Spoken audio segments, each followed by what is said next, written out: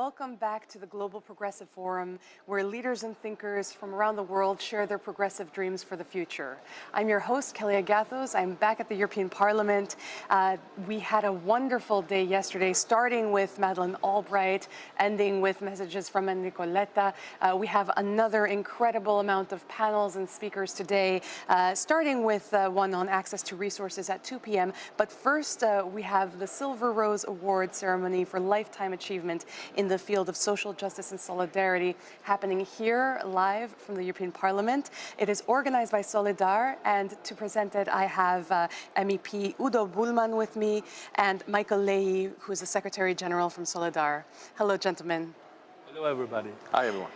Lovely to have you here. Udo, you are on the Development Committee, I understand, so this must have particular importance for you, the work that Solidar does. Of course. What we are doing is we are discussing global politics. And what could be more important in these days, once we are seeing the rising challenges of climate dangers, of rising inequalities, than to work together on equal footing between the north of the globe and the south of the globe. So the Development Committee is right in the middle, right in the center of all of our discussions. And of course, Solidar is our privileged partner. Wonderful. The president of Solidar has sent us a message from Francisca Saquillo. Let's have a look at it right now. Bienvenidos todos y todas a la celebración de la ceremonia. Good afternoon, everybody. I'm sorry, but we don't actually interpret these if we don't have the script. Placer presentar el Premio Silver Rose, un evento anual organizado por Solidar y el Grupo Socialista y Demócrata en el Parlamento Europeo desde hace más de 20 años. Este año nos complace que las celebraciones formen parte del Foro Progresista Mundial, ya que reunimos las voces y representantes progresistas de todo el mundo para debatir cómo trabajar juntos hacia un futuro compartido, sostenible y más progresista. Qué ocasión tan perfecta para el premio Silver Rose, ya que las personas a las que reconocemos cada año luchan en sus respectivas comunidades, codo con ciudadanos, trabajadores y activistas, por un futuro mejor, ya sea por la libertad de expresión, los derechos de los trabajadores, la justicia, la solidaridad, la igualdad o el acceso a los derechos sociales. Tras 2 años de pandemia del COVID-19, estos momentos de reconocimiento son esenciales, ya que a lo largo de la crisis millones de personas estuvieron en primera línea, facilitando el acceso a servicios y necesidades básicas, desde la asistencia sanitaria a la educación, a los alimentos y productos básicos, a la información de calidad y a la vigilancia y protección de los derechos humanos. Los premios Silver Rose han sido siempre ese momento en el que se reconocen los esfuerzos y el trabajo de líderes comunitarios y políticos, sindicalistas, activistas, defensores de los derechos humanos y educadores, por su valor, sus contribuciones y sus aspiraciones en el movimiento progresista. Nos complace estar con ustedes una vez más para compartir este momento con nuestra familia progresista. Este año nos centramos en una persona muy especial.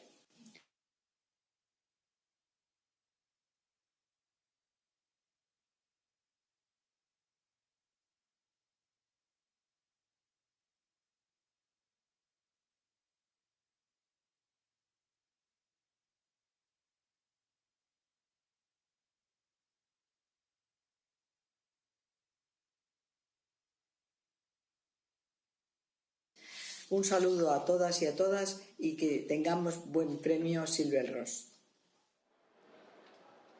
So we heard from the President, and we of course have the Secretary General here, Michael Leahy. Would you like to tell us a little more about Solidar's work and maybe the previous winners as well? Well, Solidar is a network of organizations working for social justice through a just transition in Europe and worldwide. We gather 53 members from all across Europe and beyond. And we have a proud history. Been in existence since 1948. We are a firm part of the progressive movement, gathering the voices of civil society in this regard, in the fight for social justice. And as Udo said, joining together with the progressive forces of Europe to talk about how we can bridge the gaps within Europe, but as well Yes. between Europe in the north and its southern neighbors. Silver Rose is an opportunity, as Paka said, to celebrate those activists, politicians, and trade unions among us who distinguish themselves for their courage, their activism, their innovativeness, and their way of working. And I'm very happy to be here in Parliament during the Global Progressive Forum to celebrate it again with you all this year. Hopefully next year it will be in person and so, Yes. but I'm very, very happy that we're able to do this together in this way. So, Wonderful. And yes, we are holding a hybrid event in general of the Global Progressive Forum, but fingers crossed we can do this with everyone involved in the next year. We also have a video to explain what the Silver Road is all about, what the Silver Rose, I'm sorry, is all about. Let's launch that.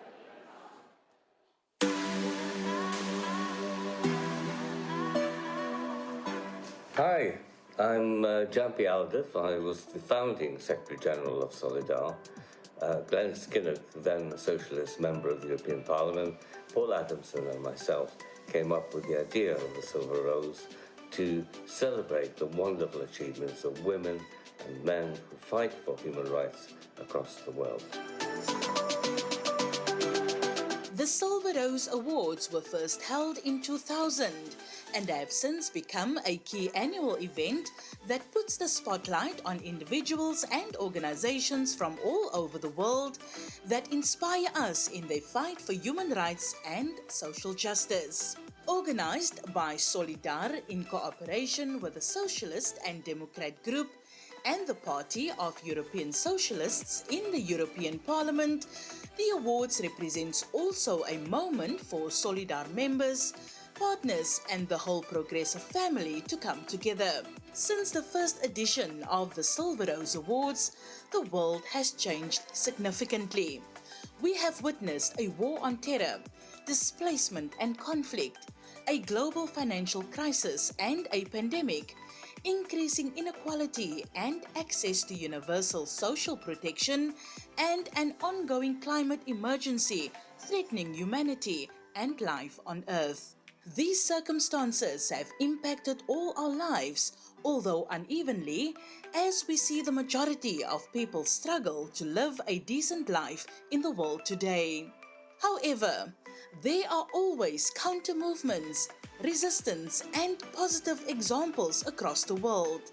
Activists, social workers, trade unionists, journalists, political and community leaders that keep fighting for human rights, access to basic needs, and the right to dignity for millions of people. Silver Rose Awards was created to showcase and support the invaluable work of these people as examples for us as progressives to follow. Looking back, we are humbled by the individuals we have been able to meet, celebrate, and endorse with this annual award.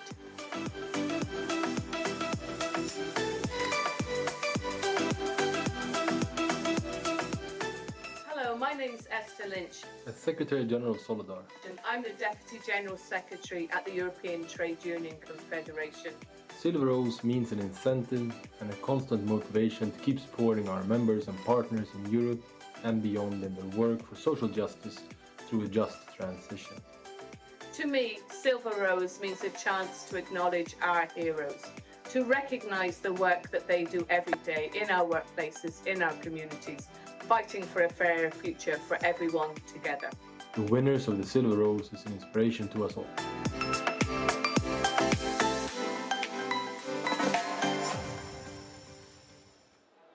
Wonderful, and it's very important to celebrate these achievements and these individuals, of course. The time has come to announce the winner of the 2021 edition. Udo, will you do the honors? Sure, that is my privilege to tell you that Myrtle Witbooi is the winner of this special award. Myrtle is an outstanding trade unionist. She is a fighter for human rights all over the world, coming from South Africa, She has been spearheading the fight against injustice and the neglect of domestic workers in South Africa and far beyond. Decent working conditions and social security for domestic workers is her issue, is her work, and she was fighting for the most vulnerable parts of our global workforce. And I congratulate you, Myrtle. It couldn't have any better choice than you. We have a video about Myrtle's work to show to the... The spirit of Anene Boysilongi!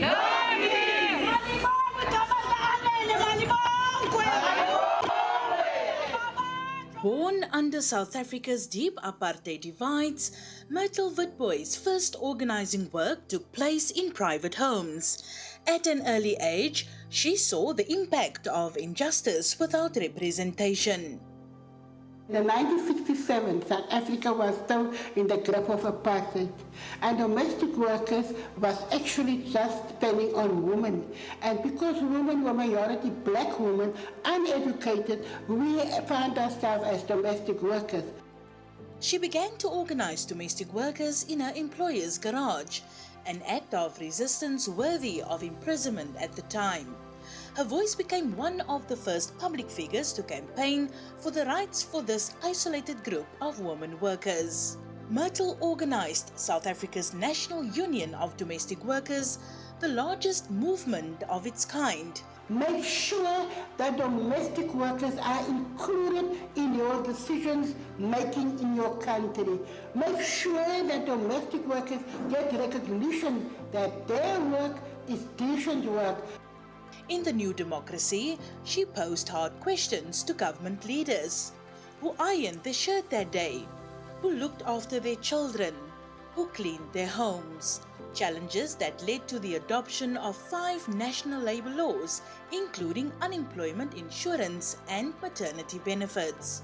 In 2008, Myrtle's impact multiplied as she became the president of the first international organization of domestic workers, which played a powerful role in achieving the only global policy for domestic workers, the International Labour Organization's Convention 189, now ratified by 35 countries.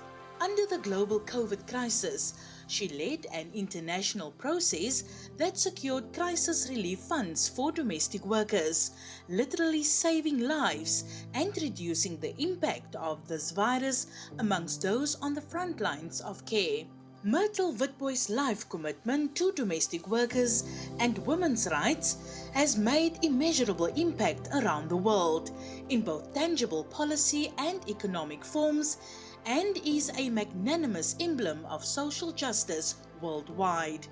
Her commitment to domestic workers inscribes the highest calling of life achievement as a direct service to justice, peace, and solidarity. Domestic workers work isolated from other workers. They actually live alone. They stay in the backyard of the employers. Also, domestic workers are not really protected with social security and social benefits. So that is actually why they still called a vulnerable sector. But we are hoping that changes will come for the domestic workers.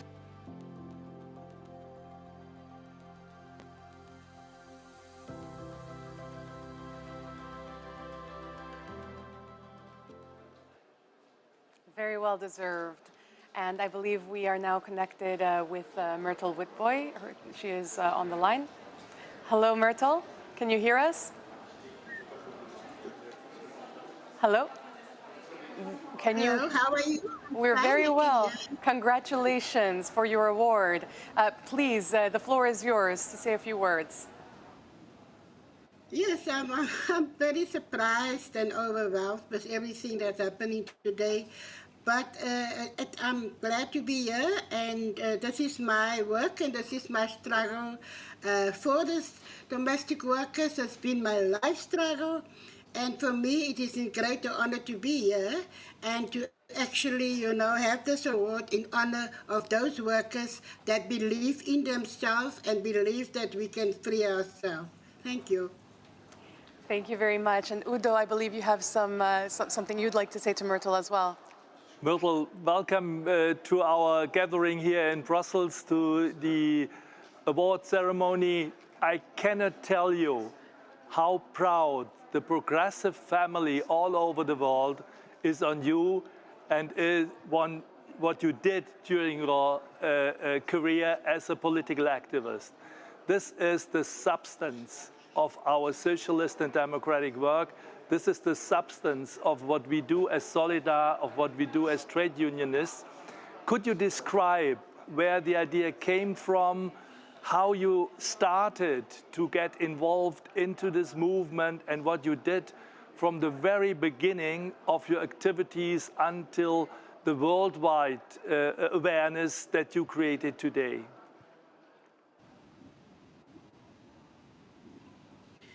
Yeah, I think that I remember you. I remember when I was at your office, I remember you even sent me to Italy to go and speak to some of the Filipino women.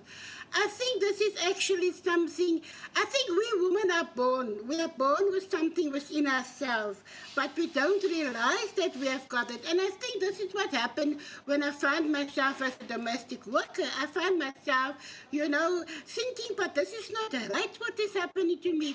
I did not know at that stage that what I was opening, like they would say in South Africa, was a can of worms, because in actual fact at that stage we were not allowed to open our mouth. We were not allowed to challenge the employers that we're working for. But I did it, and I just asked my employer, and why do you tell me there's no labor laws? And she said, well, there's no laws for you in South Africa, you have to work. And I said, sorry, I'm not going to do this. And that is what actually started my road to this where we are today. It was challenging, not challenging an employer, but it was challenging another woman. She was a woman just like me. And yes, I was working for her and she paid me for that. But why doesn't she respect me as a woman? And that is what happened, that I decided to speak out, to start talking to domestic workers and start asking them. And all over in the road where I walked that time, we couldn't walk during the day. We had to walk, carefully. We had to take the babies in the prams because they can stop us and tell us to. And that is how it started. And that is where we are today because of us as women taking our struggle forward. You created, Myrtle, not only the movement of domestic workers in South Africa, but you went beyond to make the fight international. Could you describe to us who were your allies? Whom could you convince to found this international movement? Because that is meaningful to all of us in all our different countries, especially in the Global South. Where we are now, where we come from and where we are now. Today, we are so proud that we have an international domestic workers federation controlled by domestic workers and mainly women. So we are here now. We have the International Domestic Workers Federation. We face within that federation because we brought together work the world. We brought together workers with different struggles. We brought together migrant, urban, all type of workers. And this in itself is a great struggle for us. And like one of my comrades and friends was saying to me, when we formed this International Domestic Workers Network in 2013, when we switched over to a federation, when I was actually saying, well, my road, I'm finished walking that road now, I'm going to sit down, I'm going to relax, and I'm sure you heard about him, Dan Galan. He said, stop right there, Myrtle. I'm sorry. You are going to start to walk this road now only. So here I am. I'm on this road. It's like a new baby. It is women with different voices. It is strong women. And I think you would have never realized the power that we have as women. We were so strong, we take on the unknown.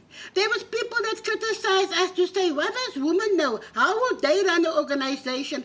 7 years later, 8 years later, we have shown and proved to the world, as women, we can run. I'm sure if they put more women in leadership in unions, I'm sure we will make a success. But this, I'm talking about the domestic sector.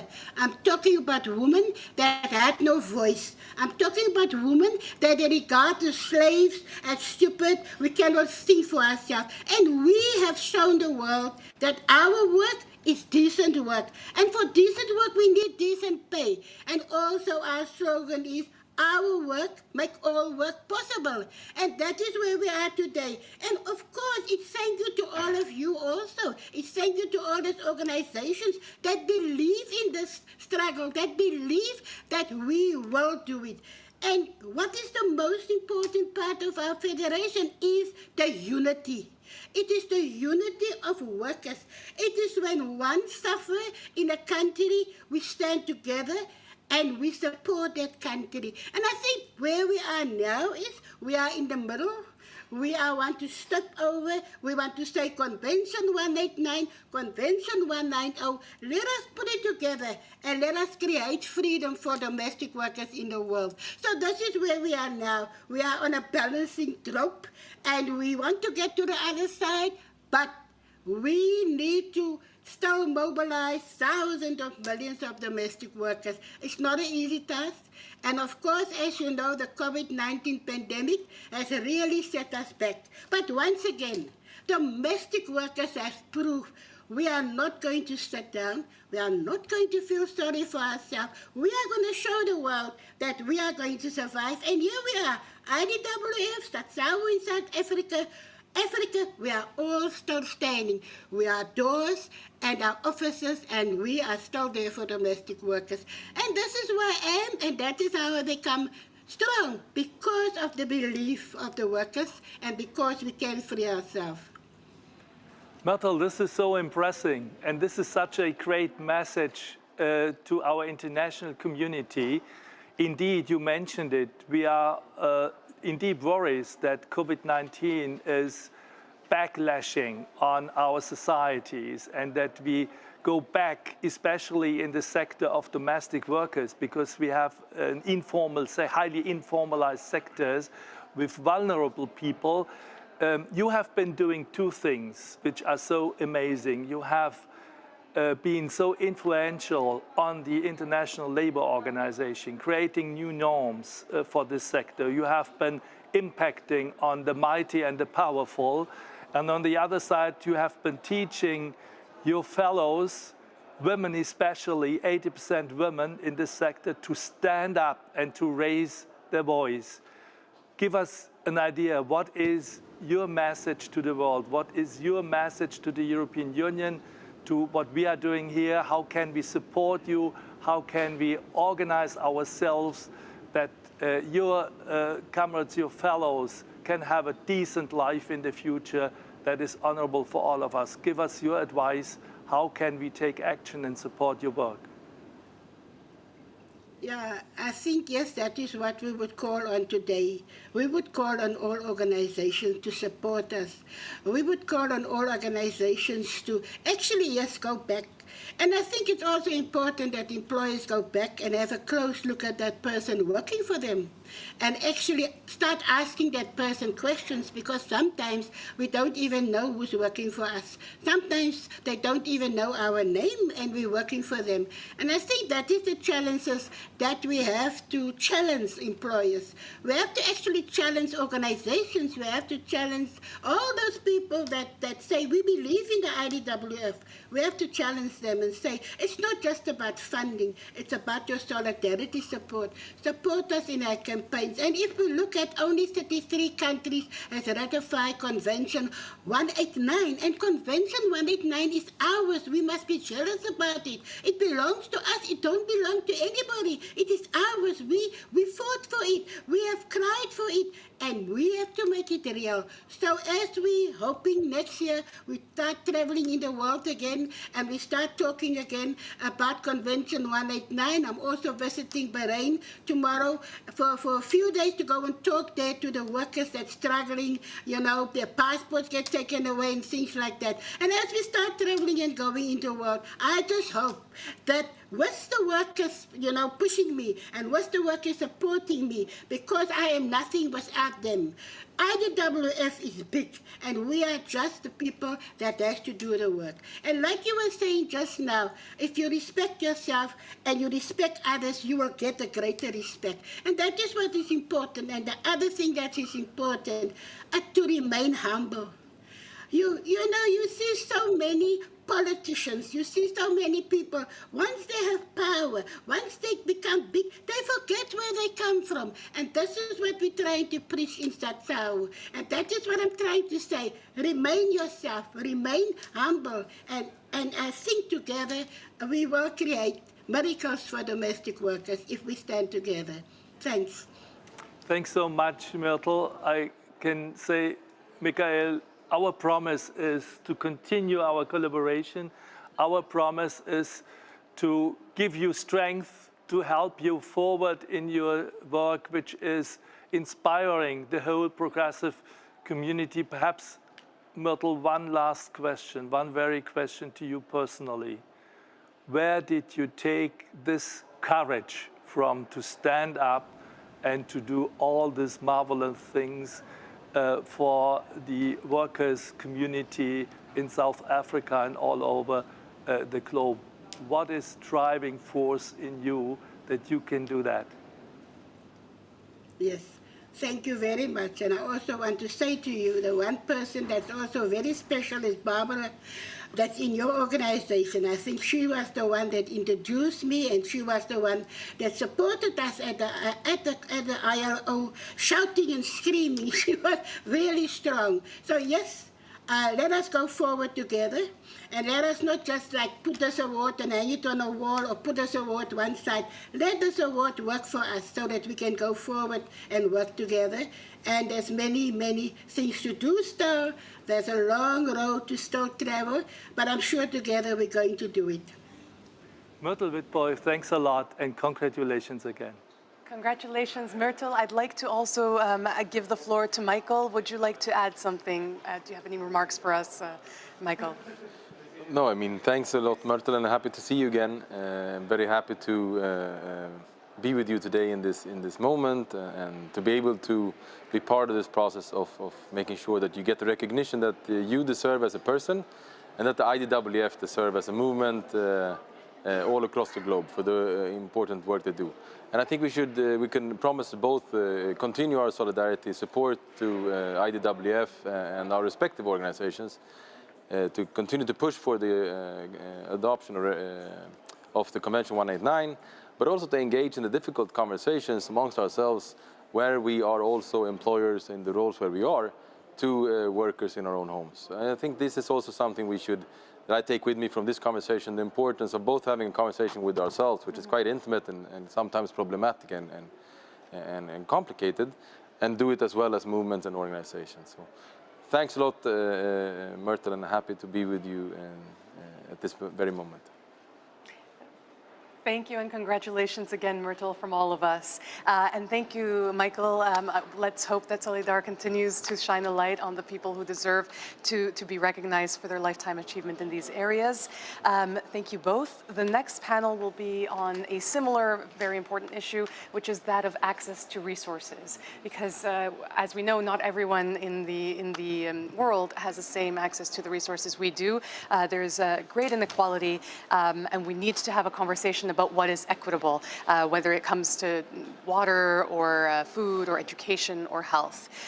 The panel will feature Jutta Urpilainen, the Finnish Commissioner for International Partnerships, Charles Santiago, economist and politician from the Democratic Action Party in Malaysia, Marcela Alhumada, the Executive Director of the Salvador Allende Foundation, and Rob Hopkins, who is a UK activist and writer on environmental issues.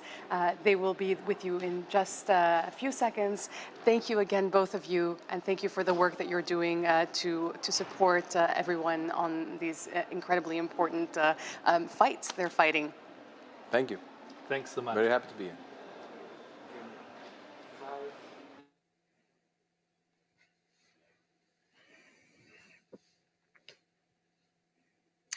Hello and welcome to our panel here at the Global Progressive Forum. As mentioned, as billed, we're going to be discussing access to resources. My name is Jack Parrock. I'm a Brussels-based independent correspondent and presenter, and I'm delighted to be joined on this panel pretty internationally, actually. We have Jutta Urpilainen joining us, the European Commissioner for International Partnerships. We also have Charles Santiago, who is a Malaysian politician and a member of the Democratic Action Party. We have Marcela Ahumada, who is the Executive Director of the Salvador Allende Foundation. And we also have Rob Hopkins, who is a climate activist and from the Transition Network in the United Kingdom, which looks at localization. So I know, Commissioner, I can see you there. Thank you so much for joining us. We do have some of our other guests, obviously, with us, but I know that you do not have too much time to stay with us. So we will get first in with you, and we'll talk to you. What role, Commissioner, does the EU play in promoting access to resources and fighting inequalities? How important is the EU in making sure there is sort of a global access and fair access to resources? Thanks a lot. I'm very pleased to be with you today in this Progressive Forum. And I would like to start by saying that actually no one chooses where they are born, who their parents are, or where they come from. And I really see that our job as policymakers is to make sure that inequality at birth does not mean a lifetime of inequality. And I think this is the reason why I became a politician almost 20 years ago, because I wanted to fight inequalities. Of course, now as a Commissioner for International Partnerships, I have put the fight against inequality at the heart of the EU's international partnership. And in order to break the cycle of inequalities, we need to invest in three things: fair economy, but also people and planet. So first, invest in fair and sustainable economies. As a former finance minister, I see that good fiscal and tax policies are the bedrock of economic stability, and also the bedrock of sustainable recovery. And that's why the European Union is actually working with our partner countries to collect more, but also spend better. For example, we have launched new commitments under the Addis Tax Initiative, and they will help our partners raise more domestic revenue and also improve their tax systems. So if everyone pays their fair share of taxes, there will be more resources for critical services like education, but also healthcare and social protection. And that actually leads to the second investment, which is people. The European Union has committed at least 20% of our developing cooperation funding to human development over the next 7 years. And this, of course, includes health. The urgency to strengthen health systems is one of the key lessons of this pandemic. But it also means education. And as a former teacher, I have really witnessed the transformative power of education. And that's why I have personally decided to increase spending on education in our partner countries from 7% to at least 10%. And this means that the European Union will devote an additional 6 billion euros to improve education worldwide. And then the third investment, the planet. Of course, climate change and environmental degradation hit hardest the world's poorest. So along with conflict and economic shocks, they really cause hunger. I look at the statistics from the past year, last year, 2020. Nearly 1 in 3 people in the world did not have access to adequate food, and this is unacceptable. The EU's response is the European Green Deal, a growth strategy towards a low-carbon future that leaves no one behind. And one of its pillars is transforming agri-food systems and making them more sustainable. They should become fair, healthy, and also environmentally friendly. I think it's something the COVID-19 pandemic has really illustrated just how interlinked and unequal the world is. But such crisis also provides an opportunity to start again. So today, the world has a chance to reinvent itself. And I think, and I hope that this forum gives also some food of thought for that change. So one of the issues, Commissioner, obviously, is that the European Union, when it works with international partners, it also sort of needs resources from other parts of the world as well. So how does the EU balance sort of fighting those inequalities while making sure it is securing its own resources to make sure, you know, it can achieve its goals, climate goals, you know, economic goals? You need those resources from other partners as well. I personally think that there is no contradiction because it's about equal partnerships. And that's why I'm working for the partnerships, equal partnerships. And the European Union really relies on the resources provided by many of our partner countries. And that is actually one of our greatest assets. We are the world's greatest trade bloc. We can lead the transition towards fair, more equitable and socially responsible global supply chains. And we do that.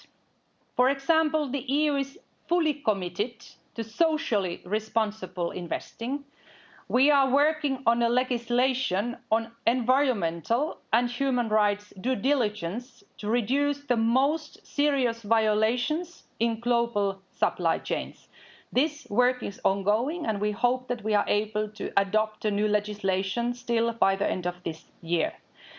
We use trade policy to improve national labour standards, and we also work to improve the situation for those in the informal economy. I give you one example. Through the EU ACP Development Minerals Programme, we have helped African small-scale miners, for instance. They have developed more than 200 formal cooperatives, giving them access to credit. I also see that social dialogue with both workers and employers or organizations supports the post-COVID recovery to be resilient, fair and sustainable.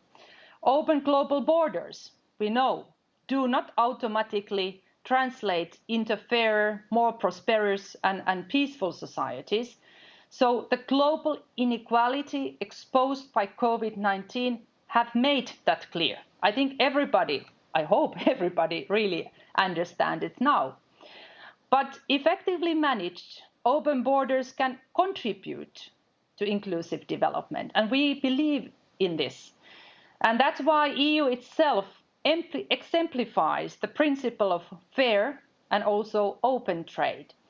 Our union of 27 member states has generated tremendous prosperity over the past 75 years. We are a good example of that.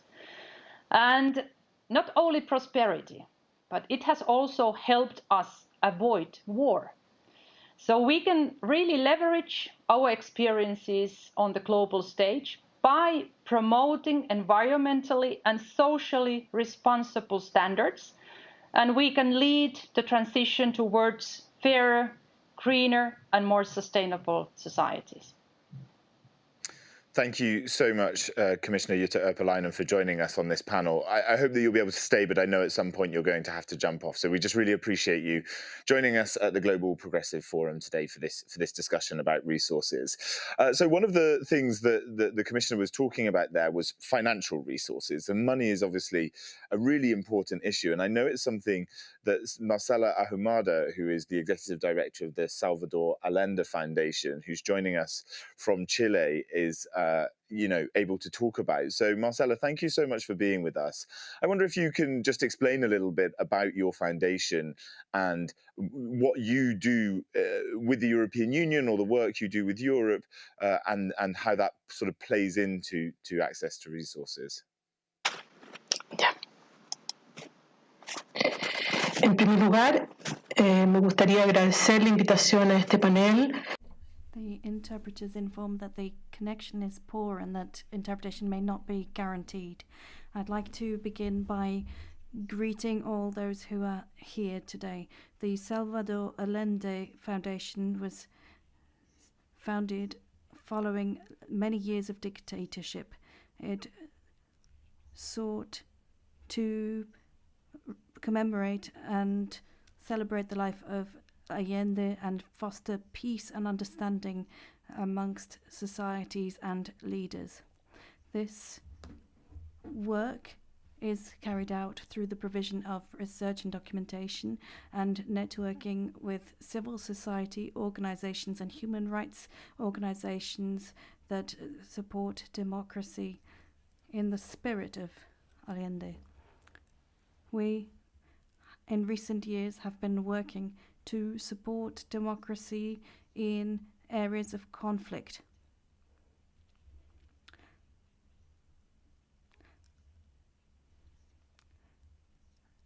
If we look at the media situation in my own country, it's very difficult, and it has led us to question the leadership and the political class right now.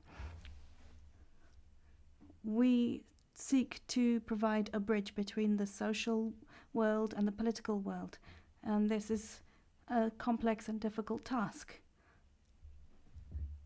There's individualism in our societies which has invaded our societies, and to the detriment of a community spirit, and this has left its impact right across the progressive world. There's a further challenge, however, that we face, and not just in Chile, elsewhere in Latin America as well. Migration, climate change, unsustainable economic models, and rising inequality. All of these challenges must be faced together on the Latin American continent, but also in Europe. It cannot be dealt with an individual mindset. We must try to come together to with a spirit of community to try and tackle these challenges. We hope to be able to participate in international cooperation so we can tackle these global challenges.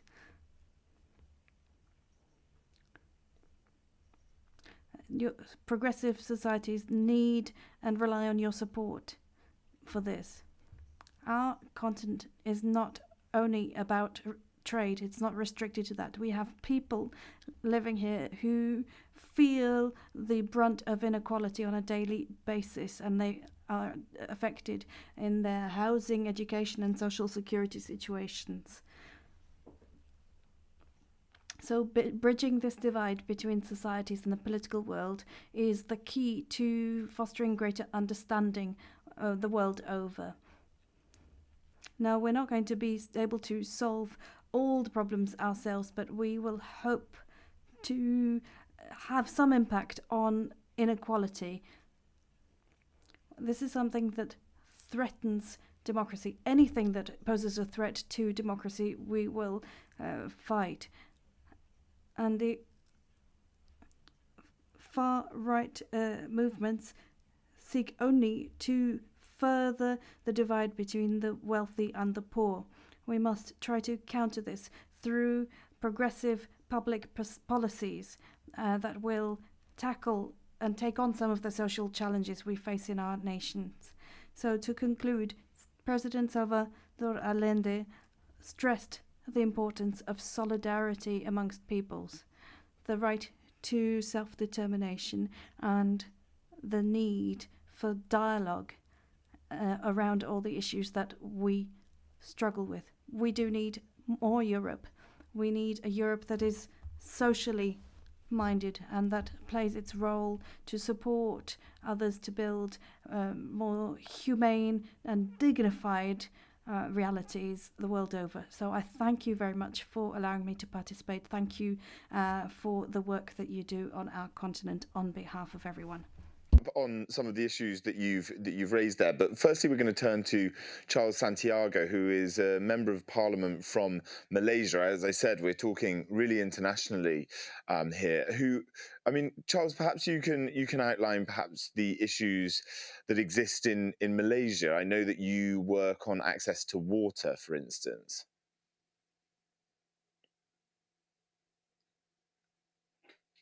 Perhaps we don't have Charles with us, but so we'll come back to you, Marcela, if you don't mind. If you're still with us, I can see you taking your headphones out. So, Marcela, yeah. So perhaps we can ask you. You know, the issues that you've raised there about needing more Europe. What would change if there was better cooperation between European partners and partners in your country, in Chile?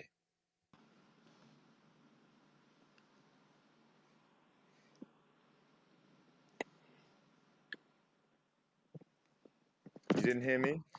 No. Okay. No. Unfortunately, we've got Charles back now. Santiago. Hello, Charles. We'll bring you in. Sorry, we're having a slight little technical issue there, but I can see you and I can hear you, I think. So, Charles, tell us about the situation in Malaysia. As the question, I don't know if you heard the question asked, but perhaps you can sort of explain the issues in Malaysia. Could you repeat the question again? I'm sorry. I missed The question. I mean, we just heard there from Marcela in Chile that, you know, the need for European cooperation that would support the work that they do to reduce inequalities, to help people access resources, education, financial, etc. What would it mean in Malaysia for you? More support from a European perspective. Thanks, Jack, for the question, and my greetings of peace and solidarity to fellow speakers and friends who are on the webinar. I heard the second part of the EU ambassador's speech on reinventing the world, and or rather building back better, and then she also talked about equal partnership between different actors in the world.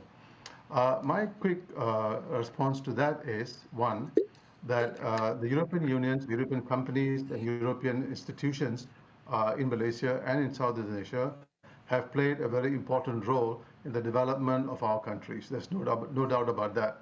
In fact, my own country, Malaysia, is a British colony. Although Britain is no longer the European community, but the links are there. The links are there.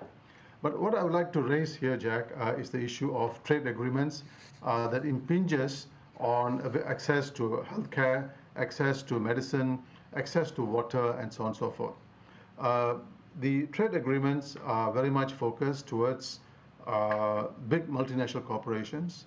The European Union supports that idea, and in that process, people are pushed out of having affordable health care, for example, expensive medicine because of patent agreements through the intellectual property rights that our governments are signing on to, whether it is through the Regional Cooperation for Economic Partnership or the CPTPPA that our governments will be signing on to very soon.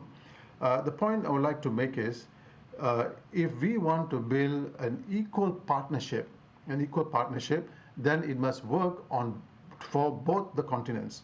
It must work for Europe, and it must work for Asia and including Malaysia. It must work for everybody. But I find that the agreements and in the trade agreements does not do that. It creates an unequal environment, an unequal partnership between very strong countries very big, very strong governments as well as weaker nations in the south, whether you're in Latin America, Africa, or even Asia, though. So I think in order to look at the equal partnership, we need to think at the way we rewrite or we write trade agreements. That's number one. Number two, along with that, we have privatization. Privatization is a big thing. It's being big promoted by big business together with the European Commission. Now, when you have public and private partnership, access to resources like water, electricity becomes a problem. I mean, access to water is a fundamental human right, but there are lots of communities in Southeast Asia where you will not be able to get water because water is privatized. The management of water is privatized. And this model has to be rethought again to allow for water to be controlled and managed by the government in place at that time. I recognize that governments are also having problems with money, with corruption, and a whole lot of other problems, though. But when you privatize, you hand over the management of an important resource to a company that focuses on profits, as opposed to focusing on providing water, especially for vulnerable groups, including indigenous communities and the poor. So I think we need to rethink about this notion of equal partnership and what it really means on a day-to-day basis for the people of the South and also the northern countries, especially in the European Commission, the 27 countries that make up the European Commission. I think this is something that we need to think about. And increasingly, the trade agreements, especially when you have the investor-state dispute settlement, ISDS. Now, ISDS is another form of disciplining developing countries. Is another form of disciplining developing countries, which I think should not be in a trade agreement, because it is not development in nature, though. Governments need to protect its interests. Governments need to protect its policies. Its policies must promote its interests, the government's interests, who are voted by the people themselves. So if the decision of the government can be contested at a tribunal outside the country, then it defeats the purpose of sovereignty of a nation, though. Charles, so we need to reassess, and I think, as what the ambassador said earlier, that COVID-19 provides. Charles, we'll come back to some of these issues, actually. The ISDS stuff, the mechanisms to dispute as part of trade deals are interesting, and certainly, they're one of the big issues in a lot of the trade deals that the European Union does all over the world, not just the ones it's doing in Asia. We'll talk about that a little bit later. Marcelo, I'll bring you back in. Perhaps you can explain a bit about how the pandemic has changed the situation in Chile for resources, and especially how resources that are coming internationally and through partnerships. I know you're keen on making sure that those sort of financial resources at least get into the hands of civil society as well, and not only to government. Perhaps you can explain a little bit.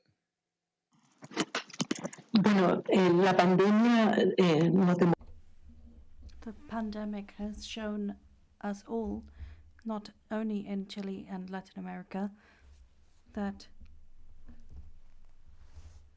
inequality is a very serious problem. We were all too aware of inequality even before the pandemic, but it's become even starker now, with access to healthcare and sanitation being serious problems faced by some share of the population. There's been the issue around purchasing vaccine doses. We have been able to vaccinate 90% of the population fully with 2 doses. That's a major public health issue, but there's also the economic side, employment, decent work. How can societies tackle these challenges? Here in Chile,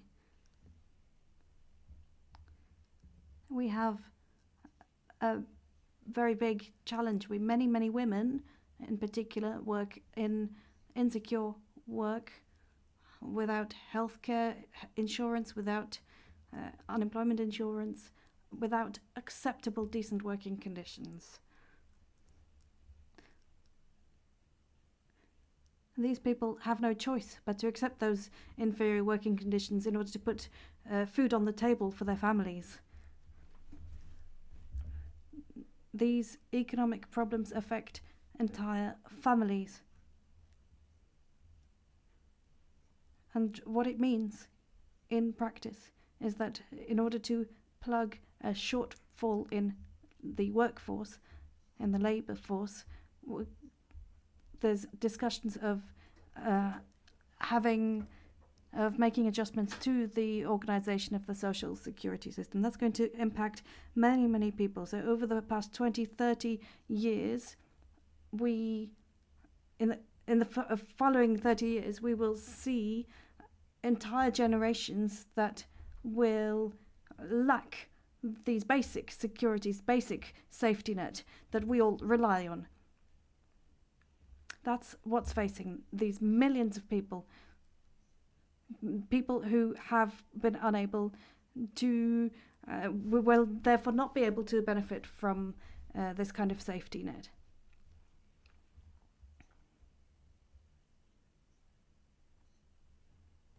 Chile negotiated very, very well on vaccine procurement with other countries, and it's taken a very responsible approach to managing the pandemic, it has to be said. But if you look at growth prospects over the next few years, that will be lower, and any kind of drop in growth affects the poorer portions of society worse than the rest. So that's a problem. We do need to continue growing, and we need to grow in a smooth and gradual way. We don't have major conglomerates, major businesses, so that means that we do have an economic challenge to face as well. And of course, trade agreements will play a key role here, and investment agreements too. So we need to conclude trade agreements with a very close eye on the real impact it will have on local populations, and establish a sustainable social security system. I do hope I've responded to your question. Thank you very, very much, Marcela. I had a little problem with the sound there. I don't know. I think it looks like we may have lost Charles. So we'll stick with you, Marcela. You know, what should I mean, we're coming out of the pandemic. You mentioned vaccines there. But there are obviously other resources that are needed, and we were talking about trade deals and financial investments, etc. I wonder what your sense is. Do you think that international partners post-pandemic will be more open and will look more globally, or you think this may have sort of, you know, a lot of the wealthier nations of the world really sort of protected their vaccines for themselves? There's still large parts of Africa and Asia which are really struggling to access those kind of resources. Do you think that the pandemic may change the sort of scope of the political landscape internationally in that way, that people are a bit more protectionist of their own resources?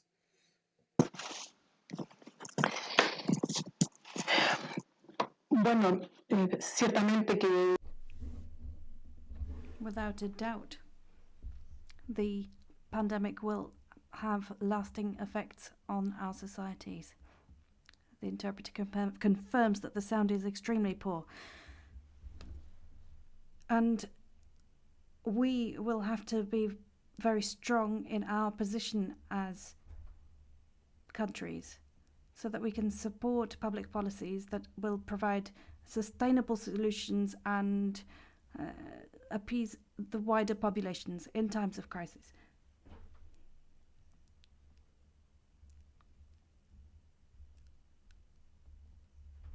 We need to rise to the occasion when it comes to managing this terrible pandemic, whether that's in Spain or Latin America or elsewhere. what we need are sound public policies that are anchored on social criteria, environmental and economic criteria. And that, of course, has to be weighed up against this backdrop of concern around climate change. Chile has made a huge effort to vaccinate its entire population. And we have this vaccine called Sinovac from China. So we, however, feel discriminated because it is not treated in the same way as other conventional groups. So people who have been vaccinated using the Chinese vaccine are unable to travel to certain countries in Europe, and they feel that they're at a disadvantage in spite of the fact that they've been fully vaccinated. So if you have to think about the impact for less developed countries and what it means for them, these countries struggle to manage the impacts of the crisis. But in Europe, a much more developed continent, they're seen as not doing enough. That really hurts. So I do understand what the issues are, what the concerns are.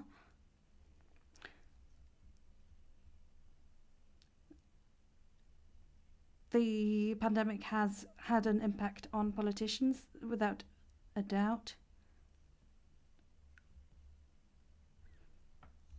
There's work ongoing on drafting an amendment to the constitution, a new constitution. And problems that were around back in 2019 around inequality still remain there today, and in some cases have worsened.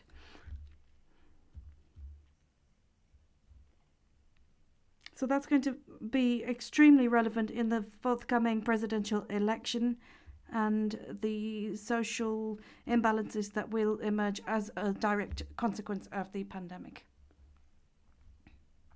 Chile has changed and the world has changed, and we hope that we will see positive changes coming our way, not just restricted to a certain country or continent. I can see now that we are joined by Rob Hopkins in the United Kingdom from the Transition Network. Hi, Rob. Thank you so much for joining us. I don't know whether there was some connection problems, but we have you now. Can you tell us about what you do? I know that you campaign for sort of localization, for supporting communities to build themselves up. Perhaps you can explain, what the Transition Network does and what its ambitions are. Yes, thank you. Many apologies. Yes, I had a bit of technical issues there. So, the transition movement is something which started in the southwest of England in 2006, basically as a community-led response to the climate and ecological emergency, based on the question of what can we do here? You know, if the global north is up here and it needs to get down to here to a place that is appropriate for a just transition, how do we design a kind of a detox for the global north so that it feels like we're moving towards something rather than being wrenched away from something? How do we create longing for a different approach, a different kind of a future? So it's based on the idea of resilience building and localizing economies, and resources are of course a very big part of that. So although the transition movement just started here, you can now find transition groups in 50 countries around the world, in thousands of places. We talk about it as being a movement of communities that are reimagining and rebuilding the world. And so resources are something that are very important. So sometimes we look at that in terms of a lot of groups will start their own energy companies. How do we bring the resource of energy generation into community ownership so that it becomes something that is done by us as communities and that communities benefit from, rather than it being something that is done to communities? Land is clearly a very important part of that. There are transition groups who are becoming their own housing developers, meeting their own housing need in a way that requires obviously access to land, but also to that means that once that housing is built, it's in community ownership, it benefits the community in the long term, rather than the profits generated ending up in the Cayman Islands. There are a number of transition groups who start food growing projects, community farms, community rewilding projects, where communities take land that was owned by the local municipality who don't want it anymore to bring that into community ownership. I'm part of a very ambitious project where I live, where the community is becoming its own developer on an 8-acre industrial site, and we are currently building the case for our municipality to compulsorily purchase the site to benefit the community. So it's also about where resources in terms of money in a local economy, how do we redesign the local economy so that those resources stay and circulate as many times as they possibly can, in the same way that water and nutrients do in a forest. They circulate as many times as possible before they leave.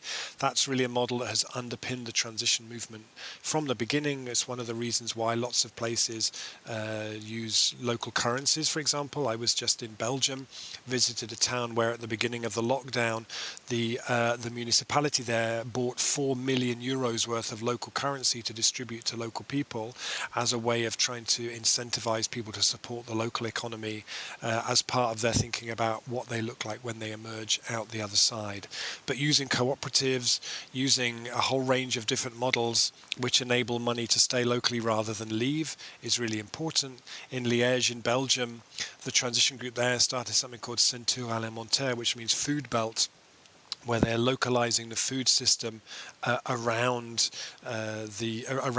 the land around the town, and proving an extraordinary success in terms of reimagining the food system of a city so that more money stays locally. They've made 27 new cooperatives, raised 5 million euros of investment from local people that goes into reimagining the local food system rather than into the banks, many of whom are still driving everything that's kind of going wrong in the world. So I guess just to wrap up my initial provocation, that for us, resources are something that, where possible, need to be in community ownership, because that increases democracy, it increases opportunity, it gives communities so much more say over what they're going to do. And just to come back to the project that I mentioned that I've been involved with here, where the community is becoming its own developer, one of the things that I think is so exciting about that is that if we did development in such a way where we borrow money over a longer period of time, 25 years, in order to fund community-led developments, after 25 years, those schemes have paid off all the money, and then they're generating £2-3 million a year for the community to decide what it wants to do with. Imagine if someone had done that 25 years ago, how it would transform where we are now, thinking at how we're going to deal with the climate emergency, how we're going to bounce back after COVID. All of these things, it's a different way of looking at resources, and I think it's something that's really important. Thank you. It's very interesting what you're suggesting, and also it isn't perhaps it's a difficult thing to do, though, right? You're talking about taking energy production into a community and land and these issues, and there are forces that are going to fight against you. There are big energy companies that their business is to sell energy to citizens and to communities. How much resistance does your movement face? Well, I think every story is different. There are a number of projects that don't encounter very much resistance at all. The community-led development project that I mentioned that I'm very involved in my town is at the moment encountering a lot of resistance from private developers who basically engineered the sale of the site from under our feet at the very last minute, and we're now in a big fight to get that situation put right. Actually, a lot of projects like community energy projects I mean, they may encounter some degree of resistance. They also encounter an enormous amount of public popular support. In the city of Bath, for example, Transition Corsham and Transition Bath created Bath and West Community Energy as a community-owned energy company. That's since raised about £15 million of investment from the people in the city. They had a model where people could move part of their pension fund into community-owned renewables, and then that also then gave their municipality the confidence to invest in them. So yeah, there are, of course, these things are always going to encounter some degree of resistance, and some things more than others. But it may also be because at the moment these things are sufficiently small that they're not on the radar of the really big, powerful organisations. Yeah, so I mean, but also I would not for a moment say that any of this stuff is easy. You know, a lot of these projects take a huge amount of work from people who are really committed to making these things happen. But the beautiful thing about it for me is that they also offer the potential of us moving beyond the idea that we can make the kind of change that we need to with movements that are run by volunteers, to saying actually we can start to put in place bits of infrastructure that can generate income streams that then mean we can properly resource this. It makes us much more able to deliver what we want to deliver, I think. To play devil's advocate though as well, I mean, you know, what you're suggesting is, you know, networks of people that work together to build, you know, a prosperous community. That, why shouldn't it be local councils or, you know, regional governments that do this? I mean, that's kind of, they have the same explanation of their job. Why does it take a network like yours to prioritise a community? Very good question. You know, we had one time we had, you know, so in my town here in Totnes in Devon, which is one of the early pioneering transition projects, we have a lot of people who come from all over the world on sort of fact-finding visits. And I remember we once had a group who came from South Korea, and we took them and showed them the site of this community-led development project and told them the story. And I remember them saying, "But why are you doing this? Like, what's your local government for? Why are you having to do this as citizens?" I mean, and my answer to that is because it's not happening, and because I spoke to somebody recently involved in a transition group who went to her council and her local government and said, "This is a climate emergency. You know, we need to be doing this. We need to be doing this. We need to be doing this." They said, "Yes, we completely agree, but we're a kind of a slower moving bureaucratic organisation. Your citizens in this town, you can move much faster. You can mobilise much faster. Maybe this will move better if we support you and remove any blockages to you doing what you need to do. So just go and kind of get on with it, you know." So there are some places where municipalities are taking the lead on this, and I've visited some of those places, and there are particularly, I guess, in places maybe in France where mayors have more powers. So there are some amazing towns and cities in France where mayors are leading, doing transition, very visionary from the front. But if you live somewhere where that's not happening, and we're in a climate and ecological emergency, then I think there's also a great power to us just stepping up and getting on with it. So you mentioned there as well that, you know, one of the issues is the climate crisis that we're facing, and that's where your movement was born out of. The climate crisis is going to create much more competition for resources, for energy, for land, etc. I wonder, are you hopeful that as a human race we can, or at least sort of at a political level, that we can, I don't know, I don't want to be too like doomsaying, but that we can create a structure for humanity that creates equitable access to resources? I mean, I'm very strongly of the opinion, and it's something I talk about and write about a lot, that actually doing this stuff is not the hard bit. The hard bit is that we are living in a time with a kind of a poverty of imagination. I was just in COP in Glasgow for the first week of COP, and it's clear that many of the people involved in the decision-making process there are really unable to imagine anything beyond business as usual, and that's really the problem. We're kind of hamstrung with one idea of how the future could be. You know, as Mariame Kaba, an incredible activist in America, said, you know, we live in a system that's locked into a false sense of inevitability. I feel what we've done with the transition movement over the past 15, 16 years has really been to run a massive experiment, decentralized, self-organizing experiment of what it looks like when communities self-organize, driven by what they're passionate about, and get on with the process of trying to build what comes next, whether it's small projects like community gardens and things, or really ambitious things like they're doing in Liège, really big community energy projects.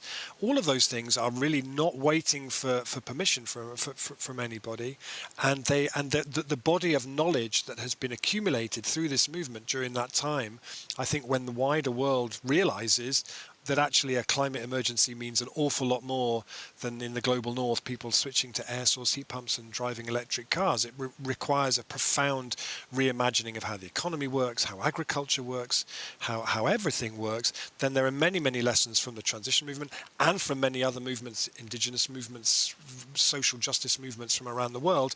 But those are the ideas that are on the table for when we get there. And I think transition has been and continues to be a really important experiment in that regard.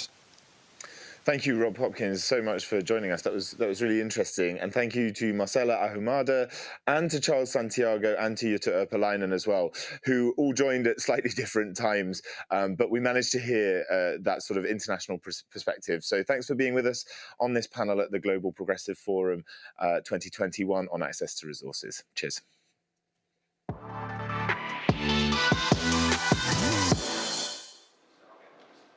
Welcome back, and thank you, Jack, for that incredible panel on access to resources. It was very interesting. We heard that a climate emergency means a lot for all of us globally, whether we live in an area that's already affected by climate change or not. It's a global problem. We heard from Commissioner Urpilainen that being born somewhere geographically doesn't mean that one's fate is sealed, should not mean that one's fate is sealed to live in such circumstances. And of course, access to resources also means that a large section of the world does not have access to the internet or has poor access to the internet. There is, of course, a lot of digital illiteracy, not enough digital literacy around the world.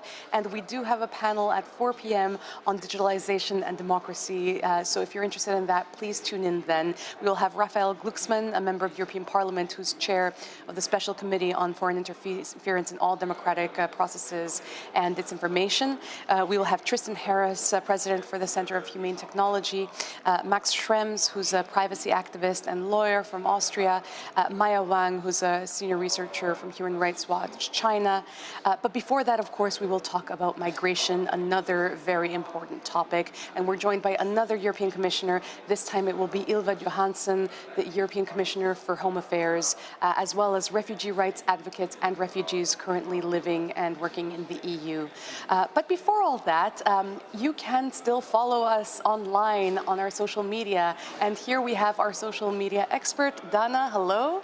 Hi, Welcome. Kelly. Hi. Thank you very much. Good to be here. Good to see you. Tell people how they can follow us online. Oh, there's a lot of ways. You can first go to socialistsandemocrats.eu. That is our site where we stream on the homepage. You'll have to click anywhere, you're fine. Also on globalprogressiveforum.org. We're live on Twitter. We're not live, but we're tweeting all the time. And the panel later this afternoon on digitalization will be also streamed on our Facebook page, so tune into that. So Facebook, Twitter, everywhere. Socialists and Democrats, globalprogressiveforum.org. Take your pick and follow us online. We also launched a poll yesterday, and Dana has been monitoring it. Indeed, what are the results looking like, Dana? Well, the 212 people that have voted so far say that reducing poverty and inequalities is the thing we need to do to achieve a fair society. I wonder if they just watched the Access to Resources panel. Indeed. That's the vast majority. Like it's above everything else. However, I am sad to see that banning landmines got no votes. None at all. None at all. Not a priority. Well, colonization of the moon got 2 votes, one of them being mine. Colonization of the moon? Yes. And you voted for that too? Okay, fair enough. Where are you from, Dana? I am Romanian. So you want Romania to have a piece of the moon? Tiny flag. Okay, fair. Could be Why EU, not? though. Let's just put all the flags. Would not mind. And anything else on the poll that's of note? Can people still vote as well? Of course, throughout Okay. the whole 3 days, the votes are open. We'll discuss probably the end results at the end of. And where can people vote? So the poll is live on the front homepage of the globalprogressiveforum.org, same place where you can watch the live streaming. Fantastic. What people are saying also, since you asked. Okay, tell me. Reduce access to affordable education. Access to affordable education. Focus Also on affordable important. there, because Yes. in many countries that's still on the wish list. Not only developing countries either. Indeed, indeed. Tell me a little bit about your thoughts on access to resources. We just watched the panel on them. We heard some of the panelists' thoughts on it. Have you heard anything interesting on it, or what's your take on resources? Well, actually, I agree with the speakers from the panel. This is a crucial issue for our future, for our kids who has them. And recently, I have read this very interesting article about 82-year-old engineer in Spain. Okay. I mean, Spain, led by a progressive leader, don't know if that counts, but he has devised a drinking water extractor. So basically what he does is extracts the water from thin air. So we literally have drinking water out of thin air. That sounds like magic. It does sound like magic. We actually have an infographic that explains how the process works. Yep. Yeah, it's a very professionally done infographic, but all kidding aside, the technology he uses is basically the one on condensation. It's as easy as that. He condenses water and then simply extracts it. And apparently he can, a larger version of this device could generate up to 5,000 liters of drinking water per day.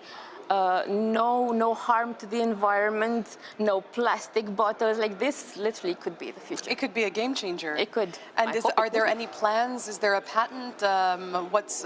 Do you know anything else I think about? it's patented already, and it's already being used, and that's the best part. It's used in areas of Namibia and in refugee camp in Lebanon.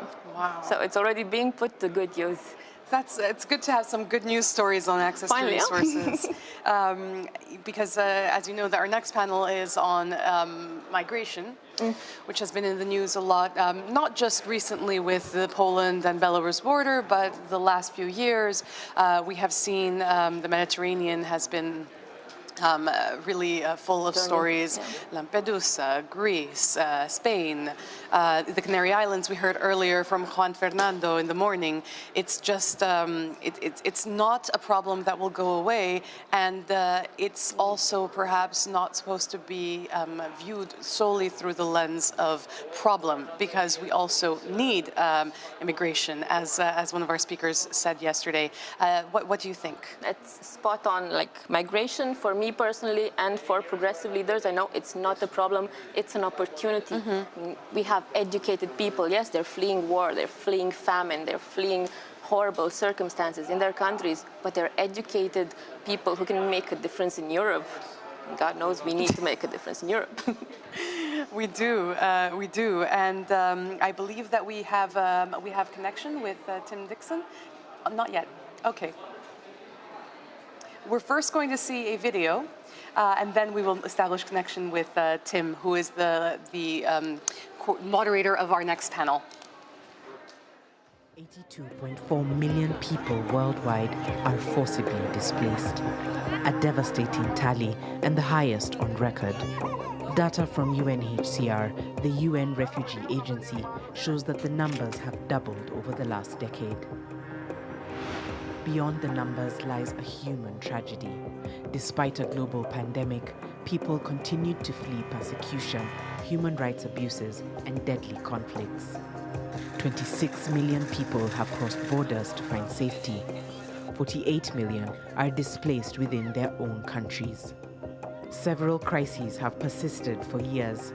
Some are new, others are emerging. والله أنا زي ده ما عرفت عنه لكن بشوفه هو عملوا كان في ماتوا شديد ماتوا والله أي ماتوا قالوا بعد ده قالوا يلا طلعوا مش أي محل كله طلع أي والله. Tens of thousands have fled from Ethiopia's Tigray region to Sudan since November last year. Millions more are internally displaced and in urgent need of assistance. Nadia, at 17 years old, has been a refugee all her life. Her father fled Afghanistan 40 years ago. In Pakistan, he works 12 hours a day selling rice so Nadia can go to medical school. He's my life. It's too much important to me. He's too much old, but still he's hard work. He's dreaming that you should be a doctor. More than 2/3 of all refugees come from just 5 countries: Syria, Venezuela, Afghanistan, South Sudan, and Myanmar. Among the most vulnerable of those forced to flee are children. 42% of the displaced are below the age of 18. A staggering 1 million have been born into a life of exile in less than 3 years. The failure to end conflict is robbing generations of their hope for the future. Syria's crisis stretched into its 10th year, while Afghanistan, Somalia, and Yemen are still hotspots. In the Sahel, a complex regional crisis forced millions to flee one conflict, only to find themselves caught up in another. People are facing multiple threats and struggle to survive extreme weather and changing climate. In drought-hit areas, armed groups exploit tensions over scarce resources. Sayore abandoned his crops to save his family. Zabrahman, the terrorist Ramba attack Ramba, Wanki Tondo, Village Pong, Kuneba. Sabab Kang Kitty Tondo, de Plaswaka. 2020 was an unprecedented year. The COVID-19 pandemic tested the world like never before. Even as infections start to slow in some countries, the threat of food insecurity and lost livelihoods brings new challenges. 86% of the world's refugees are hosted in low and middle-income countries. But there is a way forward. We must strengthen support for displaced people and the communities that host them. As the work of recovery begins, no one can be left. That was a video from the UN Refugee Agency with staggering numbers, 26 people having crossed borders to flee, having 48 million people displaced across the world because of food insecurity, because of extreme weather, because they're fleeing war. And to talk a little bit on something that is perhaps more relevant in our global world than we might think is that right now Europe has been virtually safe generally from such extreme conditions. But this summer, with the flooding we saw in the lowlands and the start of the loss of life there, we have gotten a bit of a glimpse, I would say, of what the future in 30 years could look like if the effects of climate change are not mitigated. So when we look at the migration crisis throughout the world, it might also be a good thing for richer, more prosperous countries who have the tendency to say no to migration to look at also how that might one day be us, because no one chooses to leave their homes.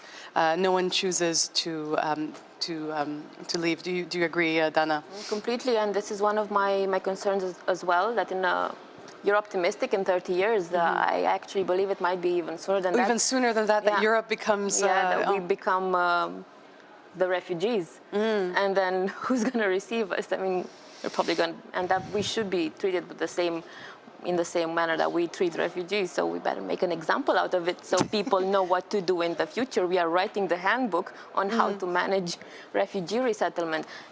And on that note, we have established connection with Tim, and we have the next panel on migration, on what we should be doing on migration now. Tim, can you hear us? Yes, I can. Hello, Tim, and welcome to the Global Progressive Forum. You are a former advisor to Prime Minister Julia Gillard and Kevin Rudd of Australia, and now you work with organizations focusing on migration and refugees. What do you expect from the panel? we're going to hear some powerful stories of people who've recently made the journey to Europe and made Europe their homes. One who has a background from Syria, one from the DRC, and one from Afghanistan, and quite distinctive stories. But I think powerful stories that aren't so much focused on the journey, but on the arrival. And the question for us, for the panel, is about our dreams. And what's the dream that somebody with a refugee background brings when they arrive in Europe, and what are their dreams for the future? That sounds great. We've already seen a video by the UNHCR on the current situation. So without further ado, let's talk about the dreams of these people and take it away. Thank you very much. Well, we're going to hear from three people. We've got two online with us and one in the studio. So I'll say a few words about each of them. But what we'd like to focus on is, because migration is such a challenging issue, challenging issue politically, a challenging issue for individual countries, often we approach it as a problem and as a crisis. But in thinking about the larger picture, the longer term picture, which is the purpose of this conference and this panel, we're asking the question about what, at a more human level, what are the dreams that someone comes with when they arrive on European soil. So we're going to start, if we have the link successfully, with Rania Ali. Do we have Rania?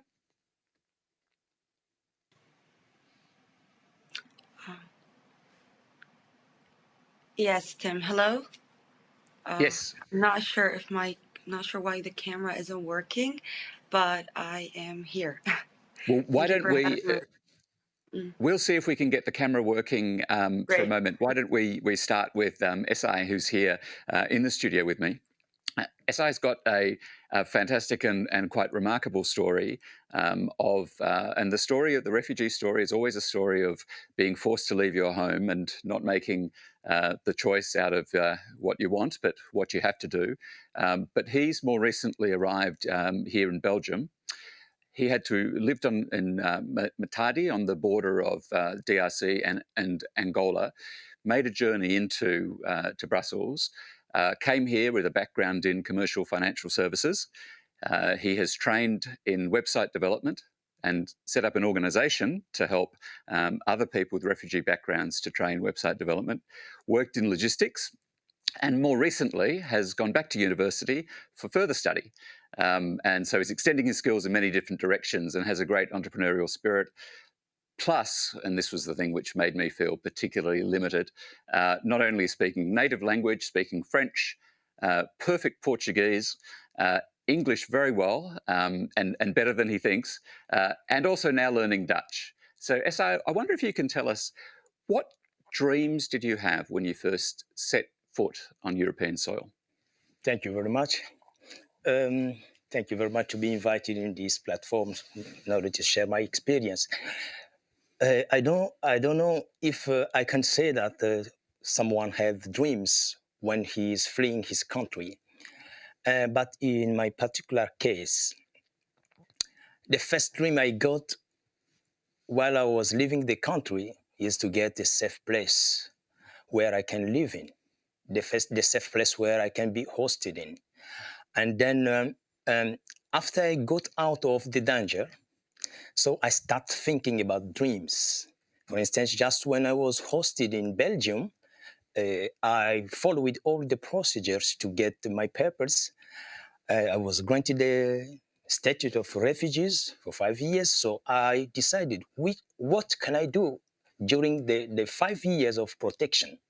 I can't stand and cross my hands doing nothing. So I went to see social actors in Liège and Namur. And then I found some who opened the doors to learn more, to be trained more.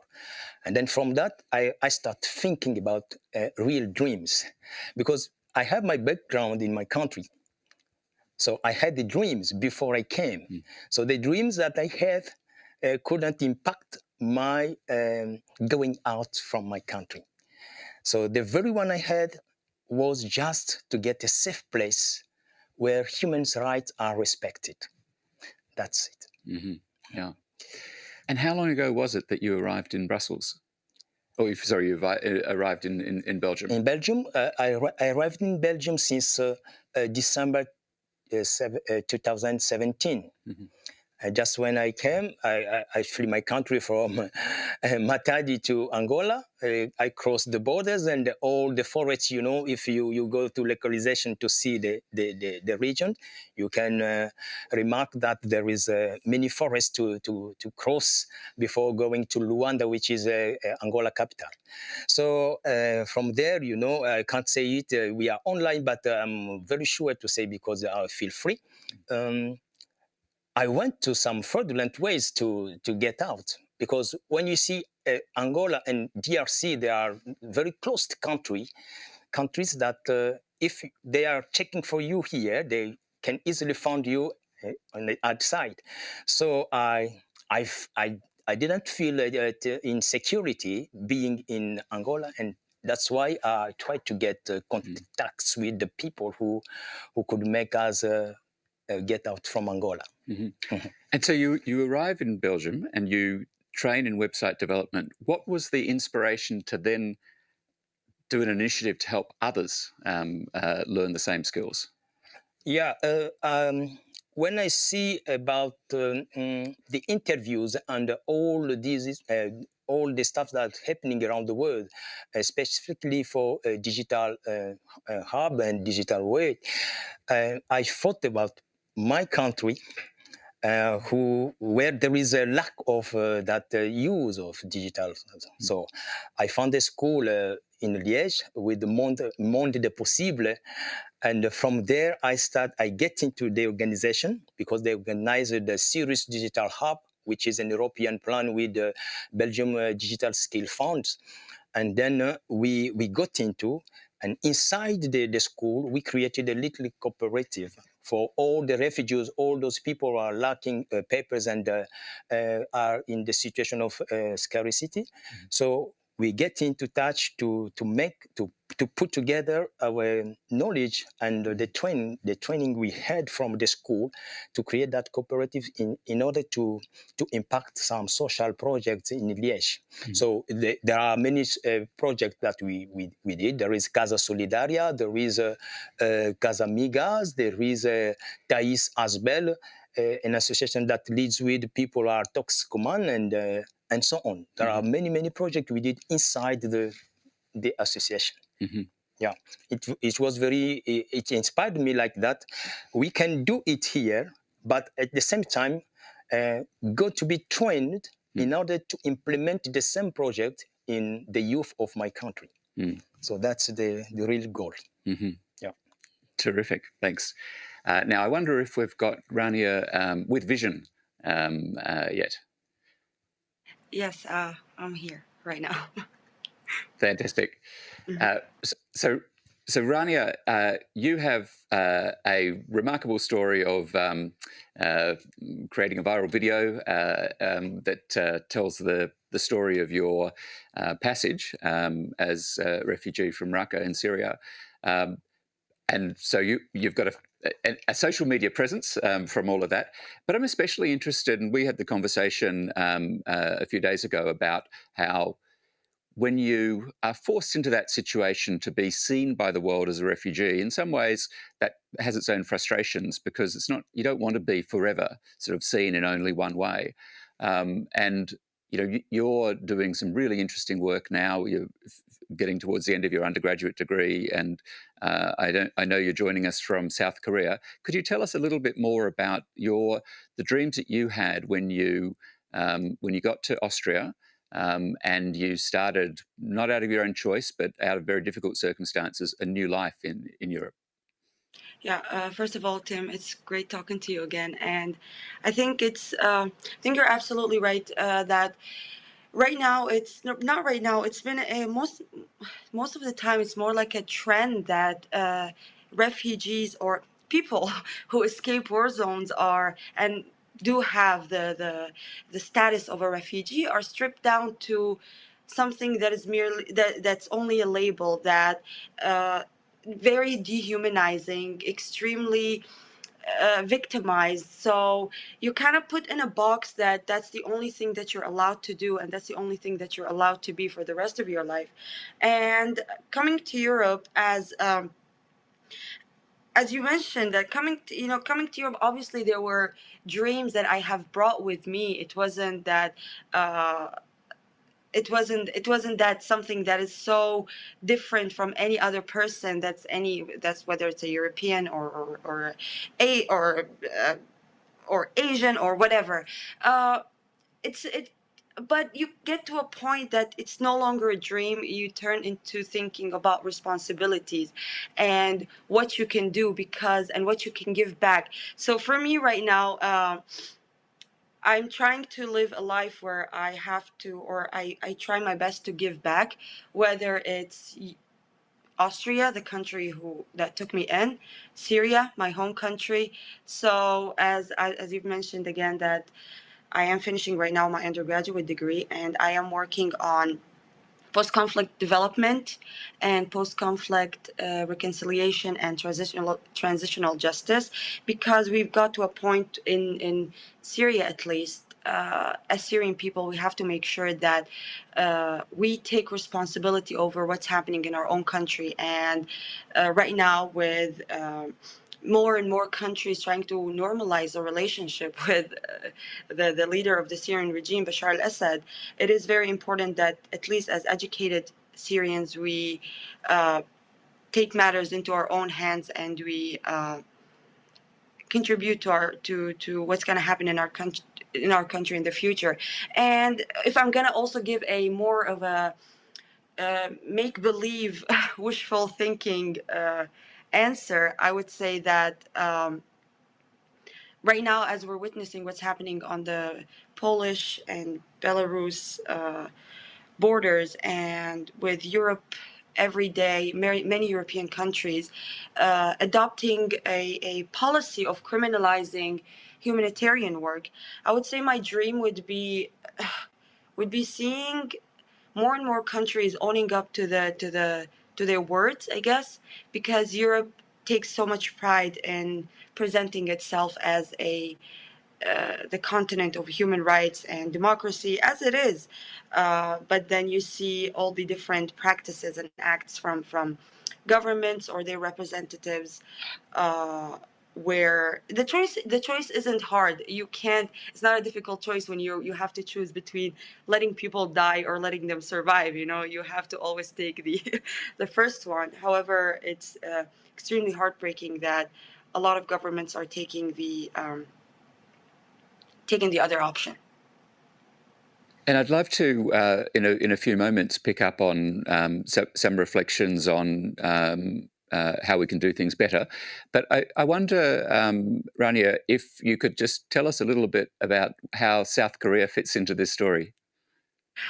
South Korea fits, I must say, perfectly, because the reason why I came to this country is because I plan to do my thesis on development, post-conflict development and peace-building mechanisms. And South Korea being one of the, at least in my opinion, fits the thesis perfectly, because they have managed to come a long way since the 80s, or since they've left the war. I believe it was in 61 or 60 when the war ended, but still it was an extremely poor country, and now they managed to become one of the strongest economies. All the while, they've sustained peace on the peninsula with very difficult neighbors. So I guess in my very ambitious dream is that I would like to understand the mechanisms that South Korea have followed, and hopefully see if that fits in the case of Syria or maybe other countries. It's not an easy work, I must say. I've been meeting a lot of people here, South Koreans, citizens who are seniors and youth, to try to kind of understand what do they think of South Korea coming to the forefront right now and becoming one of the most developed, most developed countries in a very short period of time. So as it is, as I still think it's a fascinating case. I think there's a lot to learn from it, and a lot to learn from their process, and a lot to learn from how they managed, most importantly, to reconcile with the past, and how justice has worked for them. I've been getting a lot of conflicting opinions and answers, but it's still, I think there's something to take from this country. Yeah, and it's I think that the lens of conflict and how societies move beyond conflict is a very helpful one to even understand what's happening in Western societies. It's not just to look at the extreme examples of a Syria or a Yemen. In my work with More in Common, it's one of the lessons for us has been in understanding the rise of populism and the increasing us versus them hatred within societies. You can look at that through an economic lens, you can look at it through a cultural lens, you can look at the role of social media. There's lots of different factors that are driving division in different societies. But I found that the lens that's actually most helpful in bringing those together is actually conflict and understanding that we are living in societies that are being made by these forces to look more like conflict societies.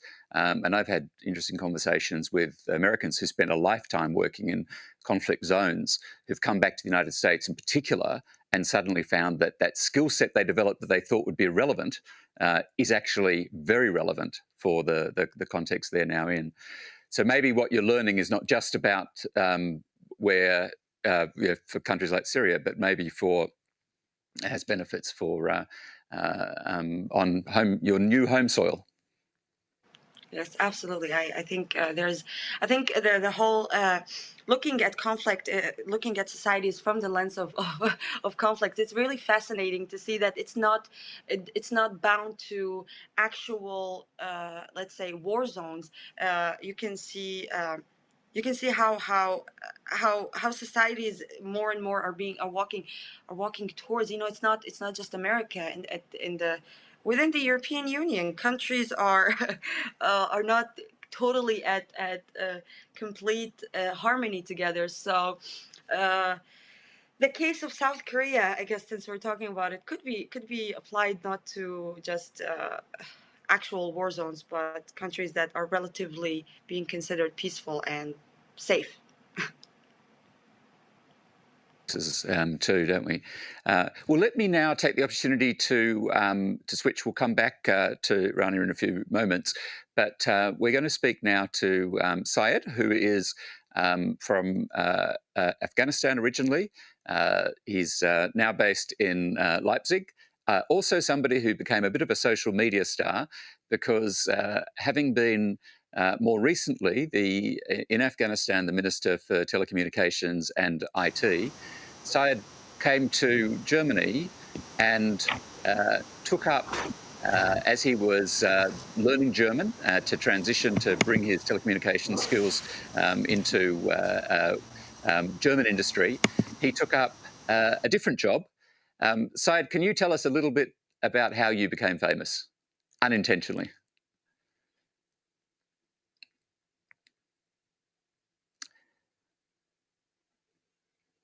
I wonder if do we have a problem getting Syed online? Hello, can you hear me? Hello. Yes. Yeah, yes. Okay, thank you, Tim, and the organization for inviting me for this important platform. Yes, when I left Afghanistan for Germany, my hope was in my dream was to have a job again in career back in telecom and IT. However, because in here I didn't know the German language, so I couldn't get a job relevant to my field. So I temporarily then decided to work as a food delivery career on the bicycle with one of the company called Lefrando. And it was also a good experience. Still, I was exploring around the Leipzig area seeing people, talking to the people. And recently I've got now again back a job in a telecom in IT. However, I have already experience of almost like 23 years experience in 2 master degree from England and mobile and wireless communication, and I work around 15 countries and around 20 telecom networks. It will not be difficult back again to move up in my telecom career here very soon, but initially when you move to somewhere, you migrate, of course there is always problem. The batteries. When the batteries are running out. Sorry. So now there is a, yes, better now. Sorry, we had a little problem with the batteries. But alongside my career, I have a dreams about to tell to the Western media that in the countries like Afghanistan, Syria, Congo, and another third world countries, there will be waves of refugees and migrants coming to Europe, and they have then a moral obligation on you to accept them and give them a refugee status and support them. Because the instability of those countries, that is mostly done by the superpowers, and the superpowers can stabilize them back again through economical and political and diplomatic channels.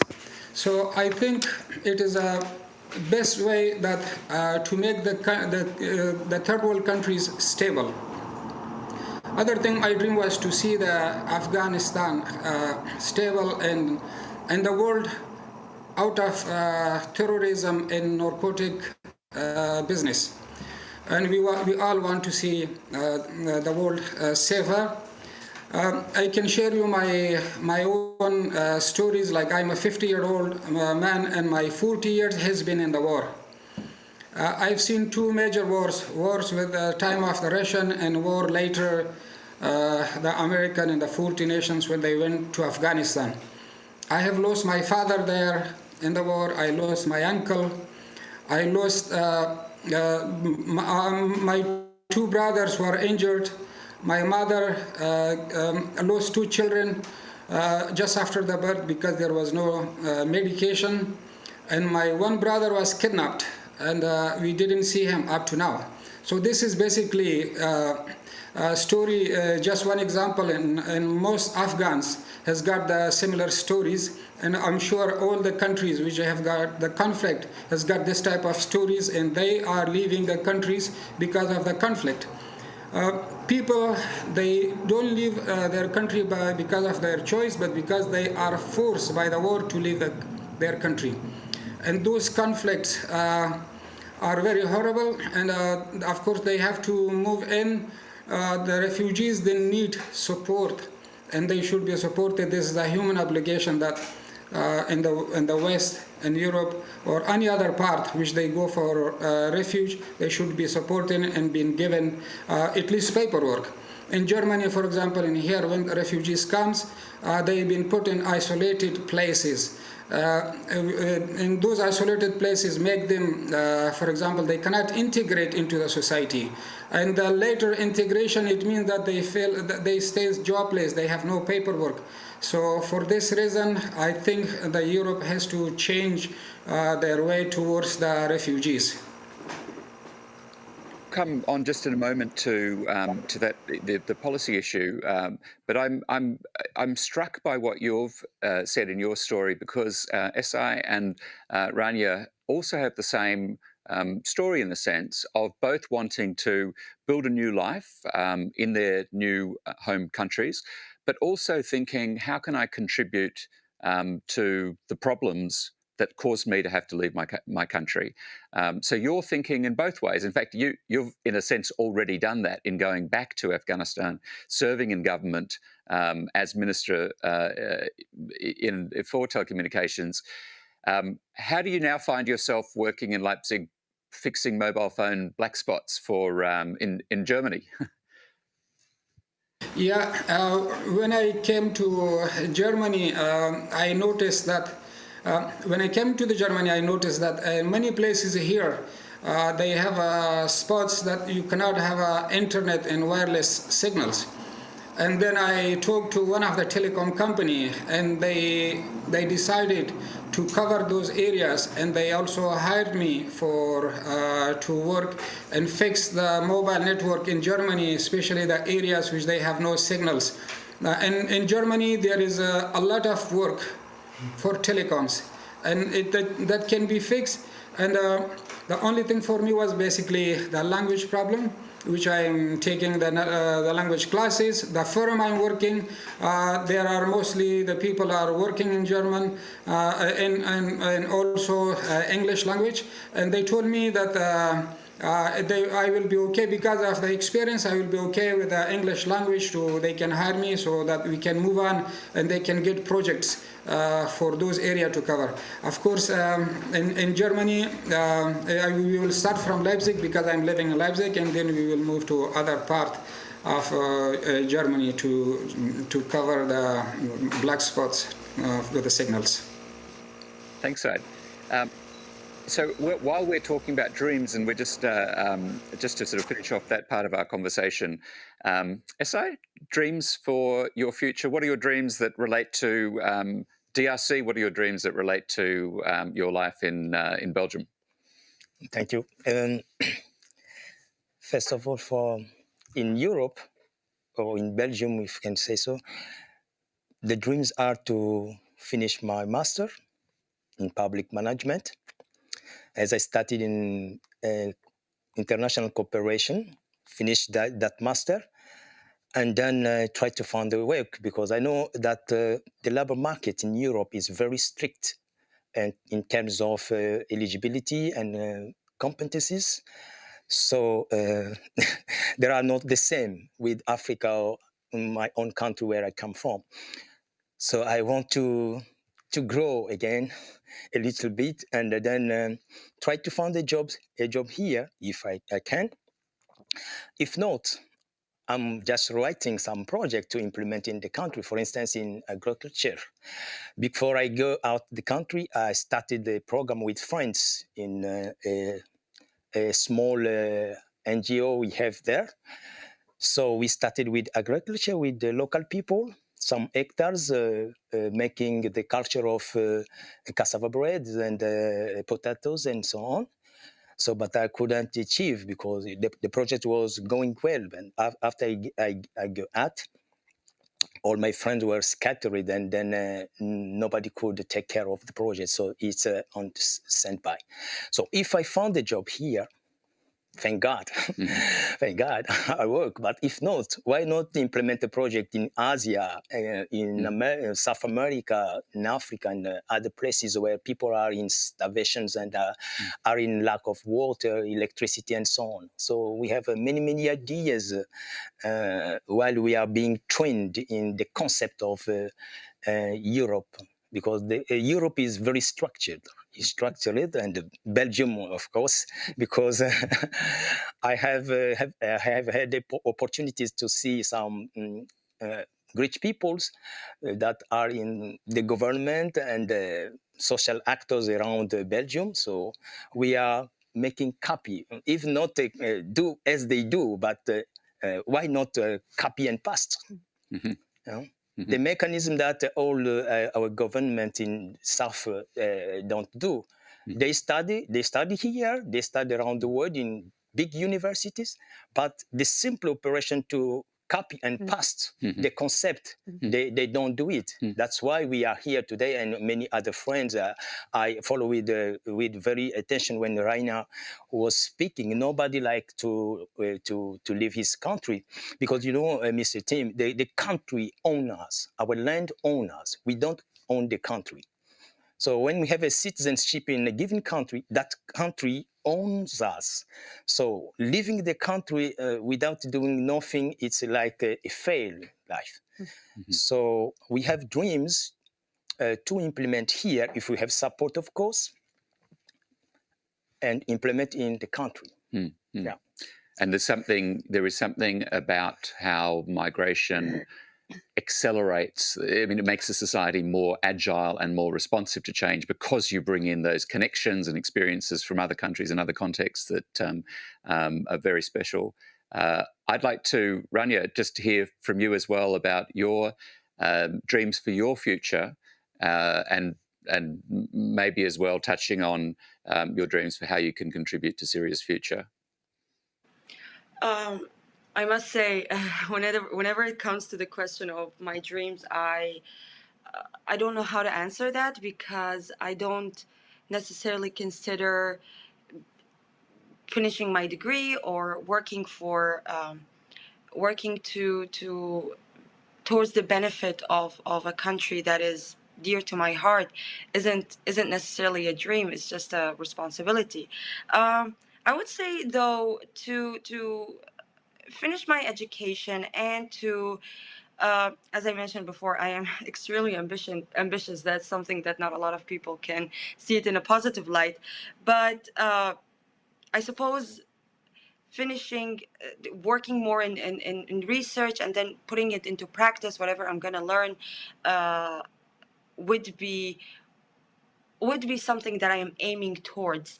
Again, I wouldn't call it a dream. When it comes to Syria, I think, as I mentioned before, transitional justice is very important, and reconciling with what happened before, of course, it's extremely important. But first things first, the priority for me as a Syrian and for us collectively, I would say, is to accountability. Accountability is very important, because accountability is the number one step that any conflict zone has to start in order to manage to get to the next step towards peace building. So, not forgetting what happened, making sure that whoever was responsible for the crimes are being brought to justice in a civil and in a democratic way.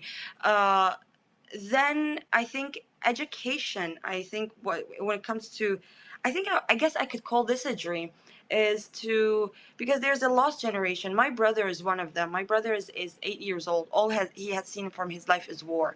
There are millions and millions of Syrians who have, again, seen nothing but war, and education has been, taking classes at a refugee camp. I wouldn't consider this an education. Being able to read and write isn't actually an education. So that's another thing that I would say that I'm aiming towards is to kind of work in that field to see how we can put that in practice, what kind of a way that we can follow in order for that lost generation to catch up with maybe a little bit late, but at least to catch up to something when it comes to getting one part of their rights. You know, the SDGs focus a lot on equal rights for children, education, and all that. So get a little part of what has been taken away from them. I guess that's how I would say it's more like goals and aims than dreams. Dreams would be seeing living in a world and brace yourself for loads of cliches, in a world where embracing what is different isn't a big deal. Understanding that whatever is happening with that person could happen with me is also not a big deal. I think right before the panel, the presenters were talking about how in theory, climate change is real, and migration that's going to come as a result of climate change is also real. So this could happen to Europeans. This could happen to an Austrian, to a German, to an American, to, I don't know, to a South Korean, to a Chinese, to any person. So understanding that these are human beings and we cannot leave them to their death is very important. So living in a world like that, I hope isn't too much of a big of a dream. I guess also, and I've mentioned before, the criminalization of volunteers is it's honestly laughable because I never imagined to live in a world where it is a crime to help someone else not die. So yeah, I don't know if that sums up to to considering it a dream. Thanks, Rania. Yeah, why don't we at this moment just have a response from the Commissioner for Home Affairs, Ylva Johansson, who's here and has been listening to those reflections. I thought it was useful for our panel just not to be focused on the kind of the policy dimensions and the refugee stories, but more give that sense of the texture of life as when you arrive, the reflections you have, how you build a life in Europe. What are your reflections just listening to these three very different but powerful stories? I think it was three very heartwarming stories, and I think they show what I used to say when I talk about integration.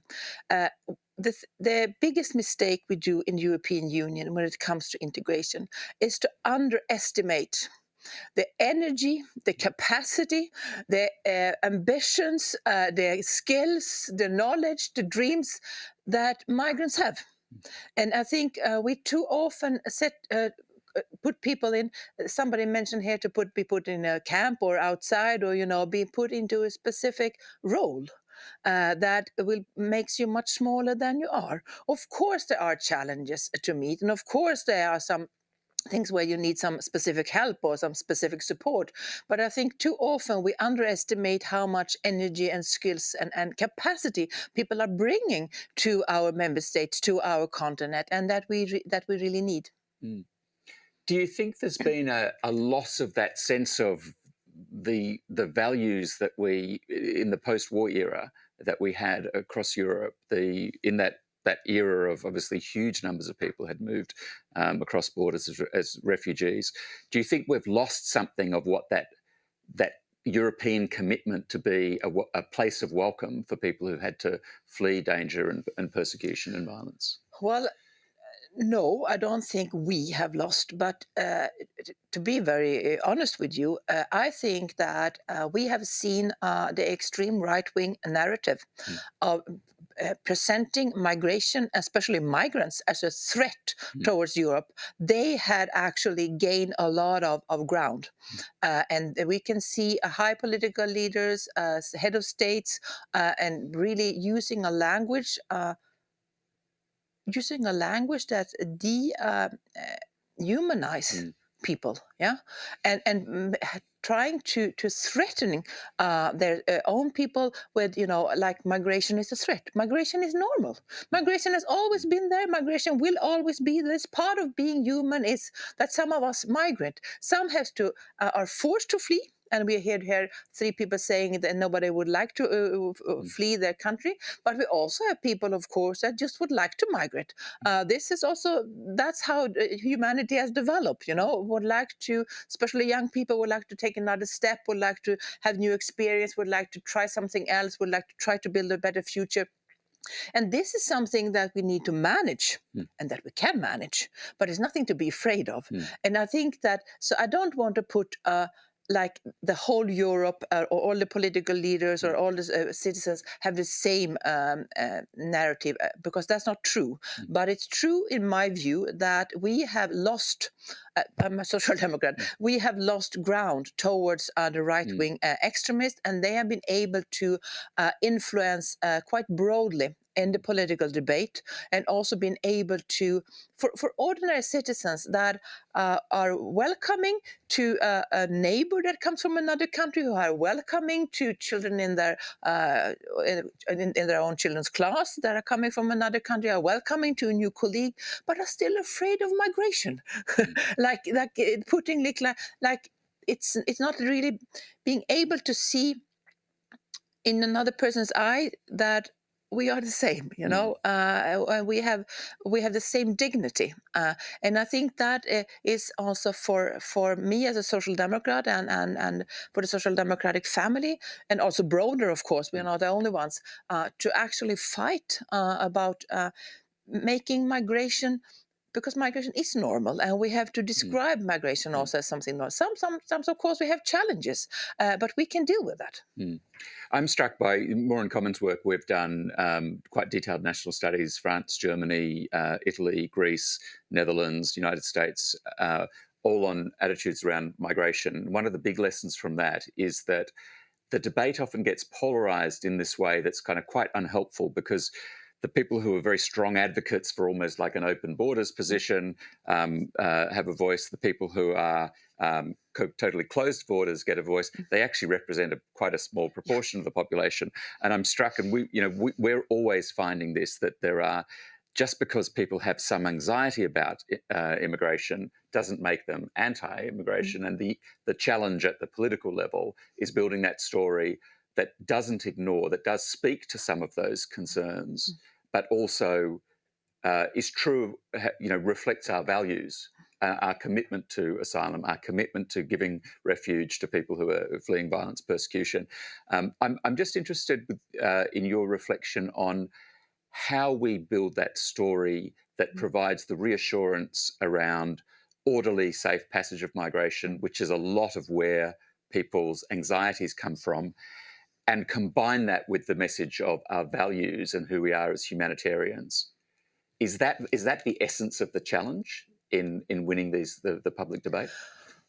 Well, I think it's part of it because we're doing both, and we can do both because we need to invest in more legal pathways, both for refugees. I mean, recently the European Union's member states have given refuge to more than around 20,000 Afghans in need of international protection, and they are stepping up on resettlement. So we are doing that, and also legal pathways to all of those that would like to come to work. In European Union, we are an aging society. We really need people to come. We need migration. So, of course, to deal with that. But I think also in the debate, and of course that's part of my responsibility as the responsible commissioner, I think it's really necessary to find a compromise to be able to have a common European migration and asylum policy. It's not going to be perfect. Everybody's going to criticize something. But I think showing that we can deal with migration as we do with all other issues. I would like, actually, my aim is that migration should be as boring as any other normal European issue. I mean, being a migrant, being a refugee could be, of course, very dramatic, and actually people are actually losing their lives. But to be able to deal with the policy, we should stay sober and do the ordinary compromises, and as we do in all other areas on the European Union. I wonder if we've just got enough time to very quickly ask our three panelists question. If you could change one thing about your migration experience, what would that be? Syed, could you answer that for us? If you could change one thing. Yes, but I'm disappointed. The second question I haven't been asked, which I wanted to express something, but quickly I would like to say something about the second question, that I would like to be the voice of Afghan people in Europe, and the voice of humanity and the voice of human rights. And the one thing you're saying to change, if it's the only one thing to change, I think that would be the bureaucratic process of the paperwork for the refugees when they come here. It takes ages. And for example, I am also a dual citizen. I'm British citizen. When I try to get my residency pass, and here it took me 5 months. And second thing is to see the politics separated from the humanitarian aid. And also all humans to be treated equally, regardless of their race and religion. And also because after all we are all children of the one man, Adam's family, so all should be treated equally. Well, I'll jump very quickly now to Esai. One thing you could change. Yeah, one thing that could change migration is, I think, first of all, is to set policies that can make, in the context of Africa, for instance, African countries to be in peace and security. Policies that can make people stay and develop local projects. because if there are no security, there are no peace, migration will continue, like a commissioner said it, right? That it started, it's going on, and it will go forever. But to change migration, because those flows of people coming, there are impact, there are consequences.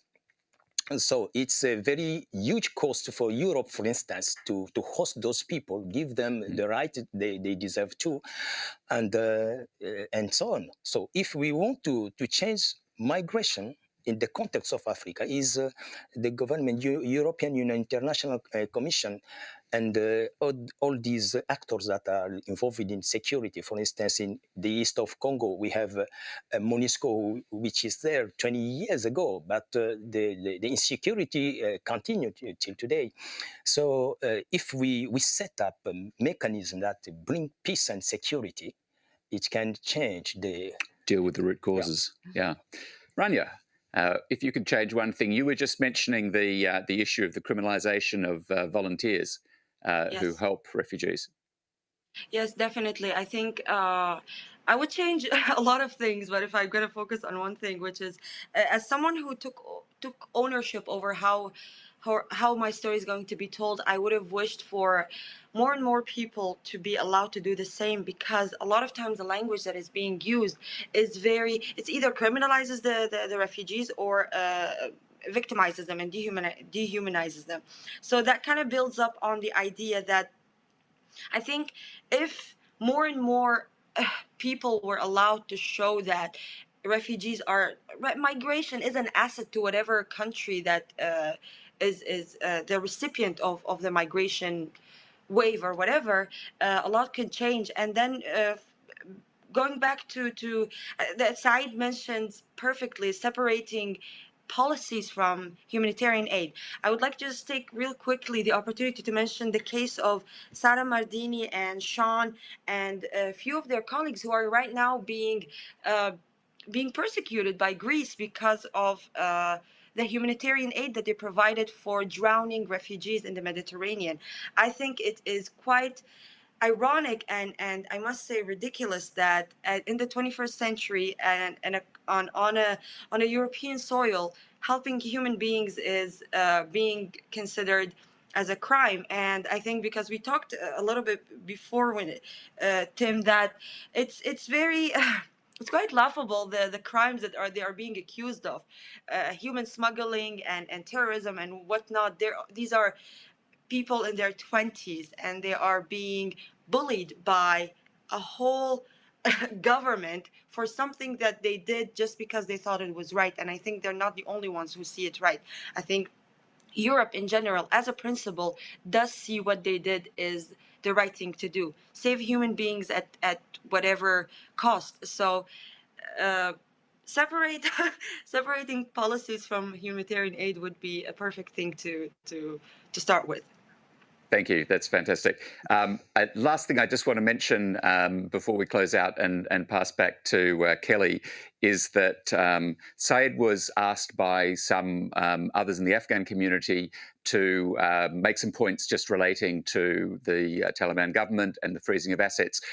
We have the link on the website, his Facebook page, and so he's got some information there. I just explained preparing for this that there's lots of things we'd love to talk about. We don't have time to, but thank you very much to the Commissioner for coming in. Thank you, Esai. Thank you, Rania. Thank you, Said. And over back to you, Kelly.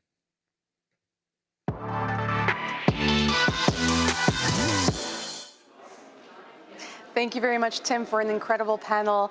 And finishing with the Greek case of persecution, given that I am Greek, it makes me think of Greek tragedy because studying mythology and archaeology, etc., there is precedent in the myth of Antigone, who was persecuted by King Creon for disobeying human laws for a higher cause, for what she believed was right. But coming back to the issue of migration, we heard three incredible stories. We also talked about the language that is used and how whoever controls the narrative controls the story, which is an important thing to bear in mind because we're talking about human beings at the end of the day. we underestimate the energy, capacity, and dreams that migrants have, said Commissioner Johansson. And of course, it's important also to invest in legal pathways, but not to underestimate integration and not to be afraid of migration. I'm joined by Dana. Dana, you just heard the panel as well. You were commenting also, you were live tweeting. Do you have anything that stood out for you? Indeed, there's one story that's probably going to stick with me for a while, and not for the good reasons. It's Syed's story, the former telecommunication minister in Afghanistan, who said that he's 50 years old and 40 years he's lived in a war. This is unbelievable. I try to put myself in his shoes, but I'm not able to. I hope I never will need to. But this needs to stop. And coming back just for a quick second to our poll, we've got some extra votes, and apparently stopping wars is now number 3 on our progressive dream for the next 10, 15 years. Don't know if it's the result of this panel, but I'm glad to see this up there. It's great that so many people are engaging. Thank you for keep engaging, keep commenting on social media. We are checking your comments. Dana and her colleagues are checking the comments. You can also, the poll will be open all day tomorrow as well, so please keep engaging. And speaking of engaging online, our next session is on digitalization and democracy, a very topical subject, of course, because whistleblower for Facebook, Frances Haugen, was in the parliament last week to talk about the risks that social media can pose when it comes to misinformation, when it comes to hate speech, when it comes to exacerbating violence on and offline, whether it's ethnic violence in Ethiopia or whether it's the Capitol riot or many other places around the world. There are also worrying statistics about how long teens are spending online. One study said that 24% of teenagers are almost constantly connected. 56 are at least connected several times a day, meaning that at least 80% of our youth are currently almost reliant on social media. Dana, how long do you spend on social media? Well, I think we were looking at the same poll because out of curiosity, I've just checked before going live, checked the option on my phone to see how many times I've opened it, unlocked it today, 74. 74 times. It's 4 o'clock almost. I've unlocked my phone 74 times for emails, WhatsApp messages. I get on Facebook, there's a push notification that you can enable that tells you how long you've spent, when you've spent X amount of time. And the truth is that in the beginning, it actually shocked me a little bit, but now I just dismiss it. It's so easy to do. Do you believe that COVID made our reliance on social media worse, better? Was there a change? I am no specialist, but I can tell you from my personal story, this pandemic has made me dependent on social media. I mean, not only for work, because I work in this area, but to keep contact with my family and and friends. Of course, there are also benefits to social media. There's not just risks, but more and more in the news, we're talking about privacy, data laws, and whether companies or governments having your data is something we should be worried about. Are you worried about governments having your data or companies? A little bit of both? More worried about my mom having my data, but no. I guess governments having access to people's data is a bit. I mean, companies, don't get me wrong, is scary, as bad. Yeah. But you find government scarier. Yeah. Well, we asked this question and many more about how people feel about the ever-growing use of digitalization. Let's launch the video and see what they had to say.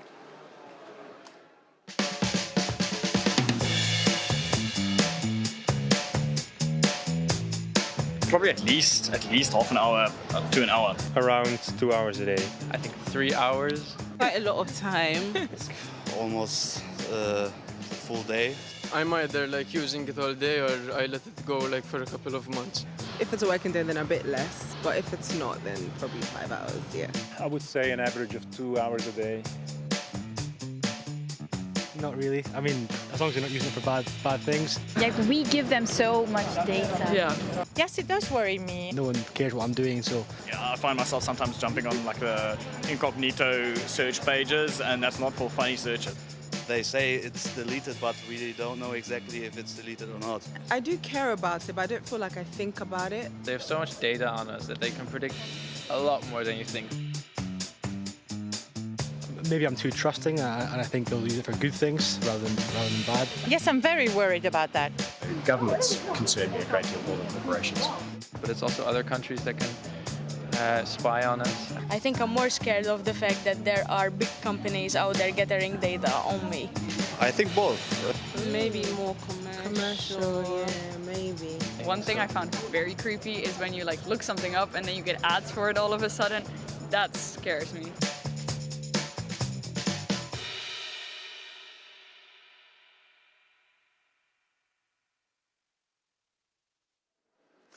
So lots of worried people about data gathering in general, whether it's the government gathering your data or private companies. I have to say that I identify with the lady who said that when you look something up and then you get an ad for it immediately.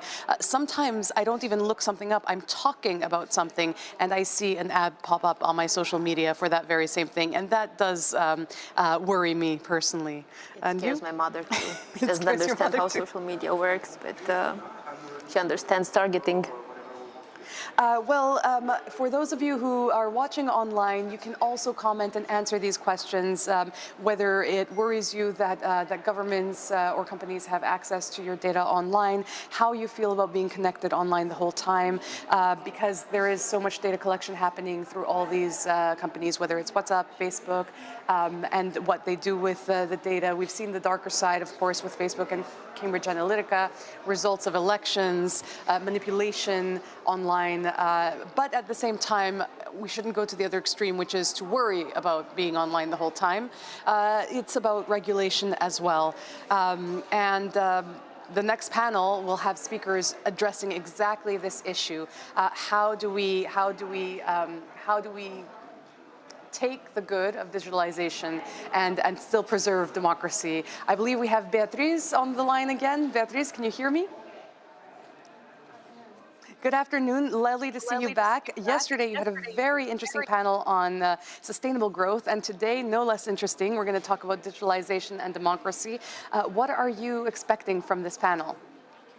We have an amazing lineup of speakers, and especially we have a strong representation of the civil society that has played an incredible role in trying to raise awareness about the many challenges that digitalization is confronting us with, but also the opportunities for regulation, the many ways in which we can actually tackle these issues. We're going to be talking about the many opportunities for participation that citizens have thanks to digitalization, but also the risks and the threats that come with them. We're going to be talking about how private companies are extremely powerful because of those data that they are collecting that you were talking about. And we're going to be talking specifically about the case of China and how the government is actually using those data to control the population. We have a very, very interesting panel ahead, and I am very much looking forward to talk to them already. Reminds me of a Black Mirror episode. Beatriz, please take it away, and we look forward to hearing more from you and your panelists. Thank you so much. Indeed, for those of you who just joined the Global Progressive Forum, we're here to talk about digitalization and democracy. We're going to be talking about the many challenges, but also the opportunities for EU action on this matter. You might be aware that the European Commission presented a Digital Service Act, which actually tackle some of the issues that we're going to be discussing with our panelists today. And I would like to start the conversation right away. So let me introduce to the speakers that we have with us today. First of all, we have Raphael Glucksmann, who is a member of the European Parliament, and he's the chair of the Special Committee on Foreign Interference in all democratic processes in the European Union, including disinformation, which is also one of the topics that we're going to be discussing today. Then we also are going to be joined by Tristan Harris. He is the co-founder and president of the Center for Human Technology in the US. Have as well Max Stremt, who is a privacy activist and a lawyer in Austria. He knows very well about these issues that we have been discussing. And last but definitely not least, we have joining us Maya Wan, who is a senior researcher for Human Rights Watch in China. And for security reasons, she's only going to be sharing her voice, not her video, just for you to understand how incredibly complicated the situation in China is. Now, I want to start digging straight away in all these issues. And I wanted to come to Rafael straight away, because I was wondering with this conversation that we have ongoing about the need for have more participation of citizens, what do you think at the risk that comes with that digitalization of the democratic process?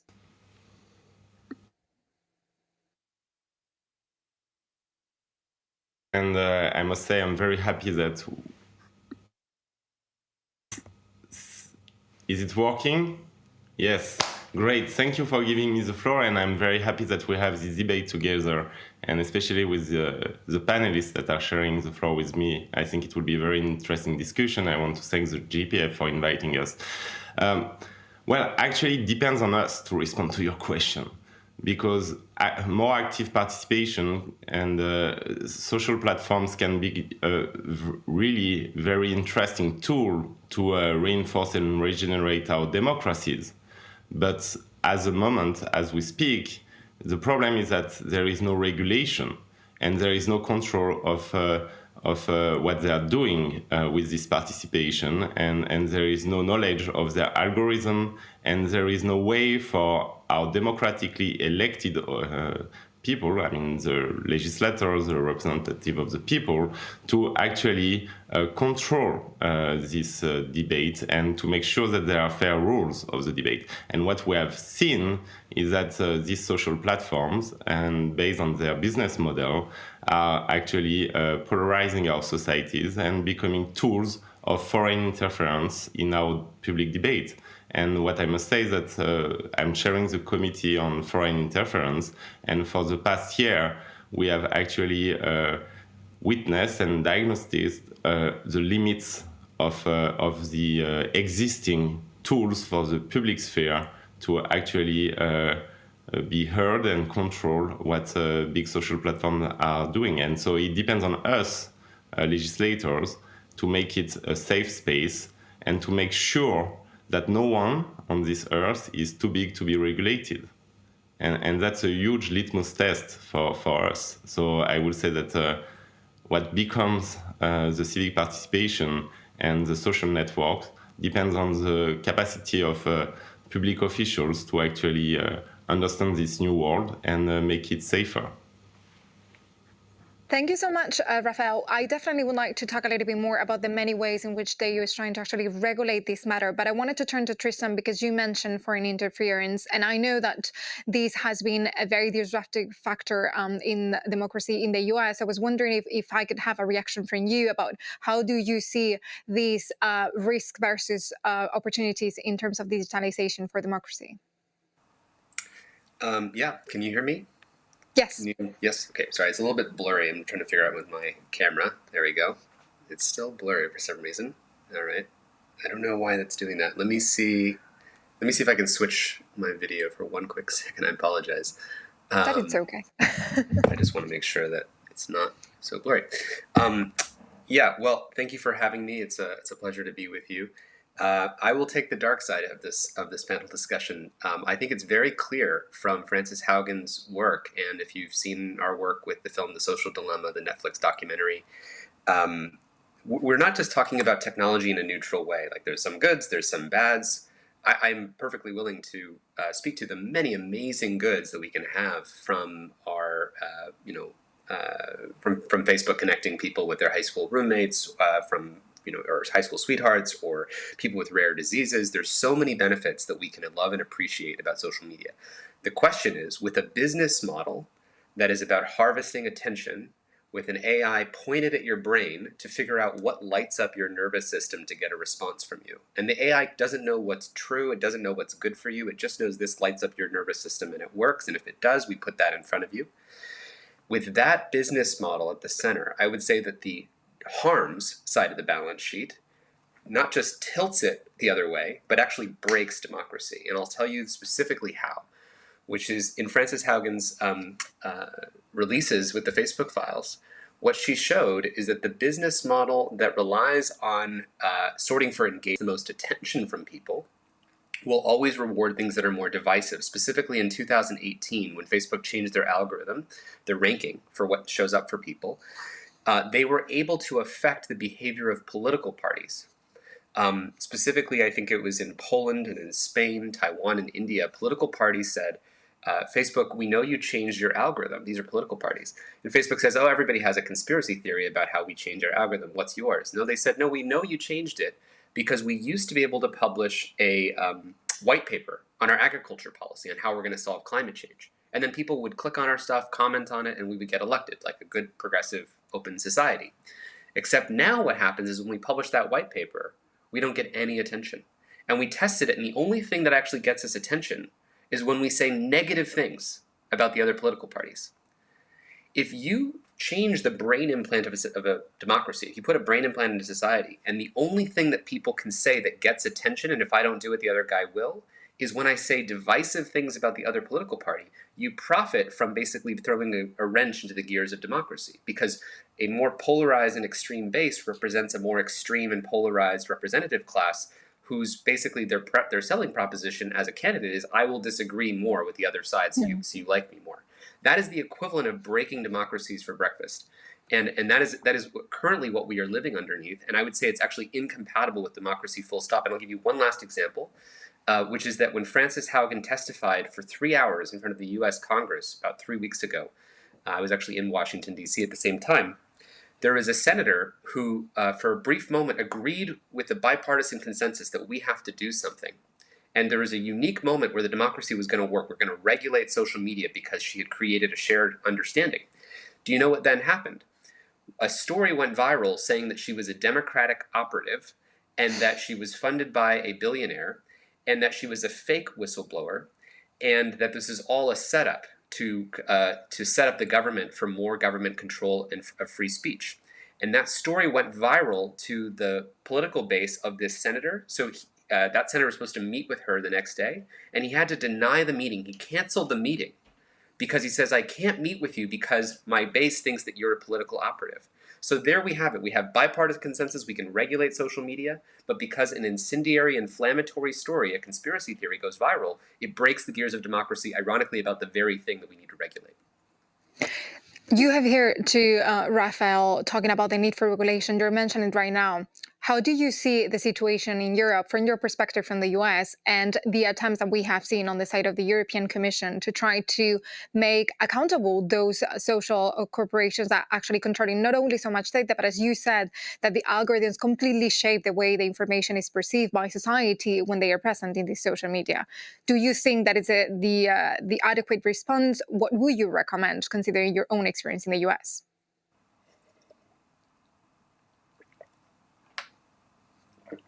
Oh, sorry, was that to me? I thought you were asking someone else. Yes, that was a follow-up question, yeah. I thought you were talking to someone else. So you were saying again, I'm sorry, could you just repeat the question one more time?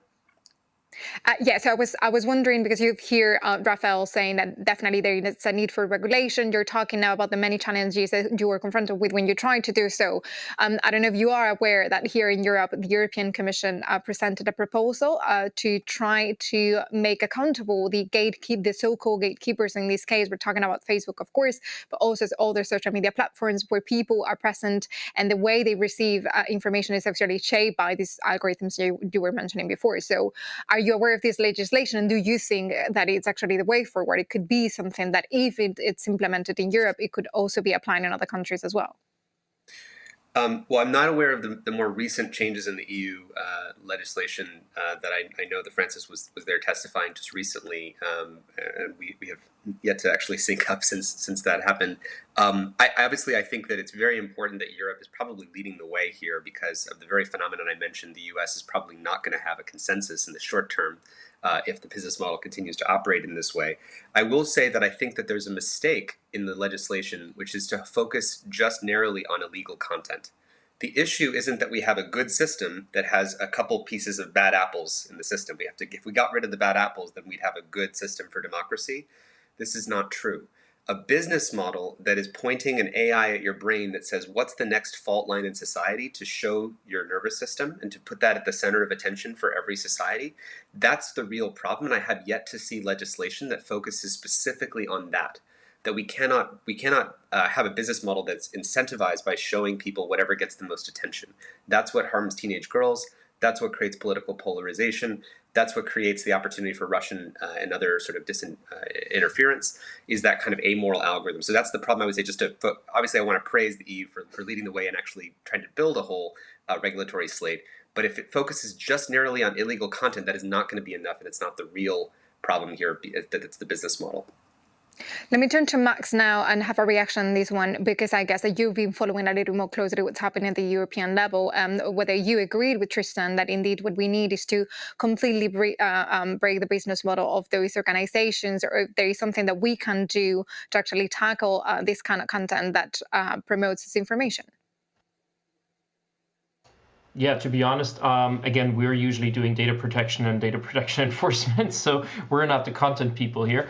What I can tell you is I see two different things. So to what was said before, I think Europe may have a bit of a special role here because we're not basically that dominated by the Silicon Valley, and it's, so to say, not its home turf. So it may be a bit easier to regulate stuff here. Also, with all the problems we have in the European Union to decide stuff, it's amazing that it's still easier to decide things sometimes among 27 member states than within the US Congress. So that usually brings some hope. I think for what was mentioned before with the algorithms, I think we also have to be a bit bolder sometimes, or creative. So we really have to really think about what the problems are, and I'm not the expert to talk on that. But I usually, oftentimes at panels, when I'm asked about it, is like, guys, we did, for example, regulate how many minutes of TV advertisement you can have per hour. There is an EU regulation on that. Why is there no regulation how much advertisement can be in a news feed? For example, in Austria, you have to, I think if you have a radio license, you have to give 5 minutes per hour of neutral information. Now, that's basically a rule that we could have for social media as well, and say there has to be 10% of a news feed has to be actual news content from actual news organizations. And there are certain elements that's like very simple things I'm putting forward here. But that is stuff that we regulated since the 60s, 70s, 80s, and we had no problem with it. But once it's digital, once it's a platform, everybody's kind of a bit nervous to say, okay, what is actually what we want? What is somehow tech neutral as well? And what is also, in a way, outcome-based approach of saying, okay, we actually may not want to get into the actual technicalities of how something is done, because such laws usually do not age too well. But if we, for example, say that there has to be, general requirements that you have enough people to moderate stuff, that would be baselines that we can probably easily put forward, and that I guess everybody can agree with as well. To give you a very simple example, what we usually say is what divides Austria and Germany is our common language. Most Germans oftentimes don't understand what Austrians post online because our use of the German language is a bit different. And so it's a bit interesting to see, relating to what we've had before, that there's, for example, no content moderation for smaller EU member states. How is Facebook, Twitter, whatever, ever going to moderate a debate about corona lies in local dialect of southern Austria? That's simply not going to happen unless there is a legal requirement for these things. And I think there is a lot of these opportunities to put stuff forward. What I know more about, and what I probably is what I can put forward in this panel more, is we are great so far in Europe in proposing these laws and passing these laws partly, but we're terrible at enforcing them. And for example, in the GDPR, which we work with, we see that every day. We're right now facing situations where the regulators are absolutely unwilling to enforce the law, where as a normal citizen, you file your complaints, you bring your cases up, where under EU law you have a right to, for example, access to your data or have stuff deleted and so on. And if you look, for example, the biggest or the most relevant regulator in Europe is the Irish Data Protection Commissioner. They have about 10,000 cases a year and make 6 or 7 decisions a year. So you have a 99.999% likeliness that your fundamental right to privacy is just going to trash. And if we would do that with, I don't know, your right to vote, we would have situations where 99.9% there is no voting booth, and that's more North Korea and not Europe. And I think that is a lot of these elements that we have to really think through, because these companies are going to use the weakest member state. They're going to use the one country where it's super hard to litigate. They're going to use all of these tricks. I'm usually famous for the Schrems II litigation. That litigation in Ireland cost about 10 million euros, just to give you an idea. No average European is going to be able to enforce these things. So I think we have to also think about these elements much more, which are oftentimes probably less politically interesting, but that's oftentimes the groundwork that in reality then doesn't get us shit done, because we haven't really thought about these elements enough in some of the legislation, at least that we work with. Absolutely, and it's interesting that you point that out, because indeed it's not only about regulation, it's not only about coming forward with the legislation, it's also about being able to build the workforce, the ability to implement those decisions. And obviously in this sense we might actually be lagging behind, precisely because European legislation might work, but then when we look at the numbers in terms of staff that the European Union has, they're so low that then when it comes to the implementation, sometimes we have to rely on member states, and obviously the capabilities of the different countries are completely different, which has an impact as well in the way that we enforce this legislation. Before I turn to Maya, because I absolutely want to know more about the case in China, I would like to get back to Raphael to have a little bit of a reaction to what our previous speakers have said in terms of, first of all, as Max was saying, about in terms of the implementation of the legislation, but also as Tristan was saying, whether or not we're actually going far enough to make sure that we break this business model and we actually put an end to all those risks that society is facing because of the way these companies function. Well, I totally share what has been said. I mean, first, we might be better than the Americans in terms of shaping legislation, but the big difference is that in the US, when you have passed legislation, usually it's actually implemented and enforced. While we are very, very good legislators, but then we never ask ourselves how we implement our legislation. And when you look at the budgets and the staff of people which are supposed to actually check that it's enforced and to make them enter reality, then you understand that we are actually not serious about our own legislation. And it's a disaster as a legislator, I can tell you, because then it kills the very idea of legislation, and it makes social platforms, but in general, big multinational laugh about European legislation. So, on what Tristan said, I think you are right, but the problem we have is that right now we are not in shape, and I will be very honest with you, to actually attack the core business model. People are not ready for it. I don't see our commissioners doing it. And so what we can do, and we will still be leaders, is to limit the damage. And you have very concrete steps that we can take. For instance, we should, of course, limit the collection of personal data that facilitates political targeting, ban the use of micro-targeting for political advertising, regulate the use of fake accounts, bots, and actually make sure that it's done, and make sure that it's done in every language. And that will be one very important thing, is because basically when you speak English, I guess sometimes Facebook takes seriously what executive branch are telling, but when you are in Slovakia or when you are in Romania, I can assure you that Facebook doesn't give a damn about whatever we are telling them about these countries. And so I understand that we won't solve the issue, but the true problem is that we are not ready to solve it. So let us start with limiting the damage. And in general, I mean, I don't think that their algorithm is a threat to democracy per se. I will tell you, I think it's a threat to stability, to institutional stability, and to peaceful relationship in a society. And which means that, for instance, when you live in Tunisia, under Ben Ali, Facebook algorithm in a way was helpful because it was reintroducing dissensus in a society that was closed, and so it allowed mobilization. So what I'm saying is that from our perspective, it's a disaster, and we need to regulate it and to attack the core business.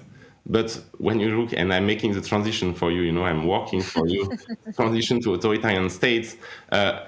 Truth is that authoritarian states are banning these social platforms because they know that it might introduce some democratic debate. So, I mean, what I'm saying is that we need to preserve our democracy, and for that we will need to attack the core business of Facebook. But per se, it's not designed to destroy democracy. It's just shaped to make profit and by polarizing societies. And so it's very dangerous for us, but it's not to put malign intention, anti-democratic intention in the head of the conceptors of the algorithm, because sometimes it was useful in authoritarian regimes. Absolutely. I will bring back Tristan afterwards because I was seeing how strongly he was reacting to what you were saying, Rafael. But let me turn to Maya now, because I definitely want to listen to her about the case of China and the way that the state actually uses digital tools. Maya, you have extensively worked on what it's so-called techno-authoritarianism in China. And I was wondering if you could explain a little bit to us, how does it work in practice? What is the situation like in China? And how does the state use these digital tools to control the population?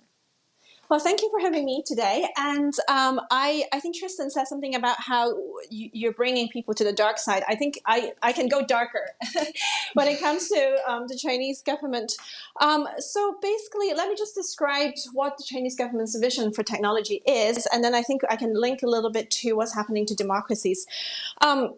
First of all, I think, if you look at how the Chinese government is using, so throughout the country, and not just in minority regions, which you must have heard of, in the region of Xinjiang where Muslims live, the Chinese government have put in place a mass surveillance network where everyone is required to have an ID number.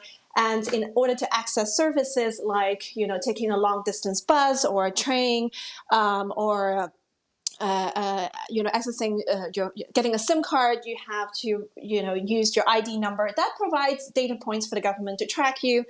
And that real name registration requirement is kind of connected to the government's mass collection of biometrics, which is kind of the next layer in the mass surveillance system.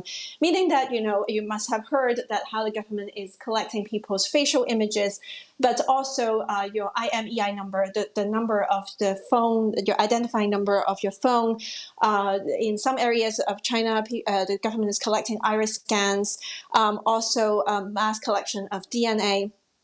All that information is kind of input in the police databases, which are then kind of integrated into these big data platforms. Not all of this information is integrated, but some of them are.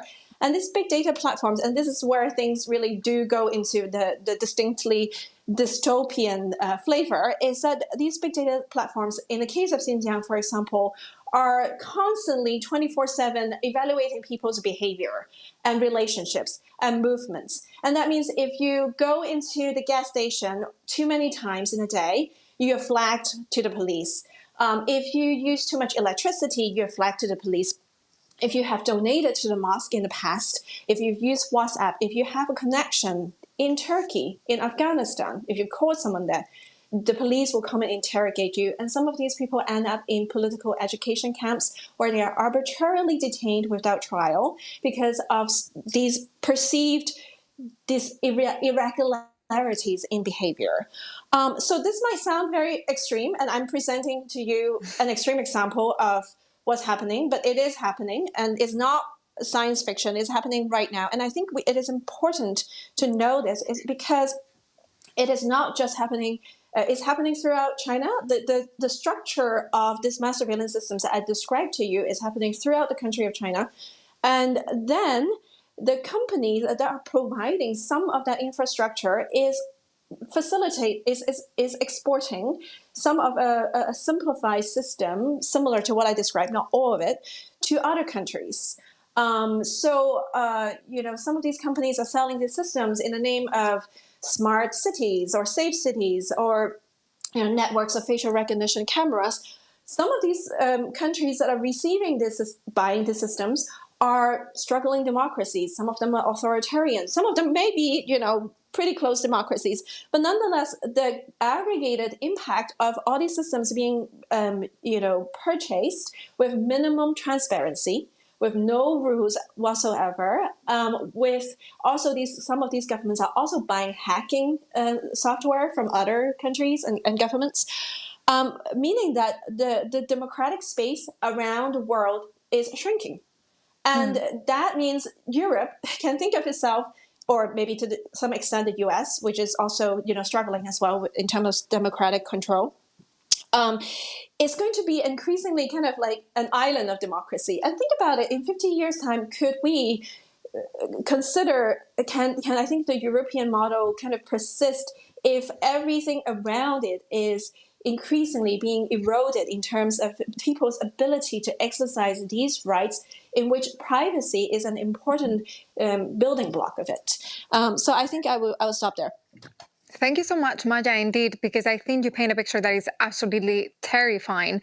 And I wanted to bring Max in because you've mentioned the incredibly impact that data mining might have when it's used with these platforms that are used to control population. I was wondering whether, Max, you think that the way data is collected now in Europe could actually lead to this level of mass surveillance that we're seeing in China right now, considering that Maya was mentioning that Europe might be an island, but the truth is that we are confronted to undemocratic governments in Europe, in Poland, in Hungary. So this is definitely something that we cannot exclude happening in Europe anymore. So do you think that, considering the current situation in Europe, this could actually be feasible? I think we're still far off, luckily, but not that far off sometimes. I mean, if you look, for example, at what we litigated in the Court of Justice on US mass surveillance, which is not absolutely different than what member states do, there is one big phenomenon, which is kind of this public-private partnership in surveillance, if you want to call it that way. It's super hard for the authorities to go into every cell phone of the world, but it's rather easy to go into Apple and Google and then be in every cell phone in the world.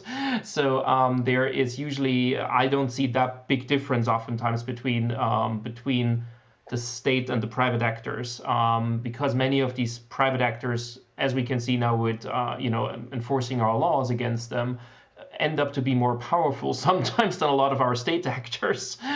So I think this all becomes more of a theoretical differentiation. A lot of the patterns are similar, and a lot of the powers are similar. If you think that so far, for example, in Austria, we had a big fight who is really ruling the government TV station, radio station, because it was always the biggest source of information for any citizen and any voter.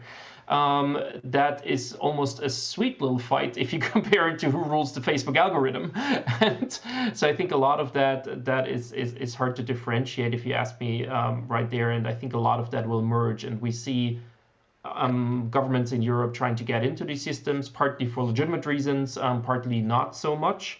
And all of that is an extremely hard thing to negotiate with each other. I'm oftentimes very happy that I'm limited to the GDPR privacy issues that oftentimes seem complex, but if you compare it to freedom of speech and so on, are oftentimes more straightforward.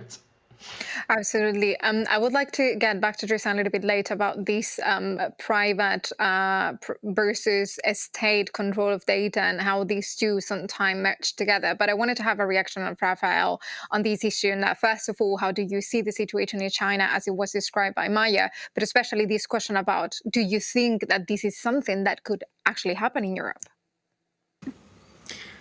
Well, actually, I want to thank Maya for speaking, because for what she said, because often when we look at it from a European perspective, with these eyes of the liberal democratic world being like the end of history, we always look down on Chinese or Russian regime as, vestige from the past.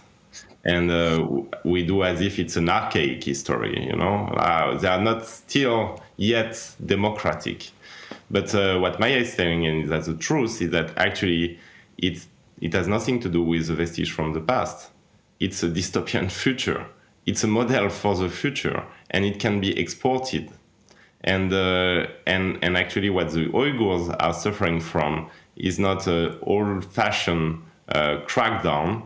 It's actually a futuristic mental control and social control project. So, of course, it can come anywhere. It's not connected to Chinese culture or history. It's connected to the nature of the regime and to its use of modern technology. And so that's why I want to stress something. It's, at the end of the day, we come back to the basics. So we have modern technologies, And they are making even more important to stick to old, like 18th century principles of checks and balances and human rights and Bill of Rights, and that's what we have to stick to. And it will be harder and harder to stick to that. But and it will be even more problematic every time we just give in on some of these basic principles of democracies. And I will give you a concrete example, because you spoke about it without mentioning it. We have the Pegasus scandal. So NSO, Israeli group, is producing this spy logician, and we know that Azerbaijan or Morocco are using it in Europe. We know that Moroccan regime is actually even spying on the French president. And I always wondered, and in the committee we always wondered, like, why are Europeans, governments, so silent about it? Yes, because I mean, foreign governments are spying on top leadership of European countries. So why don't we make it a big story? Yes, and I can tell you why. Because European governments are using the logician, and they are not doing it in a transparent way. So maybe they are using it for a very legitimate purpose to fight terrorism or narco traffickers, but they are doing it in an untransparent way, which leaves open the risk. And so as legislators and as politicians, what we have to do is to say, guys, we live in a very dangerous world. Everything that brings progress in terms of technology brings also risks. And that's why we have basic principles to stick to. And if we don't stick to them, then we will end up in this Chinese world. Absolutely. Let me bring back Tristan, because the picture that was painted by Maya, on the one hand, is data mining that has led to mass surveillance, and the picture that you were painting yourself about the way that the algorithm works within social media and the way that leads to a more divided society means that this indeed could actually happen anywhere. So how do you see this relationship between private companies and states, and to what extent do you think that this is probably the reason why we haven't seen yet a strong legislation that can actually tackle the business model of social media to actually put an end to this problem that we are seeing? Yeah, there's so much here in what was just shared, and I agree. I'm really grateful to Maya for sharing that presentation. I think that we're at this. I was just on the Joe Rogan podcast and talking about this, that if you think about it as an American metaphor, so apologies to my European colleagues, but if you think of a bowling alley, in a bowling, you have to roll the ball down the thing and hit the strike, and there's a gutter on one side and there's a gutter on the other side. We are currently in a situation where there's two attractors to where the world is heading towards. One is dystopias, which is sort of this sort of centralized power and control, China or Zuckerberg, Xi or me, as Zuckerberg said, right? Where you have a centralized capture of all data, surveillance at scale, using technology to steer and control patterns of human behavior at scale. That's a dystopia that we don't want. And that's one of the sort of outcomes of technology plus society equals dystopia. The other way is you do technology plus society equals no order. Just like, let's let everything get amplified by amoral algorithms. Let's just let everything go off, to as much, no imposed order from the top. That's the chaos or catastrophe model. So we have to acknowledge what world we're moving towards. We have drones, we have CRISPR on every desktop. We have swarming algorithms for drones that can be used in dangerous ways. We have GPT-3 and AI being in more accessible hands. In a mutually assured destruction world of nuclear weapons, you had to have incredible amounts of resources to be able to do something that's catastrophic for society.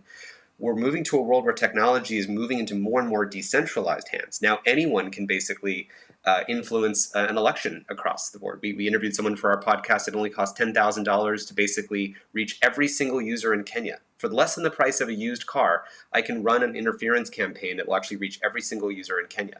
So we're decentralizing all that power, and that's the other gutter of the bowling ball alley. So if you think about it, the gutter of dystopia of the China surveillance or the Zuckerberg surveillance model is growing. That gutter is getting bigger and bigger. And then the gutter of the catastrophes is also getting bigger and bigger. And digital open societies are this sort of third attractor It's what we need to move towards. But we need to actually have a model where technology plus democracy equals stronger democracy, as Raphael was saying, and I agree, and it's a very nuanced conversation. It would take more time. But right now we're in this world where we're looking for technology. Let's take social media and let's make it 30% less toxic. And it's true. If we limit political advertising and tracking, we have transparency for the top links that are being shared, and we limit political data, and that would make it a slightly better world. We should do those things. Let's try to tame the monster. But unfortunately, those democracies, as we just said, are competing with either dystopias, which is basically surveillance states or governments that are taking control in that way, or the full-on catastrophe model. Taiwan is the closest example we have, and everyone should look to Taiwan as the only example that I know on the map. Probably, Estonia and others are sort of also in this direction, where technology plus democracy is intentionally designed from the ground up to create a stronger democracy. How do we get more civic participation? How do we get more results for citizens? How do we create more trusted institutions? But just having a social media business model that was conditioned on virality because that was what was profitable, and that's what some 20-year-olds in their basement thought would be cool one day back in the late 2000s, that's not going to get us to technology plus democracy equals stronger democracy. And unfortunately, given the alternative pathways, only that thing is, I think, the sort of North Star that we can aim for. And Europe can be, regulating in the direction of how do we make Taiwan sort of for Europe and for the West. And I think Jared Cohn has written an article about how it's really the techno-democracies versus the techno-autocracies. And we need to urgently build up that tech stack. And I recommend everyone check out the work of Audrey Tang, who's the digital minister in Taiwan. We also interviewed her for our podcast, and definitely recommend people check that out. Thank you so much indeed for that recommendation. I see that Raphael definitely supports you on that. I wanted to go back to that techno dictatorship that we were talking about before in China with Maya. And on the one hand, I was wondering, to what extent do you feel that, as Raphael was saying, somehow digital technologies might actually be a positive disruptive element in a society like the Chinese one? Especially I was thinking about what we saw of the use of even TikTok by some teenagers in trying to raise awareness about issues in a kind of way. So I was wondering, to what extent do you see that being actually an opportunity? And then on the other hand, the opposite side of the story, to what extent do you think that we can learn from the Chinese case not to replicate a similar system in other countries around the world? Sure. I think that there's no doubt that people in China, entrepreneurs are, have been coming up with a lot of, cool ideas and new apps and so on.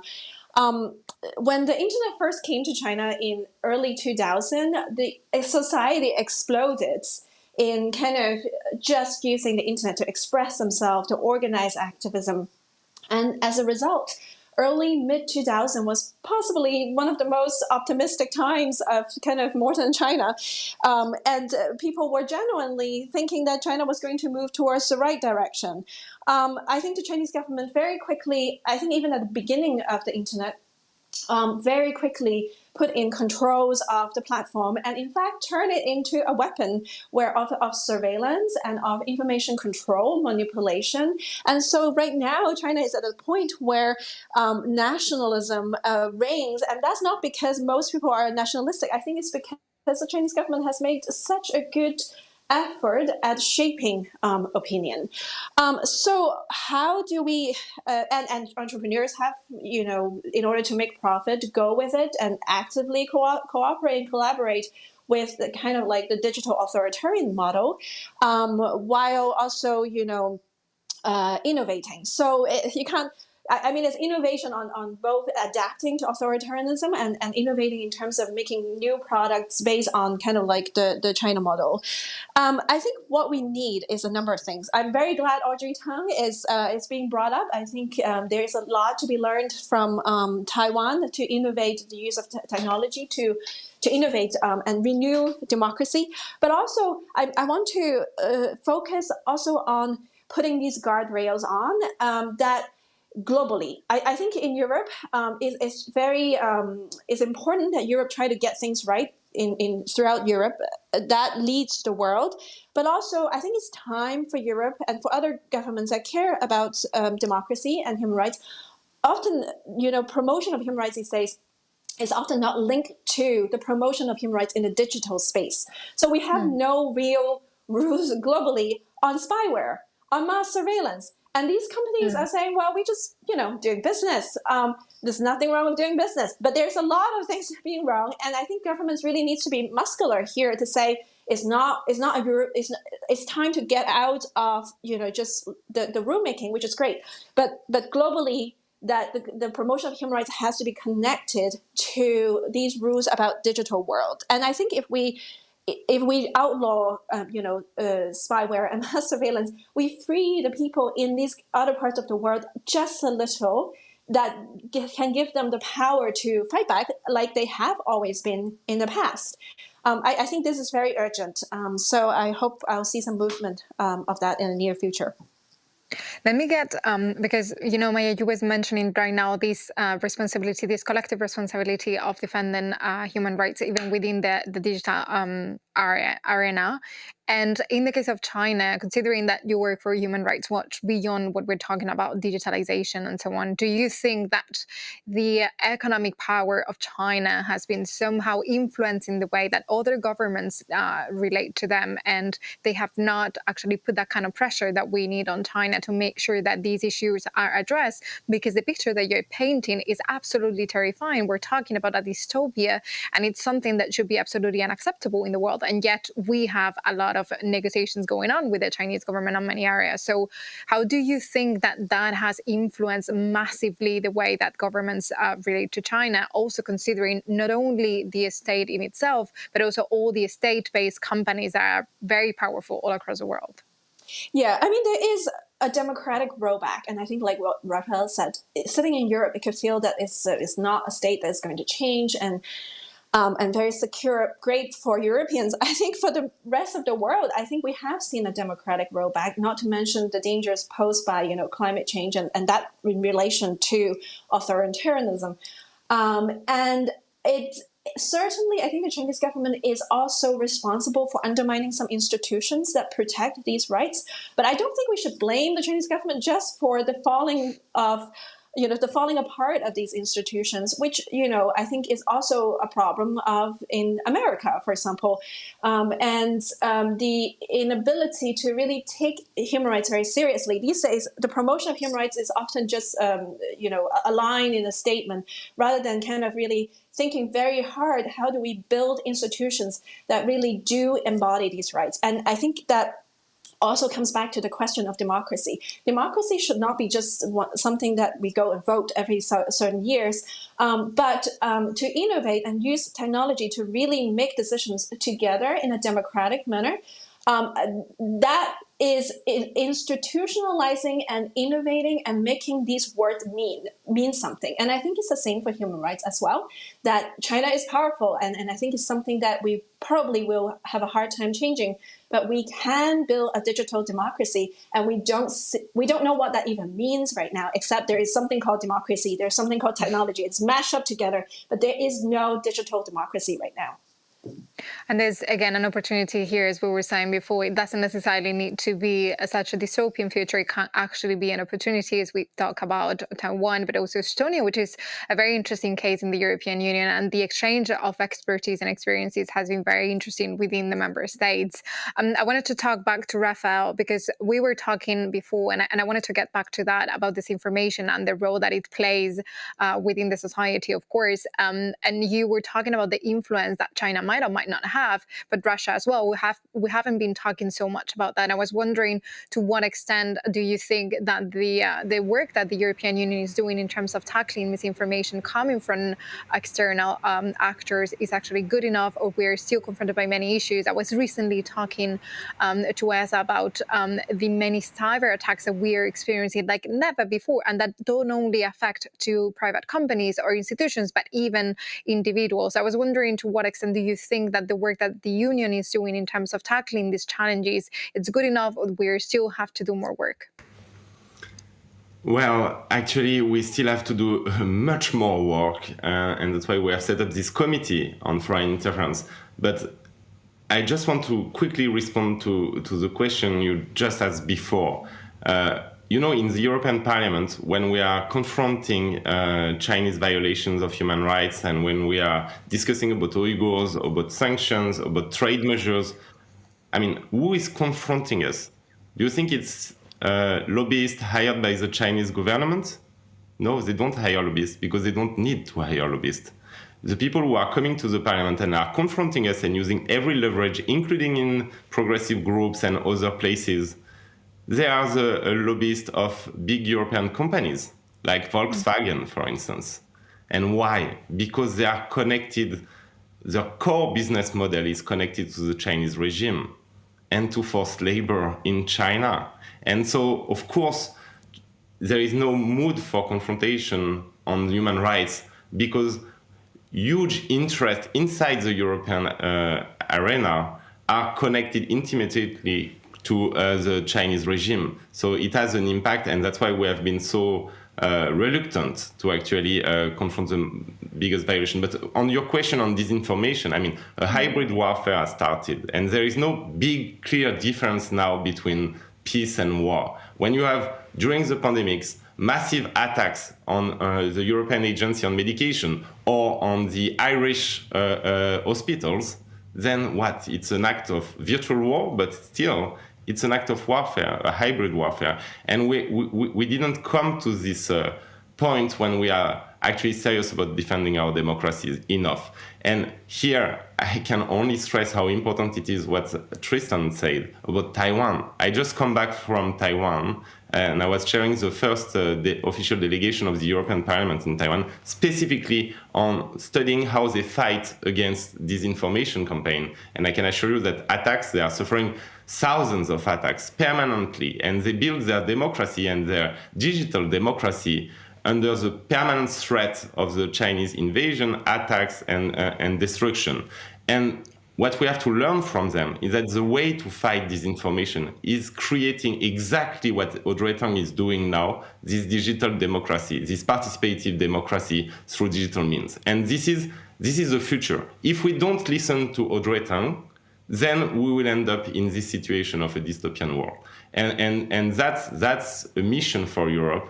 And I think that we should all go and study and stop being so arrogant, thinking that in Europe we have a solution. Sometimes a small island far away has actually more modern and more democratic solution than our old democracies ourselves. So I'm really stressing how important it is to do that. And, you know, I'm still jet lagged a bit from Taiwan because I had the impression to go in the future, but a pleasant future, yeah? And something we have to build together. And if for that we will face very angry statements from Beijing, I mean, I think that's worth it.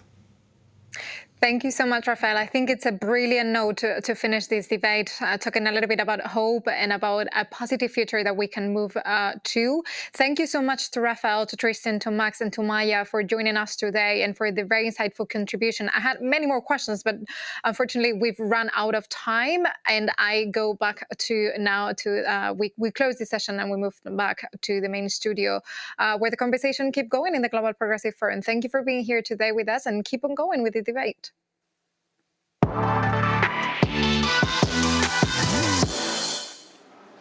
Thank you very much to Beatrice and the whole panel. You can comment on every panel. You can send us your own comments on social media. The poll is still open, so please keep being part of the conversation and keep engaging with us during the Global Progressive Forum. The hashtag is GPF 2021. The next panel is called All Different, All Equal, and of course it is about tackling discrimination.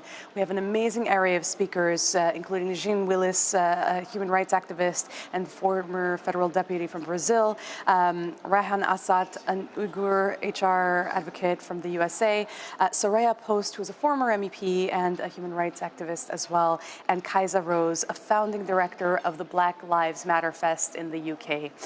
But before we go on to that panel, in studio with me right now, since we're talking about discrimination, I'd like to talk to Hannah Carter, a board member of Rainbow Rose. Hello and welcome, Hannah. Thank you for having me so much. Please tell us a little bit about Rainbow Rose. What is it, first of all? So Rainbow Rose is an LGBTI network that represents other networks of socialist parties throughout Europe. Mm-hmm. So that comprises of SPD Queer in Germany or LGBT Labour in the UK, for instance. And we bring together these members to support LGBTI policies throughout our political family in Europe. Fantastic. And have you personally experienced discrimination, and in what ways did you experience discrimination? Because I assume something pushed you to start working for Rainbow Rose. Yeah, I mean, so my first experience with discrimination came around the same time as coming out, basically. The moment I came out at high school, I started experiencing discrimination. Nowadays, it tends to happen a bit more in the form of street harassment. So it's one thing to be a single woman out at night by yourself, but it's another thing to be out with another woman. So when I'm out on a date with a woman, it happens more often than not that someone will harass us on the street or stop their cars, shout at us, that kind of thing. And what are some of the issues that members of Rainbow Rose or the other networks that you guys are a part of face most commonly? Are there ones you hear about again and again? Well, what we're trying to do really is look at structural discrimination and things that we can change in the law. So policies that we're pushing for are marriage equality, to allow people to have the same sort of access to family life that straight people do. But discrimination goes much further than just I don't like you because you're different. It's a structural thing that affects LGBTI people from the time they're at school. They're less likely to get a good education because they're discriminated at school. Then they're less likely to get good employment because they're discriminated again in the workplace. They have discrimination in the access to housing. So there's really a structural inequality that comes with being discriminated against. And that's the kind of policies we're trying to tackle. So to break the vicious circle, as it were. Exactly. Wonderful and important. And I'd like to ask a question about the younger generation as well, because we were talking about digital so much and we touched a bit on Gen Z. Is there a way that the younger generation deals with or is faced with discrimination that you've observed vis-a-vis the older ones like Generation X, Generation Y, pre-internet? I look at the younger generation, and for the most part, it gives me hope. A lot of them are much more open-minded than what I was facing in my youth, and I'm not that old, but I look at what my parents are facing, and homosexuality was still illegal a couple of years ago. On the flip side, however, there are, we can't rest on our laurels, we can't be complacent. The younger generation faces extreme problems with online hate speech, and that polarizes in a way that we didn't have back in the 80s. So today's problems are generally digital, and it's also possible for young people to be bullied without seeing their bullier. There's cyberbullying that can happen completely online, and it's really detrimental to young people's mental health. We had a video prepared. We asked people what they thought about discrimination, and we'll have a little look, and then we'll comment on it right here with Hannah.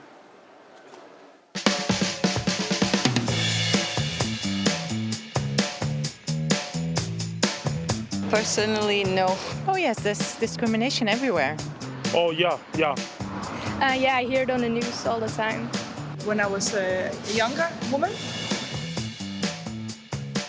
People have a tendency of clustering themselves in us versus them. Maybe a lack of exposure and understanding. Out of fear. It's very difficult for them to understand that in this world there's other people who are different. I suppose it's out of ignorance. In Germany, we have a saying like, what the farmer doesn't know, he doesn't eat. To live and let live. Appreciating that people are different. Accepting people for who they are. I'm not sure I really like the word tolerance. Tolerance is a word that actually angers me. Frankly, I kind of hate the word. Tolerance implies there's something wrong. I prefer going with respect.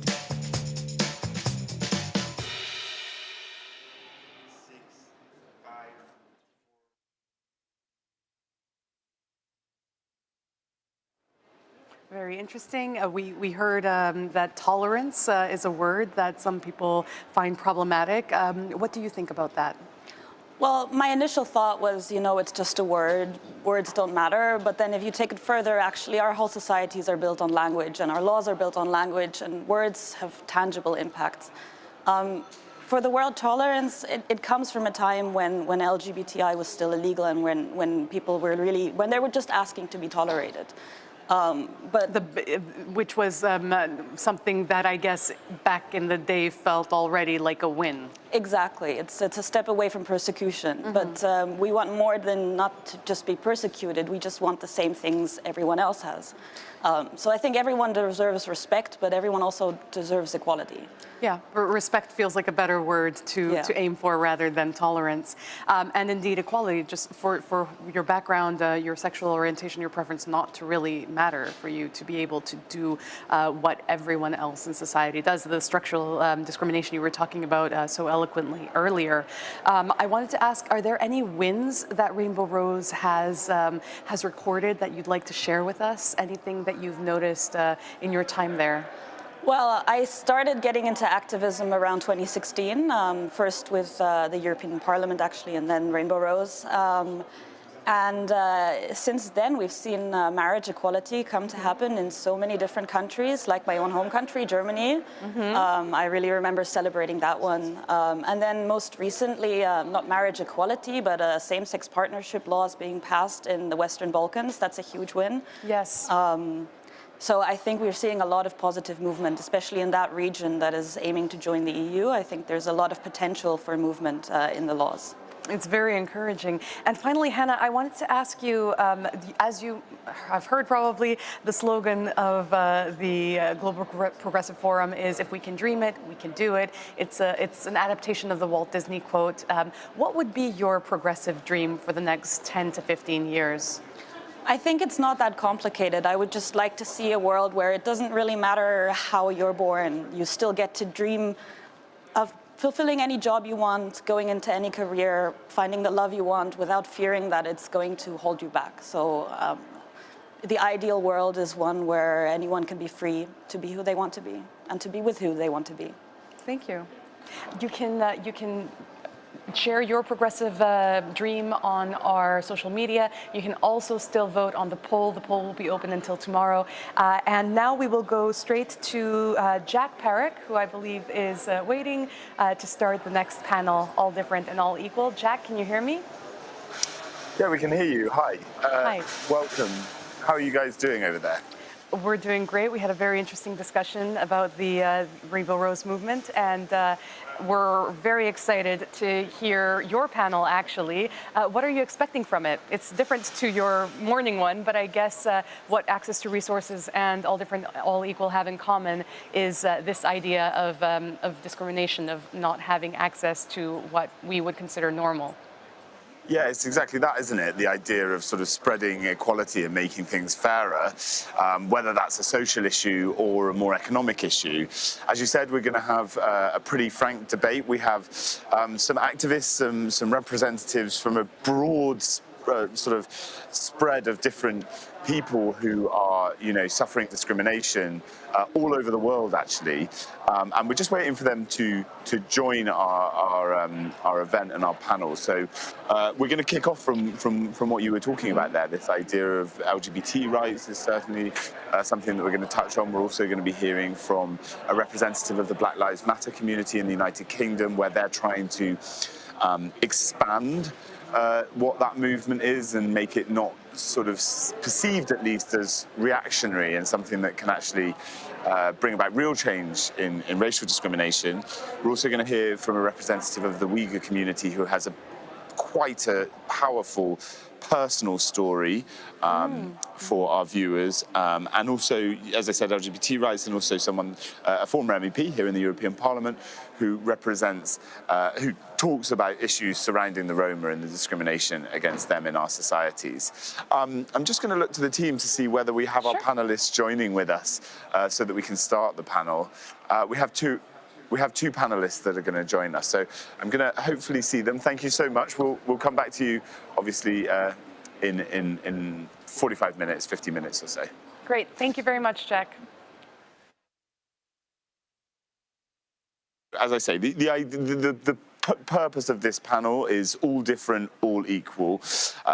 On this panel, as I said, we're going to be hearing from a number of different voices from geographically divided places, also from different racial issues and different areas of discrimination, unfortunately, LGBT rights issues, etc. So we are hopefully going to be able to hear from Jean Willis. I think you are online. We can hear you. We can see you.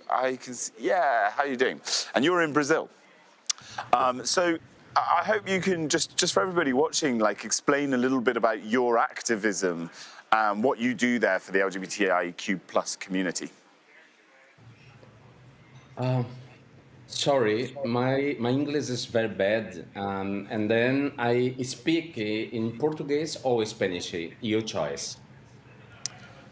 I just need to check with the team to see whether we have translation, if there is, if you're speaking in Spanish. Can we speak in Spanish? Is that okay? Yeah? Okay, so please speak in Spanish. Or Portuguese. There's Spanish, Portuguese, French, English interpretation today. I don't speak English because my English is not nice enough for explanation about the complexity theme.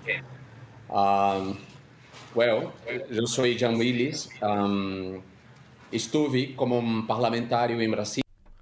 I was a member of Congress in Brazil for 2 terms, from 2010 until 2018.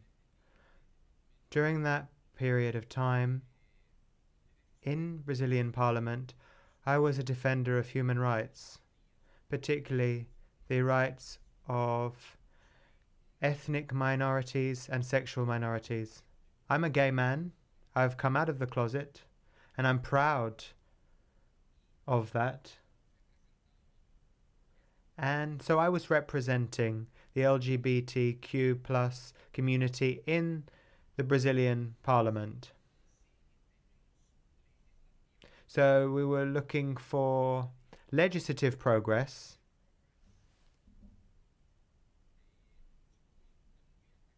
but I was attacked by the right and by the extreme right. It was a form of political violence, and we see that kind of political violence spreading to other parts of the world. So it's a kind of political violence that involves death threats, and it's also an attack against the integrity of the person and their image online and on social media. Just to check whether you can hear everything and you can hear the interpretation. Thank you so much, Jean, for those, pretty concerning, obviously, comments. You paint a pretty difficult picture there.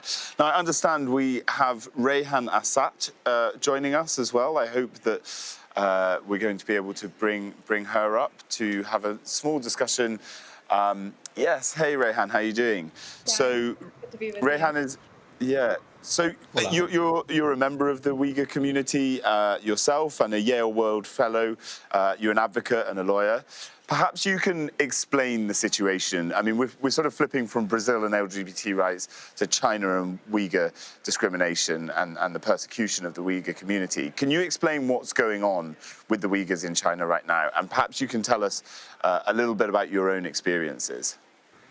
Absolutely, and I really wish, instead of me, it would be my brother who is behind me in this gigantic picture. I want to make sure that his presence is very much felt with our audience, or victims like him who are suffering in the Chinese government concentration camps.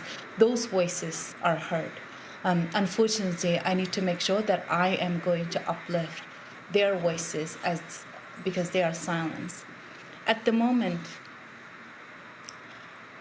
myself and many members of the Uyghur community are impacted by this crisis, no matter who we are, how much we contributed to the broader Chinese community.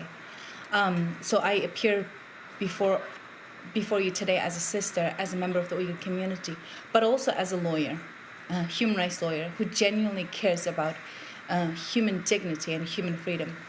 Right now, at least 1 million of Uyghur people are persecuted in the Chinese government's concentration camps.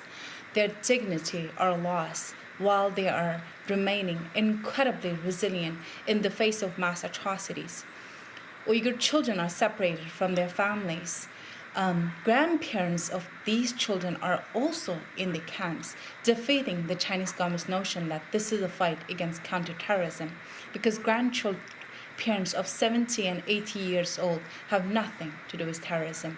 And on top of that, like any other mass atrocities and crimes against humanity, children and women are the primary targets of this. Women are forcibly sterilized. There has been report of sexual abuse.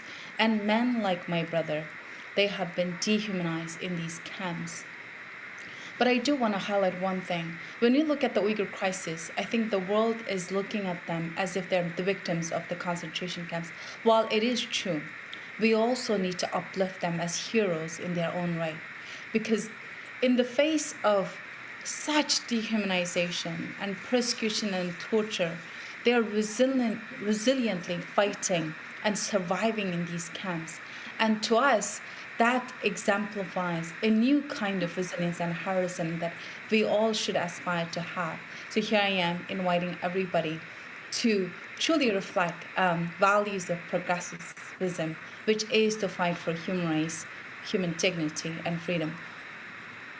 Thanks, Rayhan. Yeah, I mean, another, pretty upsetting description. Obviously, I know you haven't seen your brother in many years, and we'll talk a little bit more later about how perhaps international pressure works to try and improve situations like the one we're seeing there in Xinjiang. I believe we have Soraya Post is with us. She's a former member of the European Parliament from Sweden, and she advocates on behalf of the Roma community. So this is another angle, probably slightly closer to home to us in Europe. But we do see some pretty, it's a big issue, at least to say, that some of the things that happen with the Roma community, Soraya. I wonder if you can explain to us what you do, what you are pressing on, and what you are calling for the support of the Roma communities. Yes, thank you very much. And I just wanted to start. I couldn't hear the translation of the Jean Willis speech, but I mean, it could be interesting to have that if we are going to have a further discussion, and if I would like to comment on that. On behalf of the Roma, I am a Roma woman, and I have faced anti-Gypsyism since the day I was born. I usually say that I was born condemned. And I've been working as a human rights activist for many, many years, also in my profession. And in 2014, I was elected on a feminist ticket into the European Parliament. And one of my main topics was the situation of my own people, Roma and Travers. And I have a lot of, I made reports, I made resolutions in this subject. And unfortunately, I was not re-elected in 2019. But I must say I had a huge support from the S&D group. I was a member of the S&D group, and I must say that still, because I follow the policies still, of course, even if I don't am politically active at that level anymore. And I must say that still S&D is at the main front when it comes to these issues as we are going to discuss today. And I'm very proud that I joined the S&D group during my time in the parliament. When it comes to the Roma, of course, it is the biggest minority in Europe. It's about, there are different figures, but I would say like 15 million people. And most, let's say like at least 90% of them are excluded from the society when it comes to the main causes like employment, education, healthcare, and in politics, of course. Also, they are used during elections to get some votes, but only during that time. And so many Roma suffer. since centuries. And of course, it escalated during the Holocaust and the Second World War. But I have to say that the persecution towards Roma is still ongoing across the world, not only in Europe, also in South America, North America, everywhere. And because that it's continuing, but it's more sophisticated. They are not in the gas chambers or shut down by guns, even if that still happens sometimes. And the police brutality towards Roma is terrible. Not many months ago, a person in Greece was shut down, and also in Czech Republic, a young guy was beaten and treated so badly, so he died by the police. And so the situation of Roma, I don't even know if I can compare with another group, and I'm not here to compare injustice, but there has to, and I'm also very proud, I listened before from the girl working at Rainbow with the LGBTI movement, and I'm so happy. I also worked with them during my time in the parliament, and there is some progress there.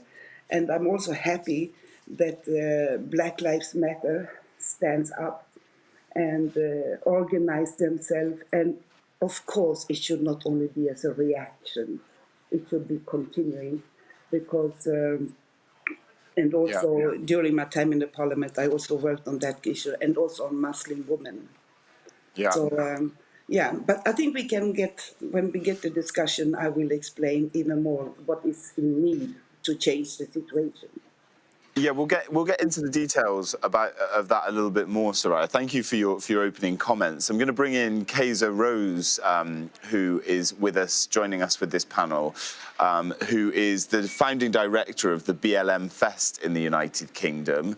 Kaiser, perhaps you can explain what the BLM Fest is, because I know it's not a sort of it does something that the Black Lives Matter movement, as we understand it, perhaps you're trying to do something that isn't sort of just the Black Lives Matter movement in and of itself. Perhaps you can explain for us. Okay, so hello everyone. Thank you for introduction, and thank you for allowing me the space to be here today. I am Kaiser Rose. I am a creative producer, artistic director, filmmaker, and Black Lives Matter activist out here in the UK. And BLM Fest came about out of a conversation last year I was having with a friend. And I was speaking about how sad I was, and about, all of the protests and all of the new allies and all of the people who had suddenly realized some of the things that had been happening to Black people globally. And I was actually quite sad. So although there was these moments of people coming together, there were these moments where people took to the streets. It was like, okay, what do these people do when they go home? What happens to the families who have lost people due to state violence after these people go home? What is the action? So it's actually really quite sad. And so I decided to create an organization that the foundation of the organization is the families who've lost loved ones due to state violence, is the people suffering.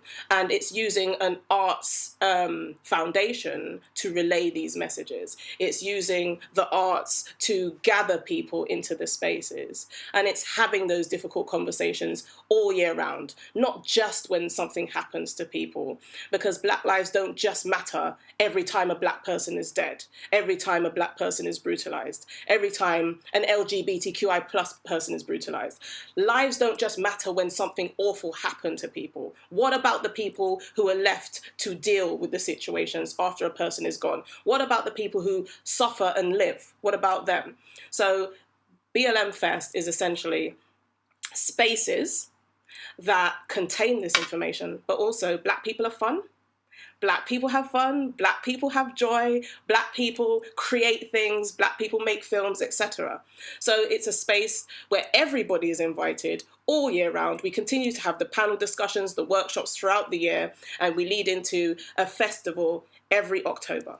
So essentially, that is what BLM Fest is. And it's not just for Black people, it's centering Black people, but everybody is invited. Yeah, I think it's really interesting, isn't it? A movement sort of erupted, and now, you know, it's what you're doing essentially, Kayser, is sort of, by the sounds of things, is channeling that movement into positive directions as well. There was this outpouring of feeling, and it really needed guidance, and that's kind of, from the sounds of things, what you're doing. So, Jean, I'll bring you back in if I can. What needs to change for the situation of LGBT? I mean, you outlined a pretty, you know, terrible situation that you faced, but what needs to change in Brazil, and perhaps more globally as well, to prevent stuff like that from happening to LGBTI plus people? Bueno, bom. Very well. I was told I can actually speak in Portuguese, my native language, so I will speak Portuguese. First of all, I would like to repeat a bit for Soraya, who didn't hear my previous intervention. I simply gave a brief presentation. I said that I am a federal deputy in exile, not formally in exile, because there's so many people who are asking for asylum in Europe in far more serious situations than I am, so I don't want to compare myself, which is why I didn't formally ask for political asylum in Spain. I'm here as a student. I am doing my PhD in the University of Barcelona on the phenomenon of disinformation, but I did serve 2 terms as a federal deputy in Brazil, and I feel that there is an epidemic of political violence in Brazil. Brazil is a country with a tradition of authoritarianism and violence against ethnic, religious, and sexual minorities. The indigenous peoples of Brazil have been suffering an extermination policy, a genocide policy, for centuries. The poor Black community as well faces police violence and state violence, and the LGBT community historically in Brazil has also faced violence. So death threats and smearing campaign against me, especially after the murder of an activist who was murdered in Rio de Janeiro, Maria Elião, that forced me into exile. So I'm trying to find the balance that all immigrants and exiles look for. Brazil is a very complex country, and I feel that the world can help to improve the situation in Brazil if the democratic world creates an observatory on human rights violations in Brazil, which have really worsened since 2018, since Bolsonaro was elected, and now there's been a systematic attack on human rights. Not only is this widespread, but this is done in an organized way by the federal government itself. Brazil has been suffering through a health catastrophe. 600,000 people died because of a genocidal misinformation campaign regarding the pandemic. The LGBT community feels defenseless. So I feel that the international community, the democratic international community, should really place its eyes on Brazil, and the countries of the global north should put trade pressure on Brazil to demand that Brazil upholds human rights, particularly the human rights of minorities who have been historically attacked. Yeah, this is it. I mean, the global pressure thing is an interesting one as well, and this plays into the Uyghur community as well. And so we'll bring Rayhan back in here, because obviously China is a country which has, you know, a very different system of governance to what we have in Europe or in America, where you are. How could the international community, how could pressure be put on the Chinese government to change what's happening in Xinjiang and to what's happening to the Uyghur communities? What do you advocate for other world leaders to do? Jack, The reality is concentration camps are back. I mean, that is just the ugly truth that we as the global community are facing. Second, slavery is back. Slavery is thriving in the global economy. Not only individuals like my brother are dehumanized in these concentration camps, their slave labor are exploited in the global market. And we, from the unassuming consumer to the brands, fashion brands, solar industry, cotton, tomato, all the industries are implicated in this. So how are we trying to or seeking to address these global challenges? How are we endorsing slavery and allowing it to thrive in the global economy? Because we have a very powerful nation that is the driving force behind this very racist and incredibly dehumanizing campaigns and practices. So, I think one needs to remind ourselves that we cannot have like different sets of standards when a country is smaller and then when a country is powerful. And that's a reality that we're dealing with, including Europe and many progressive voices. You cannot achieve a climate agenda on the backs of slaves. That is just a reality. I've been hearing a lot of comments that because in order to address the climate change, we have to be tolerant towards China because we need to work with China on climate issues. I think we should work with China because China is the biggest polluter. But at the same time, in order to work with China, we need to come from a matter of principle. What is our principle?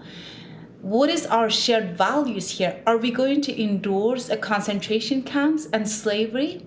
Or we're going to say that in order for us, for China to work with us as a global partner, they have to first close down the camps. They have to first release all these innocent people who are absolutely struggling in these camps. Every day when individuals like my brother, their life drains away, our dignity as bystanders drains away with them. And that's something that we must reckon with.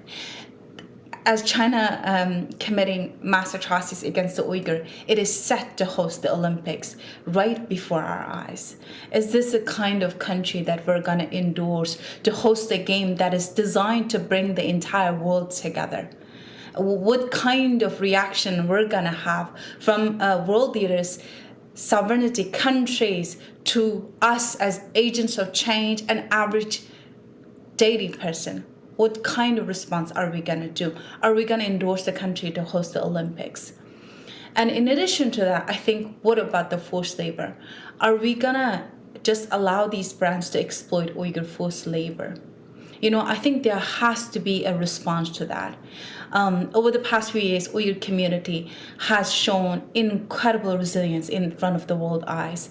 And I think for a change to happen, it cannot be just a movement. It has to be movement. And for it to be movement, all of us, including whether Black Lives Matter movement or the LGBT community, we all need to come together. Because discrimination, because we're not here to say that my pain is worse than the other pain. At the end of the day, I've seen in my crisis that, discrimination against Uyghurs has existed over a long time. Genocide didn't happen overnight because we didn't resist. We all need to resist and be the voice for everybody. And this is the forum about. So I really hope all of us, boycott the Olympic, diplomatic boycott is must. And second, if I can, I'm going to ask every country in the world to host a dialogue between the athletes who are going to the Olympics with the impacted communities like myself and survivors of these camps. Let the athletes to hear our voice, our pain and our suffering, and then let them decide whether they want to go to attend the Olympics, or even if they do go, they find a way to protest. They find a way to say no to dehumanization, and they would fight for human dignity. Thank you.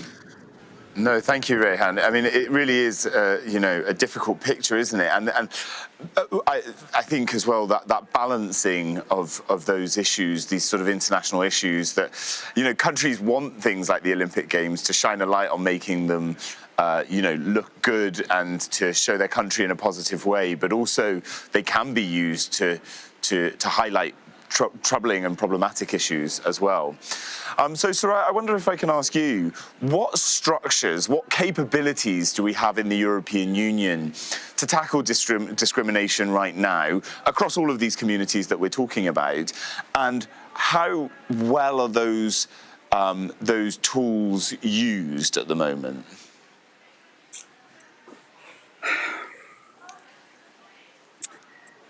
At the Commission, European Commission, there is a group working specific on Roma issues, and there is also a framework for national Roma integration strategies, which has been renewed. There is also a coordinator newly placed for working against racism. And but I'd rather speak about the lack. What is in need for all, I think all of our groups speaking here today, is political will. Political parties who really stands up and highlight this in the European Parliament. And I can see that there is a huge lack of political will at European level, but also at national level, regional and local level, which has a huge impact on the daily life of all our groups here represented. And what I did for the Roma people is that I highlighted some issue, what is need to be done, because there is a huge lack of mistrust between the groups. Between the majority and the minority, of course, since centuries of persecution and discrimination and open racism. And I think it is very important to have the recognition of the daily basis of discrimination and racism, because and I think there is a need for, also my English is not that good, but the existence of racism in Europe is become very, legitimated, yeah? There is no shame level, again, the shame level, at least towards all of us. If somebody feels good that day, they can accept and tolerate. I also don't like that word, but this is the words used by the nice people, that I am tolerant and I accept differences, all these. But, and very seldom they speak about respect. And very seldom they want to look at the history and what makes today looks at it is. And so I would prefer to have a truth and reconciliations commissions for my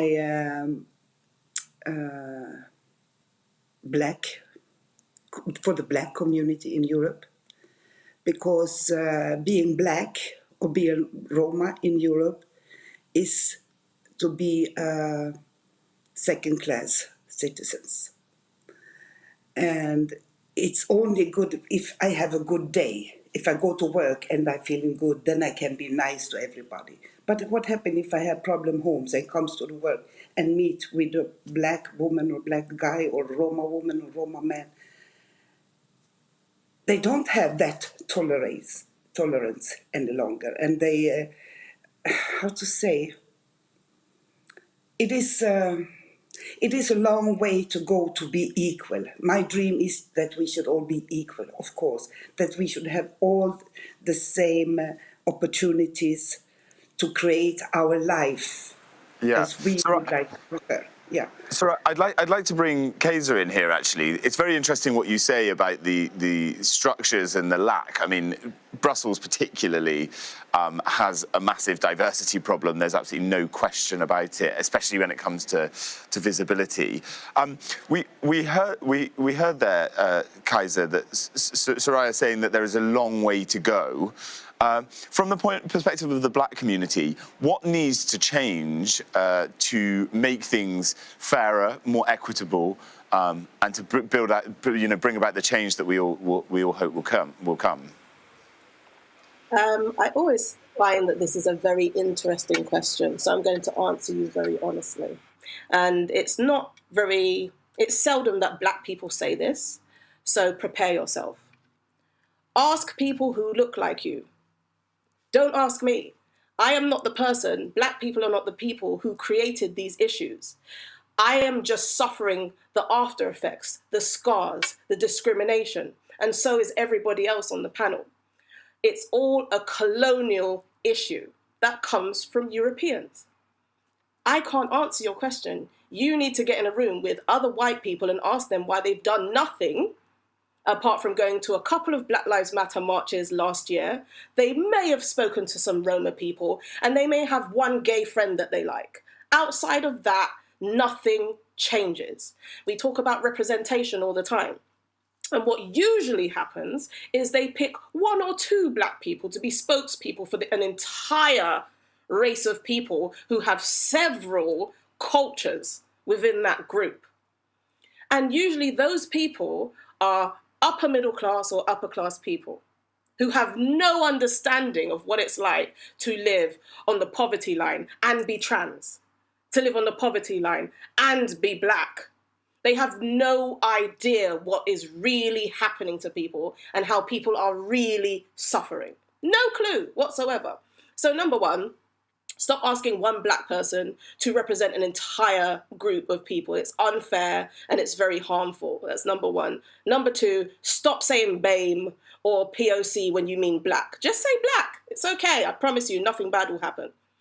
And number three, speak to your own people. Hold other white people accountable. Like you and I had a really interesting conversation before, and I really believe that you aren't one of the problematic white people. Well, then you have to speak to people who look like you, and other white people need to speak to other people who look like them in positions where they can do something, where they've done nothing, or they've done the bare minimum because socially you have to. Socially, you're not allowed to say the N-word. It doesn't mean that people don't believe that I'm an N-word when I walk into a room. And I'm also part of the LGBTQI plus community. So then I have that discrimination. We're not looking at things intersectionally. Because if we were, none of us would be on this panel today talking about all of the awful things that happen to people who look like us, people who exist in ways that we exist. It's not our problem to sort out. We are just suffering the after effects of the problem of white people. You lay it out clearly. I mean, it's a very interesting perspective as well. The trouble is, I would perhaps argue from a sort of devil's advocate point of view, is that, you know, if it is just a ton of white people in a room discussing these issues, we're not going to get very far there either. That's been a long time happening, right? I can see you want to respond, but I can't hear you, Kaiser. Oh, 1 second. Yes, respond. Go. Can you hear me now? Yeah. I said that's a really interesting response, and I will say Martin Luther King got killed. Malcolm X got killed. Black Lives Matter in the UK is being vilified. Black Lives Matter, the global network, is being vilified. We are on an FBI list. We're being watched. All of these things happen. I'm sure people in the Roma community and people in Brazil are going through the same thing. When you stand out, when you are actually creating sustainable change as a person from this group, something happens to you. It always happens to you. So that doesn't work, because if it worked, we have the emotional investment in making this change. And if it worked, we would have the changes, right? So it doesn't work when we try to do it ourselves. It doesn't work when we talk to, you know, the white people who want to make changes. So what will work?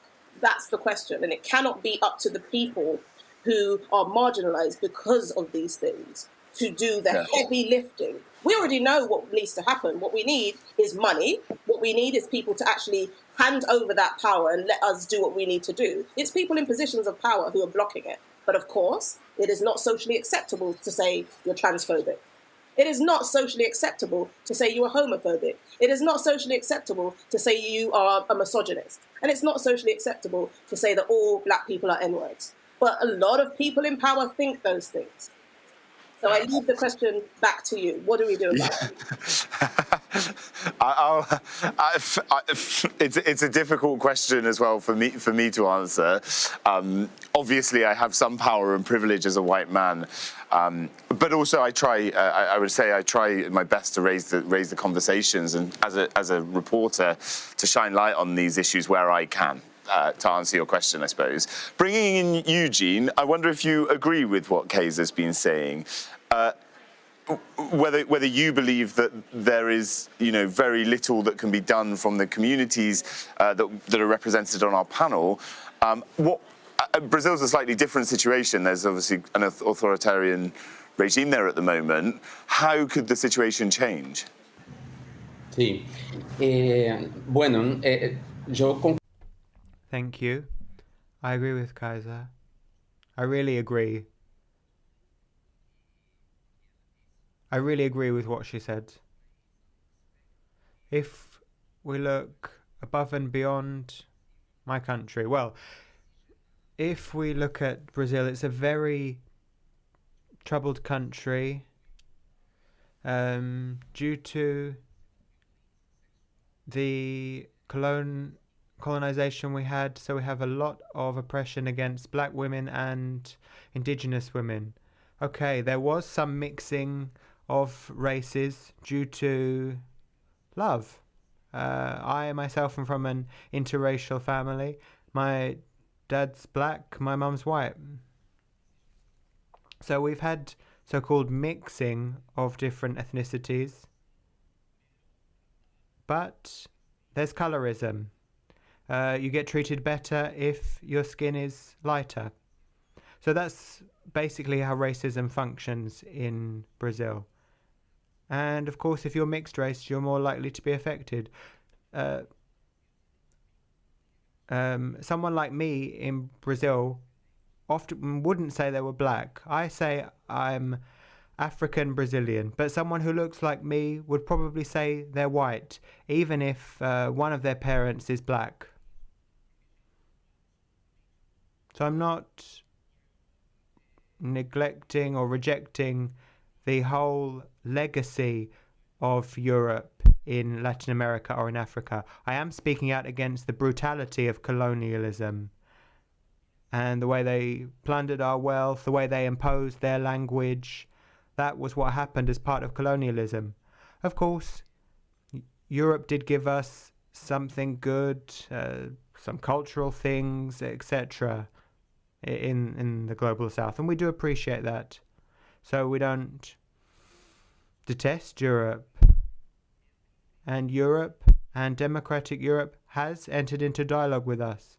But I agree with Kaiser that we can't leave the problem of racism and the problems of migration and the problems of homophobia and transphobia in the hands of the victims. You can't put that at the door of the victims.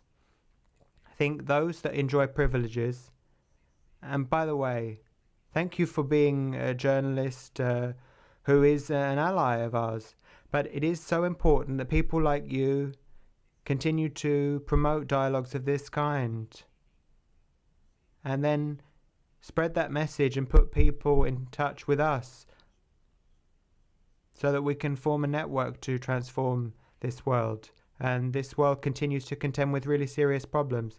If I look at Brazil, yes, we do have an authoritarian government at the moment. I would call it proto-fascist in nature.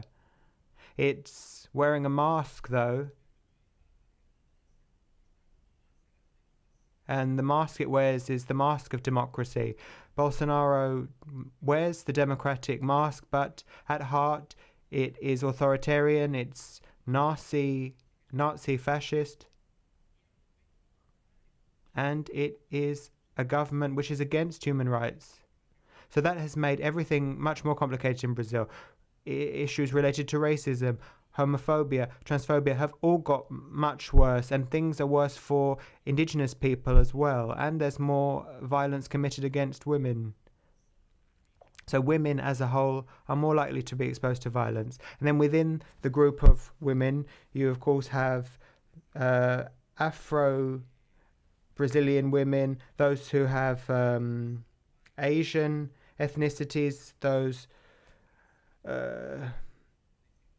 women have more vulnerabilities than other women. Thank you. Yeah, and this is to what Kaiser was talking about intersectionalism as well, and intersectionality, and needing to look at things in such a broad perspective. I'm going to bring you, Rayhan, back in here because what we're hearing in these discussions surrounding racism, which is obviously extreme in Europe, in Brazil, there are massive problems. But it's kind of, a concentration camp is all the way to the end of, where race, it's as bad as the sort of racism can get once people are in concentration camps.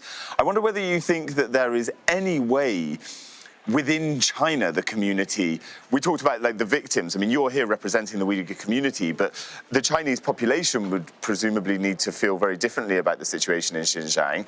Is there any chance of that? Is there any chance of the Chinese people changing the way that their government is treating people in the Uyghur community? Yeah, thank you so much. And I noticed that in different kinds of groups, obviously there's so much similarities when it comes to oppression or how the state deploys methods of oppression. But when it comes to China, it is incredibly powerful. It's a total surveillance state. It censors any form of information. By doing so, the citizens, as you said, Chinese people, some don't even know what's happening in Xinjiang. Or if they do know, they've been given very different kinds of information. That is, Uyghur people are the troublemakers. Thereby, the state is implementing a set of tools and mechanisms to control this region, which is a troublesome to begin with. And I think that only fuels the racism against the Uyghur people.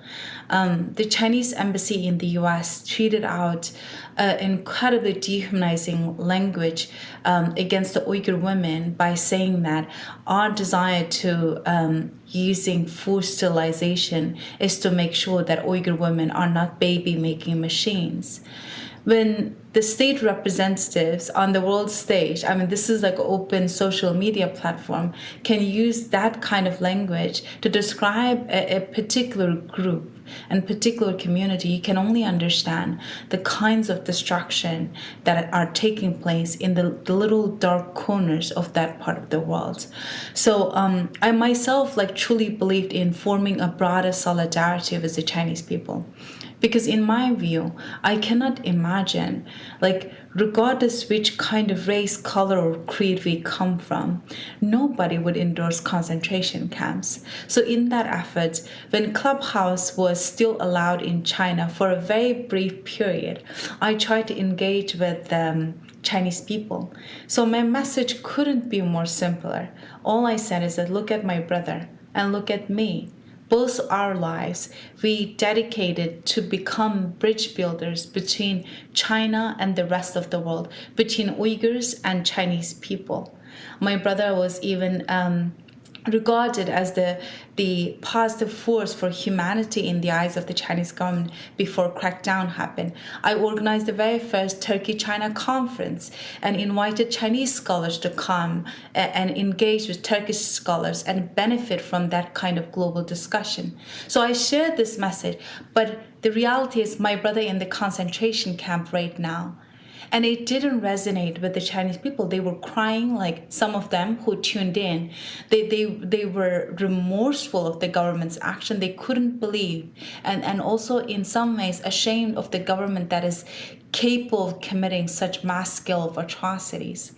But then what happened was within days, the Chinese government shut down Clubhouse to cut off that kind of communication or even avenue of forming solidarity. So that has been very difficult. And last thing I do point out is that when a brand like Swedish brand H&M stopped sourcing from the region, the Chinese government actually used online attacks and really mobilized its citizens and fueled the nationalism to embark this kind of like attack against H&M. So it's actually not only preventing us to form solidarity, but also fueling nationalism against, like, you know, between people or different groups or international community to make sure that this crisis continues. So that's very difficult, and that is a reality. This is why I think international solidarity is incredibly important. And I do want to ask every world leader, please, in your engagement with the Chinese government, do highlight this. We do want China to be on the world stage. We're not rejecting that. But what we are rejecting, a country that is currently locking millions of people in concentration camps and reaching that extreme form of racism, but also exploiting their labor in the global market. Thank you. I mean, it's a powerful statement. It's a powerful statement you make. We've not got much longer left on our time, so I'll just come back to you, Soraya, just very quickly. If you can give us a comment about trust, because the reality with the Roma community is I think that they do not trust the structures of government in Europe at all. How could that situation change? Really quickly, if you can. Yes, I will try to be quick. I demanded a Truth and Reconciliation Commission in each country. There should be a commission working against anti-Gypsies. But to create trust, the persecutor have to reach out their hand. As Kajsa said before, I cannot solve the problem because I am the one who is persecuted. And I cannot do more than ask for equal... that they will respect my human rights, which is very much, I mean, it's old now. It's old, it's like since 1948. And, I mean, Roma people are trying. More and more of us are getting educated and trying to be employed at works, not only concerning Roma, but it seems that, and I must say, during my time in the European Parliament, I managed to change the view on how they in the Parliament and the EU Commission looked at Roma, because before they were looked as a social problem of Europe. And I managed to change it to be a rights-based approach. So that's a victory, because then we can speak and talk from the right angle. And to create trust. I mean, my mother was forced sterilized after she was giving birth to me and my brother. The last forced sterilization in Sweden was 1974. So to create trust means they have to reach hand. They have to do as Kajsa said. They have to ask themselves, what are we doing wrong? Is this what we want? Sorry, Soraya, I feel absolutely terrible stopping you on that point. It's a really important point you make, but unfortunately we're running out of time. So I just want to say a huge thank you to Jean, Rayhan, Soraya, and to Kajsa as well for speaking openly, to having these challenging conversations, to bringing your own personal experiences and personal views as well. I promise, as I said, that I will continue to try and use my platform to change the issues and to do whatever I can do. For everyone who's staying with us at the Global Progressive Forum 2021, stay with us. We're going to have an interview with the former Brazilian President Lula shortly.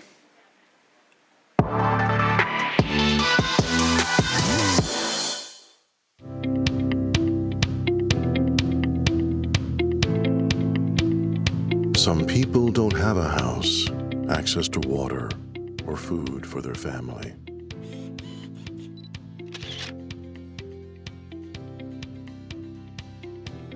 Some people have to flee their homes to escape war and persecution.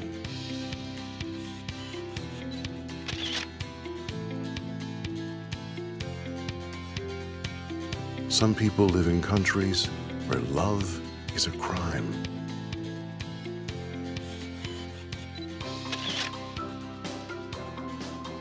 Some people don't have a job or a decent job.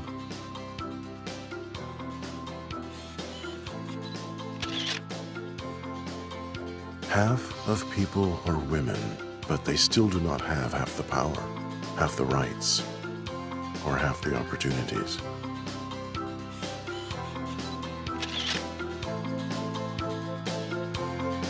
Together, we can change this. Global Progressive Forum. We focus on people.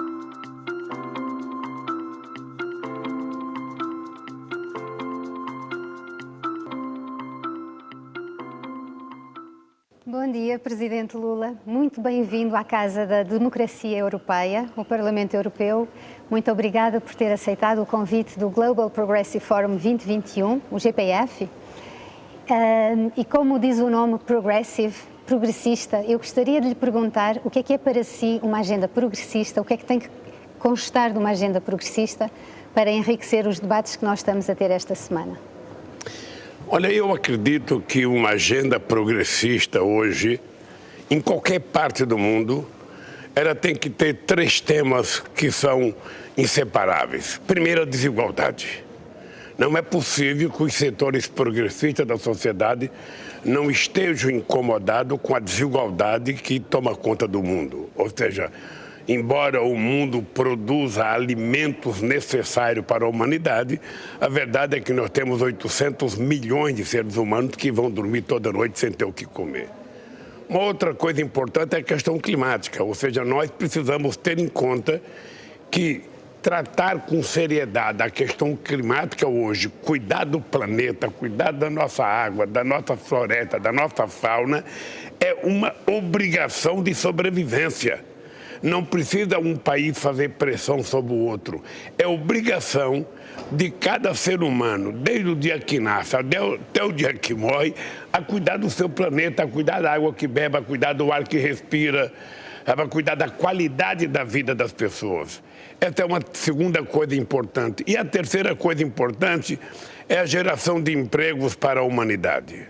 Ou seja, nessa loucura digital, sabe, que o século XXI está nos proporcionando, é preciso que a gente discuta como nós vamos gerar emprego para atender aos milhões e milhões e milhões de jovens que todo dia atingem idade para trabalhar e que não têm emprego, passam a perder a esperança e vão ficando desesperados.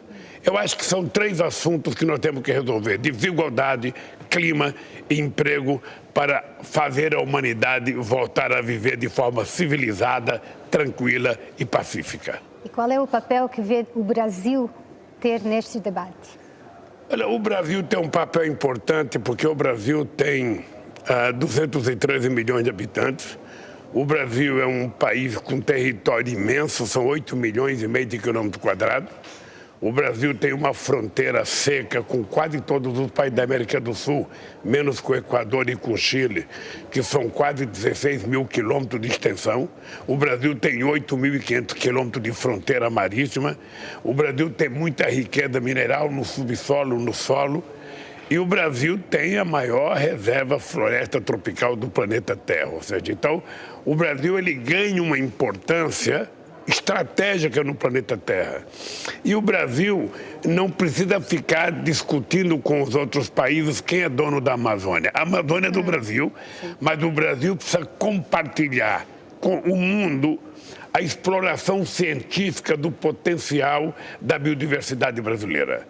Se é verdade que as florestas subtropicais hoje representam um equilíbrio no planeta Terra, nós temos que compartilhar com o mundo esse nosso país, para que o mundo possa pesquisar e nos ajudar a desenvolver a melhor política de desenvolvimento para gerar possibilidade de sobrevida das pessoas que lá habitam, sem a gente ficar querendo transformar a Amazônia num santuário da humanidade. É preciso explorar com inteligência, porque hoje a palavra crescimento econômico e a palavra desenvolvimento econômico está intimamente ligada à palavra ambiente. Então é preciso cuidar do meio ambiente para que a gente possa ter um outro modelo de desenvolvimento e nesse aspecto o Brasil pode contribuir muito com a humanidade. É interessante o que está a dizer, porque efetivamente na Europa muitas vezes se opõe o debate ambiente e emprego, crescimento económico e respeito do meio ambiente. E é interessante ouvir nas suas palavras que considera que não são incompatíveis. Não são incompatíveis, pelo contrário. Ou seja, hoje você não pode pensar em crescimento econômico, sabe, sem pensar na questão ambiental. O que é preciso é que a gente pense num crescimento econômico sustentável, em que a gente possa gerar empregos, possa gerar riqueza e, ao mesmo tempo, preservando o meio ambiente que nós vivemos. A manutenção dos ecossistemas, a exploração da biodiversidade tem que ser considerado um fator econômico. Nós não precisamos destruir para construir outra coisa falsa. Ou seja, eu hoje acho que ser progressista é ser ambientalista. Ser progressista é ser humanista. Ou seja, ser progressista é falar um pouco com o coração e um pouco com a razão. Ser progressista é ser solidário, ser fraterno, falar mais em amor, menos em ódio e mais em paz. Bonitas palavras que me levam a um tema que vai agora a seguir ser discutido, que é o futuro da democracia. Porque para termos paz, para termos crescimento económico, tendemos a pensar que o melhor sistema que o pode fornecer será o sistema democrático. Qual é a sua opinião sobre o estado da democracia na América Latina, no seu próprio país, mas também olhando para nós na Europa e para o resto do mundo? Qual é a sua impressão? Eu posso olhar na minha vida política para falar de democracia. Se não fosse no sistema democrático, eu jamais seria presidente da República do Brasil. Se não fosse na democracia, jamais um índio como Evo Morales chegaria à presidência da Bolívia. O que é importante é que você tem que estabelecer um modelo político democrático, em que todas as pessoas têm igualdade e oportunidade de se organizar e de competir, e ao mesmo tempo você tem que ter uma economia democrática em que todos tenham condições de ter acesso às calorias e às proteínas necessárias à sobrevivência humana. Você tem que ter uma educação democrática em que a escola não seja separada para quem tem dinheiro e para quem não tem dinheiro. É preciso ela ser democrática. Os meios de comunicação têm que ser democráticos. Todas as pessoas têm que ter direito a ser ouvidas pelo meio de comunicação. Não é o dono do jornal ou o dono da televisão que é o censor. É preciso que a sociedade tenha uma participação, sabe, nessa democratização dos meios de comunicação. Então, a democracia é uma coisa extraordinária, na medida em que ela permite que eu diga o que eu quero, que eu faça o que eu quero.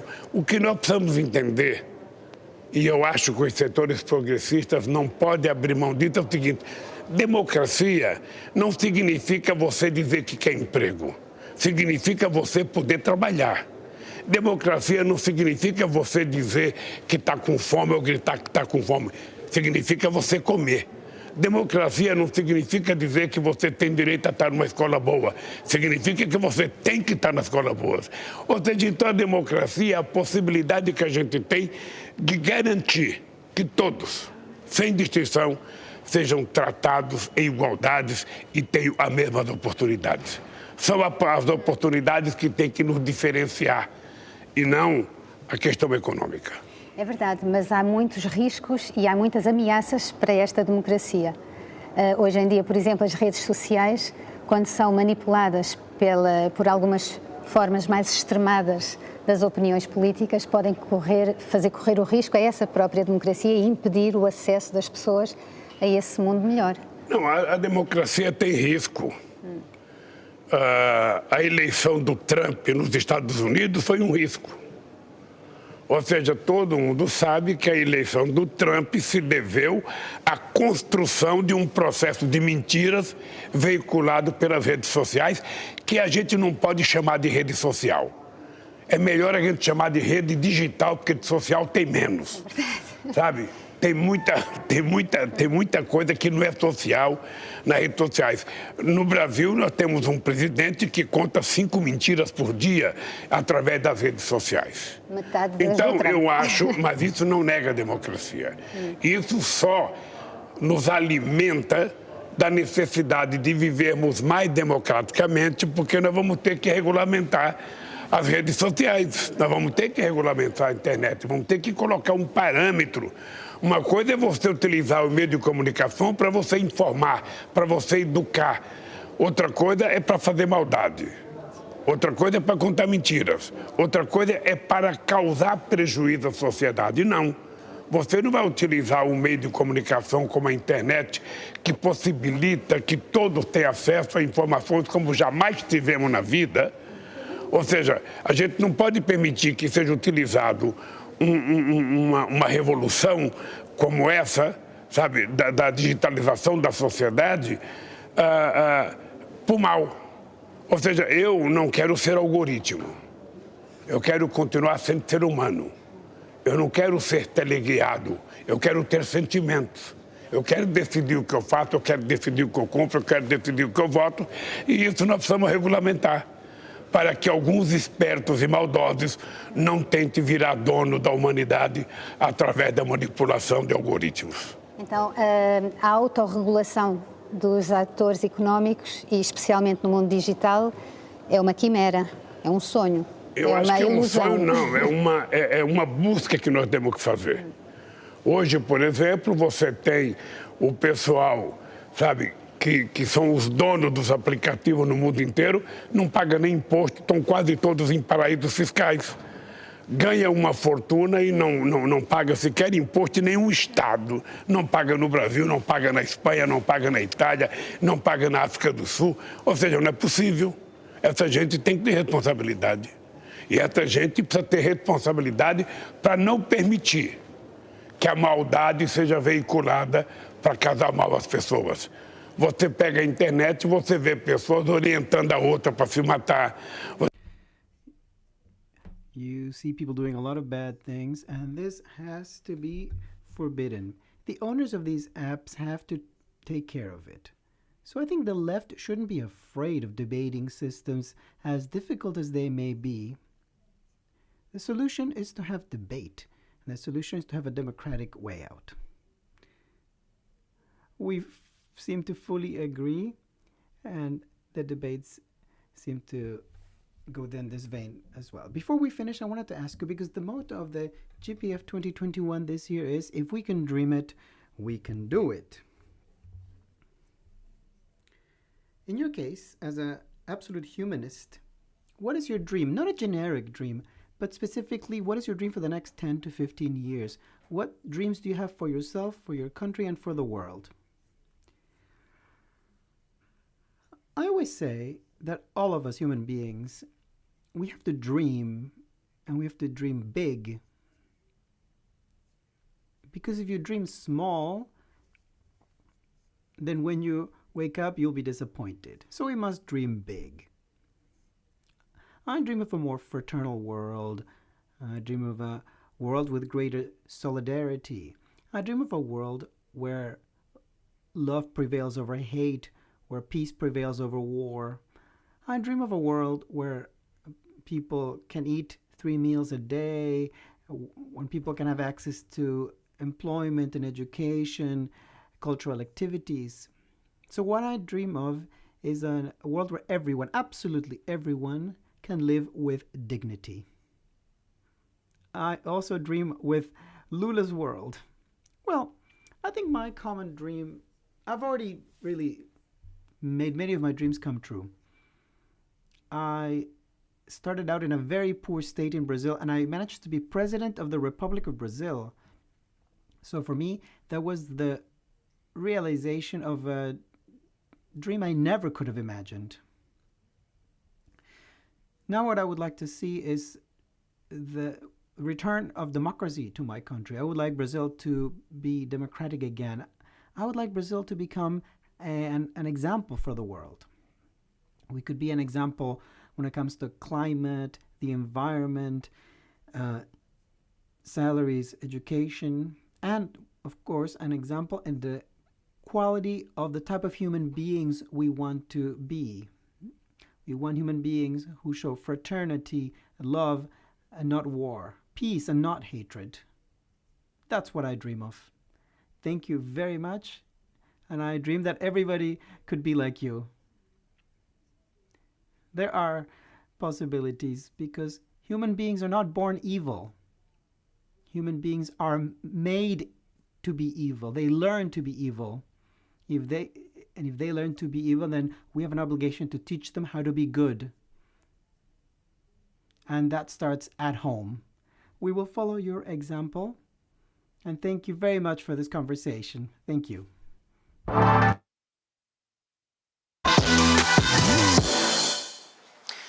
Welcome to this session of the Global Progressive Forum 2021. I'm James Cantor, a journalist, and I'm the host of the EU Scream Politics podcast. Our subject is the future of democracy, a subject at the heart of what we just heard from former President Lula. The former president talked about inequality, he talked about climate change, and he talked about the polarizing effect of social media. And Lula also made clear his dream, which is to regain his country's democracy. Now, preserving democracy, even regaining democracy, those are concerns that go well beyond Brazil. Democracy worldwide has been in decline in recent years, and that includes within the European Union. So our theme this evening is what the progressive response should be to these challenges and how we can make that response even more effective.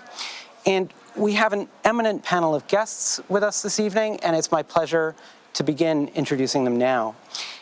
Andreas Schieder, you were elected to the European Parliament in 2019 for the Social Democratic Party in Austria. You're part of the delegation to the Conference on the Future of Europe, and you participate in the Special Committee on Foreign Interference in Democratic Processes. You've been a state secretary in the Austrian Finance Ministry, and you were your party's leader in the Austrian Parliament. Also joining us will be Hind al-Ariani, who is a journalist and activist from Yemen. Among her achievements is to have helped mediate the release of Yemeni Baha'i hostages. She won Arab Woman of the Year Award in London in 2017. She now lives in Sweden, where she's working with the Internationalisterna, which is a Swedish association that promotes social democracy. We're also joined by Modi Intembe, an activist who leads a variety of associations, including the Migrant Women's Network in Belgium. She's also a coordinator within the European Network of People of African Descent.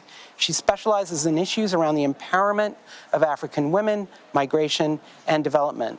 And shortly, we hope to be welcoming Federica Mogherini, whom you will all know as the Rector of the College of Europe and the former EU High Representative for Foreign Affairs. A warm welcome to you all, and to Mr. Schieder, who is with me this evening in the studio. And in fact, where I'd like to start is with what Lula had to say about democracy. My question, will democracy be preserved? Will it be regained even in Hungary and Poland? And how? I think in your question lies already an analysis, because it's not only about getting democracy, it's also to save democracy or to regain even. I think it's important to say, because we also had a period where, let's say, dictatorial states fail and democracy rise, but then we see also democracy can be also weak and also slice by slice abolished. And this is what happened in Hungary, in Poland. We also see it in other places, like in Brazil. We already had much more democracy than we have now. But to come to your question, what we also see is that these autocratic leaders come to an end in that sense that the European Union, the European institutions are very strongly answering and say, hey, stop, guys. This is against the rule of law. This is against our set of rules which we took for us. And secondly, also, that people are waking up and saying, hey, we did not only elect an autocratic leader, we also elected somebody who is corrupt, who is taking its bag full of money and putting all the state money into the bags of their friends, like Mr. Orban is recently doing also in Hungary. So I think this is the momentum where also change is coming from. So in Hungary, there had been 800,000 people participating in the pre-elections of the united opposition. There is a wind of change. I mean, that's the interesting thing, isn't it? In many ways, you could say that Europe has had limited effect on rolling back the authoritarian trend within Europe. What you seem to be saying is that elections may be the thing that really changes the situation. Yeah, of course, that presumes that they will leave office. European Union, European Parliament can make pressure, but at the end, it is an issue which has to be solved by the people by the elections. Indeed. Right. And with the hopes that there's a peaceful transition of power. Now, may I ask, Hind, do we have you on the line as well? Yes, I am here. Ah, terrific. Hello. Very nice to have you with us. Thank you for having me. Hind, as you've heard, we've been talking here about sort of preserving the EU brand as being that of a club of democracies. I wanted to ask you, how important is this democratic brand, not only here, but as an example to the rest of the world, including to pro-democracy forces in the countries of the Middle East? Yeah, thank you for having me. Of course, it's very important when, in general, powerful countries have democracy. Because I will give you an example of the opposite. When Trump was the president, he used to support dictators in the Arab world. He doesn't care about democracy or equality or human rights. So at that moment, we didn't have any hope that he would put pressure to release the activists or human rights defenders in these countries. So this is an example of how it makes difference. And also when there is a country that have democracy, a powerful country that have democracy, they can also support the organizations, fund the organizations that is supporting democracy in these countries. So these are some examples of how they can have impacts. Modi, can I turn to you? Do we also have you on the line? J'essaie de voir où est-ce que je peux. I'm trying to see how I can turn on my microphone. Open your microphone. Modi, are you able to hear me now?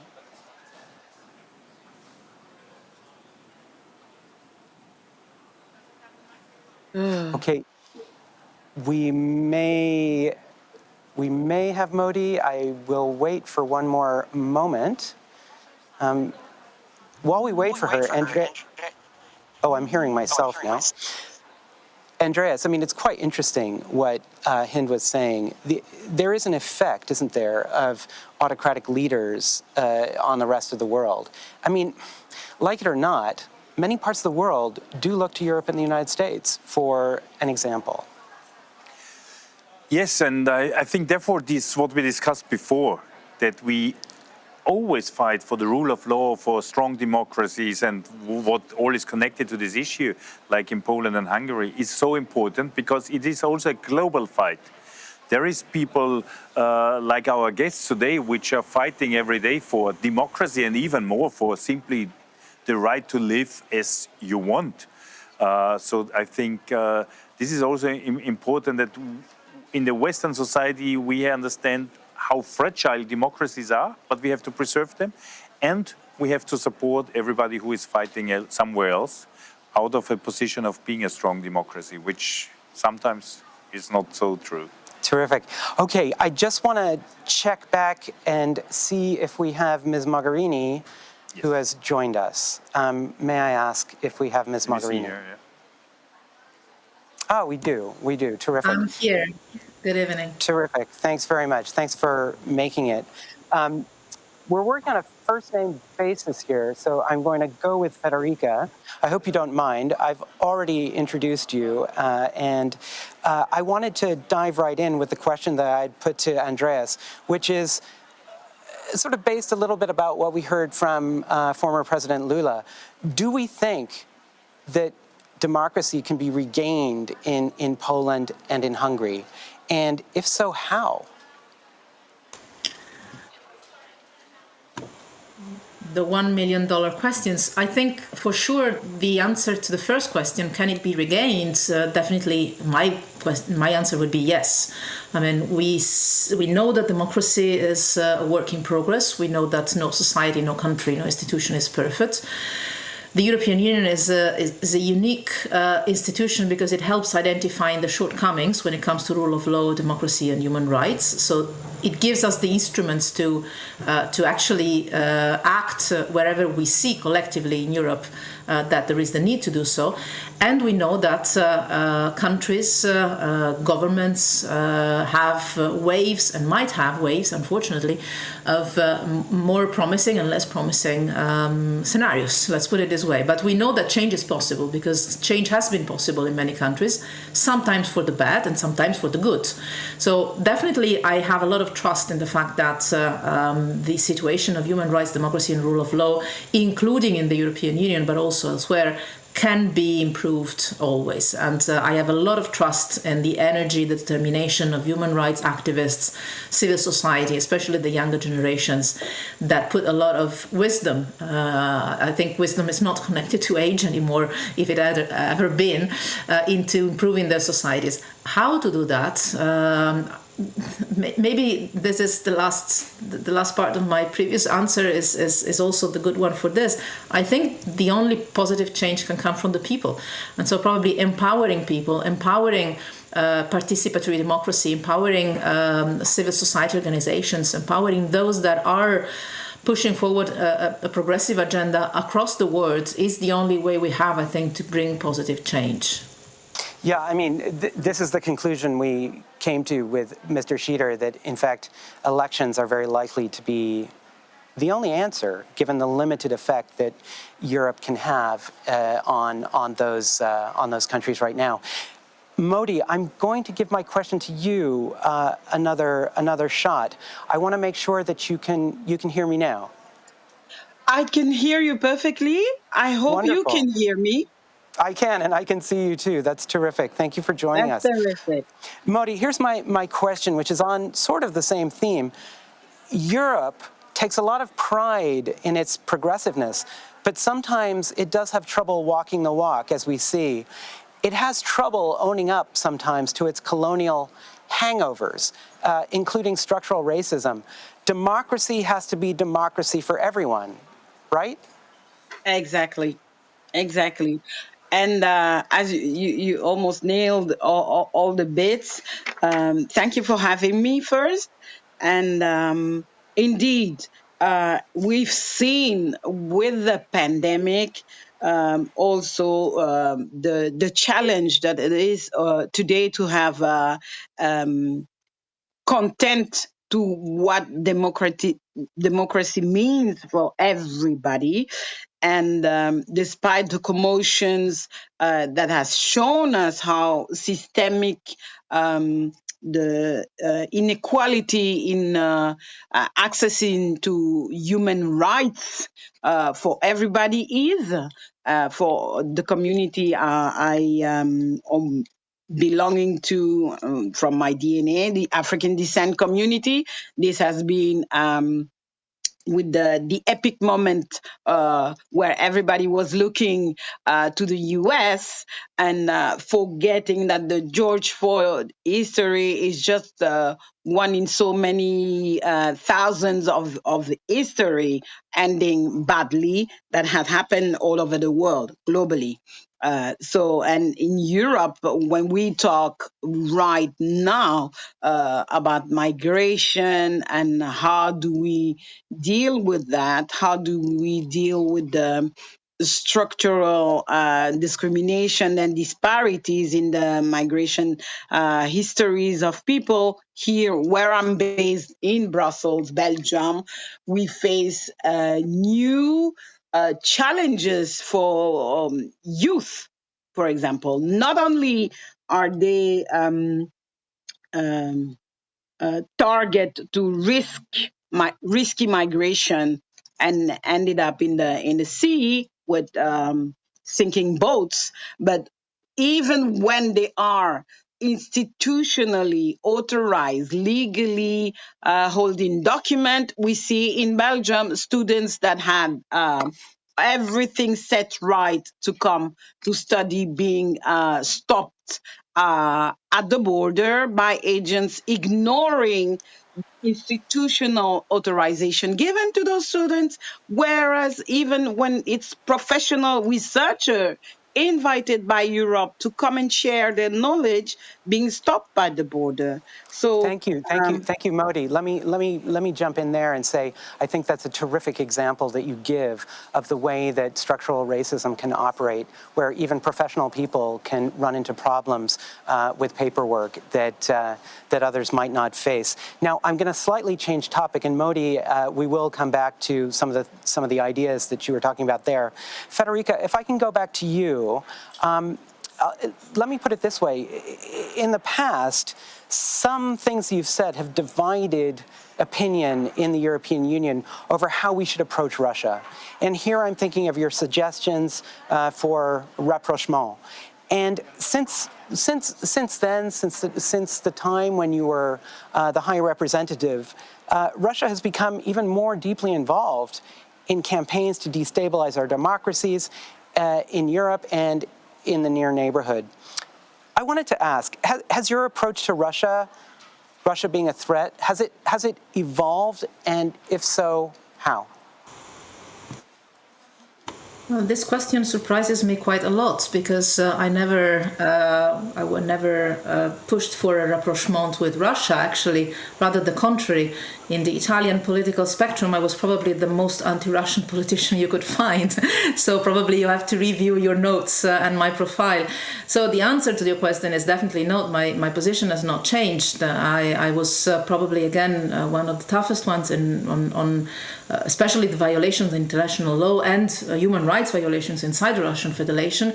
Before I became High Representative, when I was High Representative, and the same stands today. So again, I don't see the reason for your question. Another thing is to say that somehow there are some areas of cooperation with Russia that is in our interest, not only as Europeans, but I would say as a global community, to preserve. I give you an example. When we were negotiating and then saving the Iran nuclear deal, Russia was a key partner to do that and played a very constructive role. When it comes to climate change, or when it comes to, for instance, people-to-people contacts, the number of students from Russia that participate in the Erasmus program, for instance, I think that these are positive examples of things that make sense to keep working on with Russia. But let me be very clear on this. My position on Russia has never been that of promoting a rapprochement. On the contrary, I was first foreign minister and then the High Representative introducing the sanctions on Russia that are still in place. So again, you might confuse me with someone else. So what's undeniable is that your appointment created a great big split in especially among the Baltic nations that certainly had, I would say, a certain caution about the appointment at the time. And, I recall that thinking, well, how does one really confront Russia? I mean, it's not an easy question. Now, Andreas, can I get your view on the kind of threat that Russia poses, and whether we've been a little naive in Europe about these various threats? I think, so I'm in this investigation committee, a special committee of the European Parliament, where we look on disinformation campaigns and these kind of things. And of course, Russia is one of the sources for disinformation campaigns, especially in areas where anyway it's already complicated. And because the idea of disinformation sometimes is not following one goal, but is simply to create chaos and to make things more complicated. So on the Balkans, we see a lot of Russian disinformation. What we have to see also, it is also sometimes coming from other areas, China, Turkey, Arabia countries. So I think we have to take it as European Union extremely serious, especially when we want to protect elections and other things, where in the social media is coming up. But I want to also underline what Federica just was saying, because while speaking a clear language on diplomatic and human rights issues concerning Russia, of course, what we also need is some channels where we can still discuss. Maybe it's with the civil society, with other ones. So as Russia is also a global leader, I think we need both. Yep. Clear line, clear also red lines where we say this we cannot accept, especially in international politics, but also some kinds of contacts and possibilities to speak about these positions. But to come back also to this disinformation, I think this is one of the big threats globally for democracy and for our societies, because it is really, really dangerous, and there is a lot of things which we can do. The one is to be aware of the problem. Now, disinformation and more broadly technology was one of the points that was raised by former President Lula in his comments before this session. And he really talked about it in terms of taming polarization, taming disinformation, and dealing with hate. He said rather memorably that he doesn't want to be treated like an algorithm. And we've seen over the years, over recent years, how, for example, data from Facebook can affect how we vote. And that's just one example. So, I mean, very broadly, there's just such a broad area here. And I think I'll start with Hind, if I can. I wanted to come back to you. There's another side to this. Social media has also been a lever for civil society to organize and fight for democracy in the Middle East, has it not? Hind, are you yes, there? I am here. Yes, of course, social media is my thing. And when we started during the Arab Spring, I was one of those activists who believed in human rights and in democracy and the hope that we can have democracy. And how we used to use social media to raise our voices, and we used to connect from different countries, the activists, and that's how I knew them. And we had like a group where it's a private group for us, and we used to talk how to support each other. So it wasn't just about one country. It was related to all the Arab countries that had this Arab Spring. But of course, after the fall of Arab Spring, now the governments, the dictators in the Arab countries, they are using the social media to catch the activists, also to spy on them. And I don't know if you heard about that, but for example, there was someone from Saudi Arabia working with Twitter, and he used that to spy on activists, and he was the cause that they arrested someone. So unfortunately also, when people write about something and use a hashtag, I don't know what they do because I'm not professional in this, but they manage to make this hashtag disappear from when you see it trending. So not many people would see it and would engage on that. And now people, they can't even, when they use fake names on social media, they also still feel scared that the government can find out who they are. So it's not as before. Even right. It's almost as if technology has become a new tool for authoritarians. Modi, if I can jump to you, I guess I would put it this way: social media, plus or minus, it seems so easy to weaponize social media against the most vulnerable in society. And I wanted to ask what your experience was and your assessment is. Well, that's where I really say this is a global issue, and the surveillance is global, despite whether we are on an extreme, radical, authoritarian government or the most democratic or freedom giving government. And as action, especially in human rights, and as an activist. That's where my background is, as an activist for human rights and equities for our communities, as well as for women. There's everybody has his own level of how social media becomes a step, a tool for moving forward or for moving backward, for giving platform to those speaking the truth or really reporting and giving solid and consolidated information of those spreading like propaganda or disinformation. This is really a tool that enables you to be, I don't know if you've heard of it, to stake and use a cancellation policy to some communities or some very strong activists that you want to shut down. Social media can be used for everybody, either to spread. Yeah, this is really interesting because I think what you're getting to the heart of there is how social media is an amplifier. It amplifies the good and it amplifies, quite frankly, the evil sometimes. Exactly. And for us as activists in human rights, that's also, excuse me. I'd just like to bring Federica into that. Federica, can I get your view on what we've heard so far on the social media technology democracy question? Social media, good or bad for technology, and is Europe doing enough to regulate it?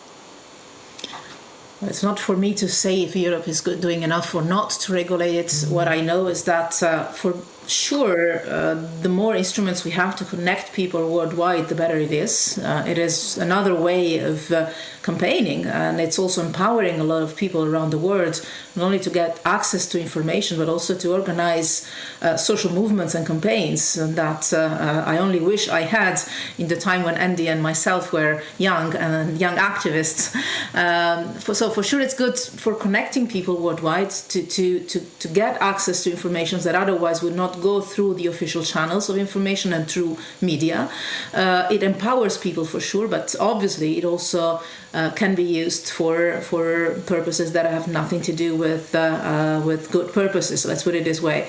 What I know is that not only on social media and the digital world, but also on technology as such, things like artificial intelligence, imagine all the huge domain of weaponization of artificial intelligence, for instance, there is a need for regulations and norms. And I believe that no one else but the European Union, with its normative power, can provide the global society, including the tech industry, some boundaries within which to understand what is allowed, what is not allowed, what is getting dangerous and can slip out of control. So I think that there could be and there should be a push within the European institutions with other partners across the Atlantic or elsewhere to try and make a systematic work on how to regulate not only the cyberspace but also the technological developments that might then develop into dangerous instruments, even in democratic countries. So, Federica, as rector, are you bringing that sort of coursework into the College of Europe? It's become such an important domain of our political lives. Absolutely. This is one of the subjects that our students study the most, the digitalization of all sectors. And in particular, as the College of Europe is a center of excellence on European studies, they study the European Union normative approach exactly to this field. So yes, indeed, this is one of the main fields they study in the different departments we have, taking it from the legal perspective, the economic perspective, or the social, political perspective, and even on the international relations and diplomacy angle, as social media and the digital world and instruments are more and more used also for digital diplomacy. So yes, indeed, they do study already quite intensively all the different aspects in which the European Union approach to the digital world applies. and potential developments in the future, yes. I saw Andreas saying, shaking his head, nodding his head, seeming to indicate, I wish we had these tools when we were young activists. Yeah, for sure, because I still remember when we had to send faxes, which of course, seeing nowadays what chance, of course, also having mobile communication is for political movements, for civil movement, for young people. And we see like Arab Spring and others, like also in Belarusian opposition, that they can organize through social media channels. So there is a threat by misuse, and there is a big chance also. But this is always what's about. So press freedom is extremely important, but on the other side also, of course, fake news attacks there is nothing which is only good or only bad, but I would also say we learned in the last years that, of course, especially as Modi was saying, spreading information, especially for those which get ghosted by the normal media or get ghosted by the state where they live on, minorities, civil rights groups, women activists, youth activists, it's extremely important to be there. And this is what you also see, and this is very positive. Now, Hind, I'd like to come back to you. You're living in Sweden, where the hard-right Sweden Democrats have been a growing political force in recent years. Can you tell us about the kind of work you're doing there with the Social Democrats to address those kinds of dangers and sort of associated trends? Yeah, as I said before, I believe in democracy, and that was the reason that I had to leave. And I paid. The reason you had to leave Yemen, yes. Yeah, to leave, and I paid big price for that, and I don't take it for granted. So when I came to Sweden, and I realized there is threat to democracy, and I realized that the right wing, they are reaching out to immigrants to make them vote for them, and they tell them things like, "We're gonna make." More work, for example, things that they want, the people are looking for. So I thought, and it's important, of course, to reach out to immigrants like me. I am also an immigrant, and I am not even Swede, but I have the right to join a political party and to also vote to a certain level. So I thought that it's important that to reach out to those who can vote and they have the same background as me, and to talk to them about the party, and not just that, also to deliver their messages to the party, to know what they need. And so it's like the link between them. Super, thank you. And Modi, if I can come back to you, we see the far right as a fairly powerful force in Belgium too, particularly in Flanders. How much a part of your campaigning and your advocacy is to do with the threat that they pose? Well, exactly, just like my predecessor just stated, is that the beast is big and has a multiform. And for us, it's really engaging in more equity on a daily basis for people, because what feeds extremism is people not being well, people not being into poverty, people being fragile in terms of economic fragility, health fragility, or any other access to what they see as essential to their well-being.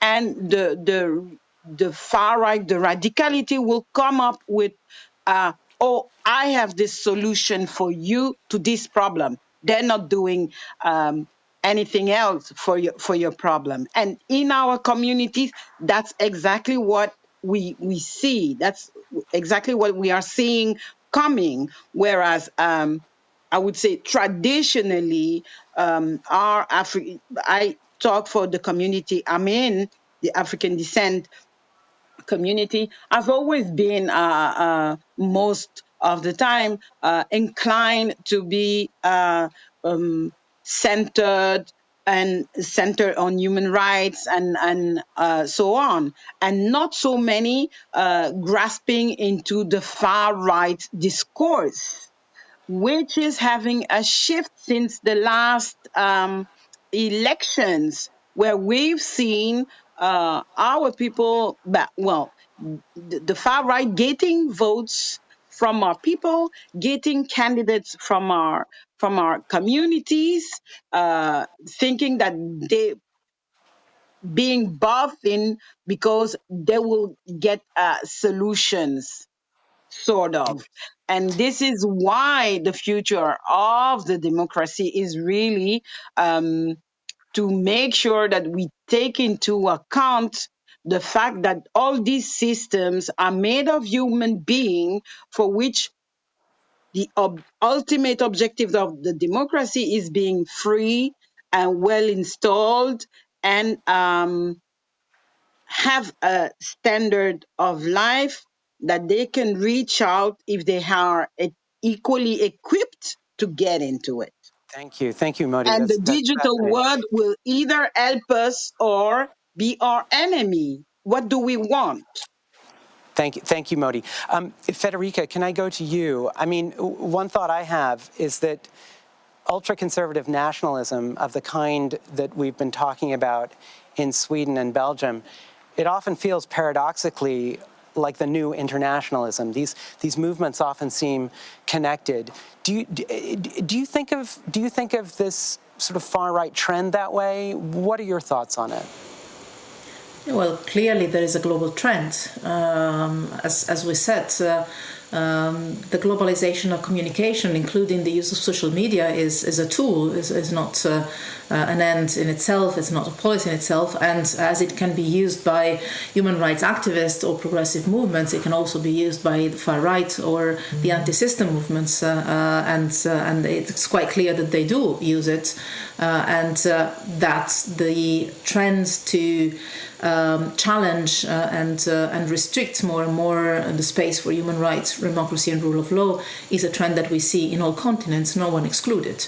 So clearly there is a connection on a global level. I'm not in the condition to say how much this is organized, and there is somehow an overall overlook to that, if there is a global strategy around that, or if it is a spontaneous movement towards I would say, disruption of the system.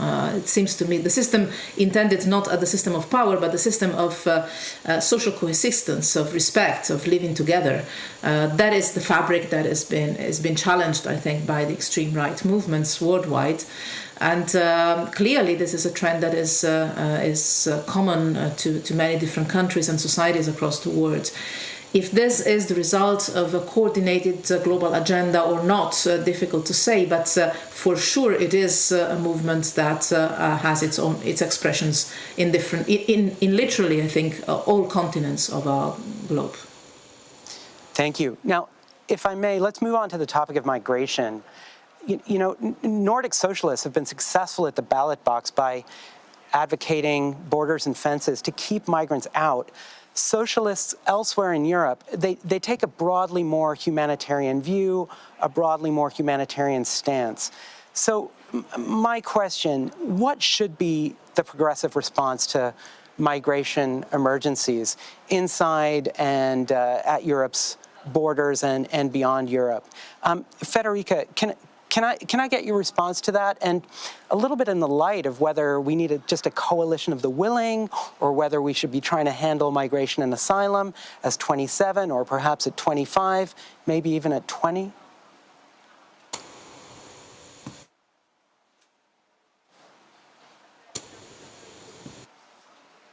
Sure, you hear me? I can hear you now. Were you able to hear me? Federica may have dropped out there, so Andreas, can I turn to you for your thoughts on that? Oh, you're...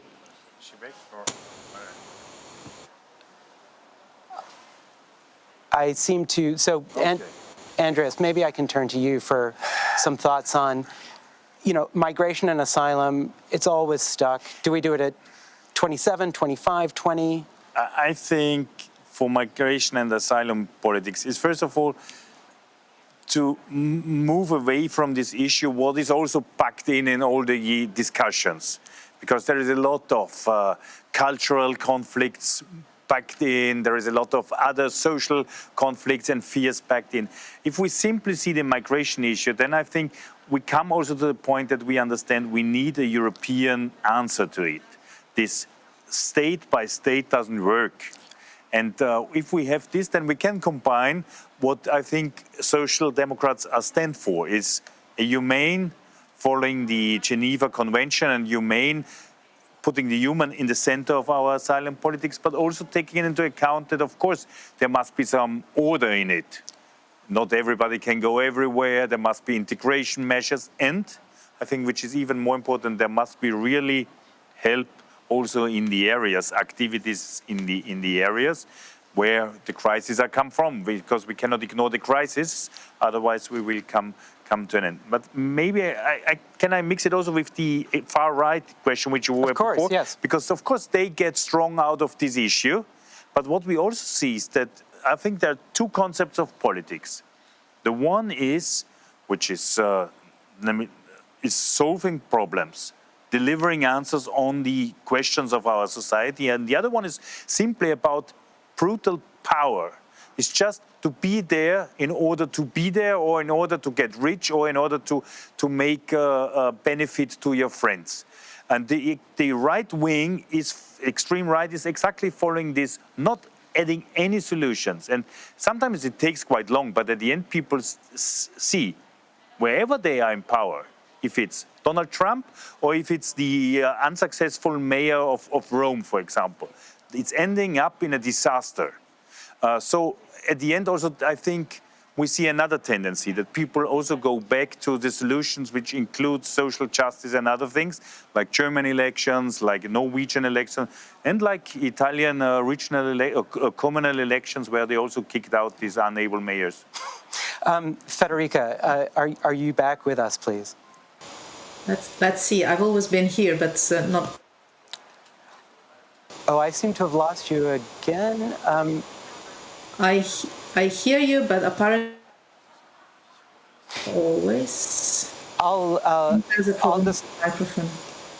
Now it's fine. Oh, now it's fine. Now you're there. Were you able to hear my question clearly about migration, whether it should be done at 27, 25, 20? It seems like my view is that a pan-European solution, it's not around the corner. But there are different elements to this. An element of coordination and common policy, external action of the Union, of migration. And do you hear me? Because I see my microphone off repeatedly. I don't know if... You are in and out. So while you sort out your microphone, or we sort out the problem from this end, I'm just going to jump over to Modi. Modi, we're talking about migration. You're a migration specialist. How do you assess where Europe is going on this question?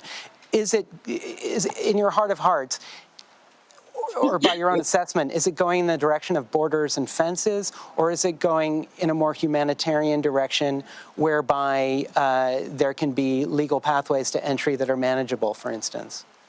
Well, I wish I could have a clear answer to that.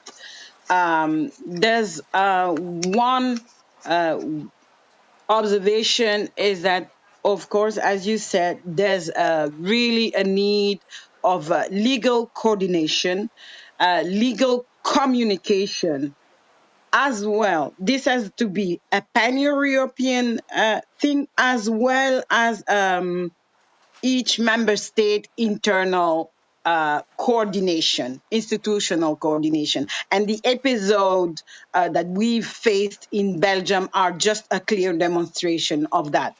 Whereas on a pan-European thing with the Schengen passport and visas that can be given to people at national level, at the entry of the country, something is going wrong sometimes.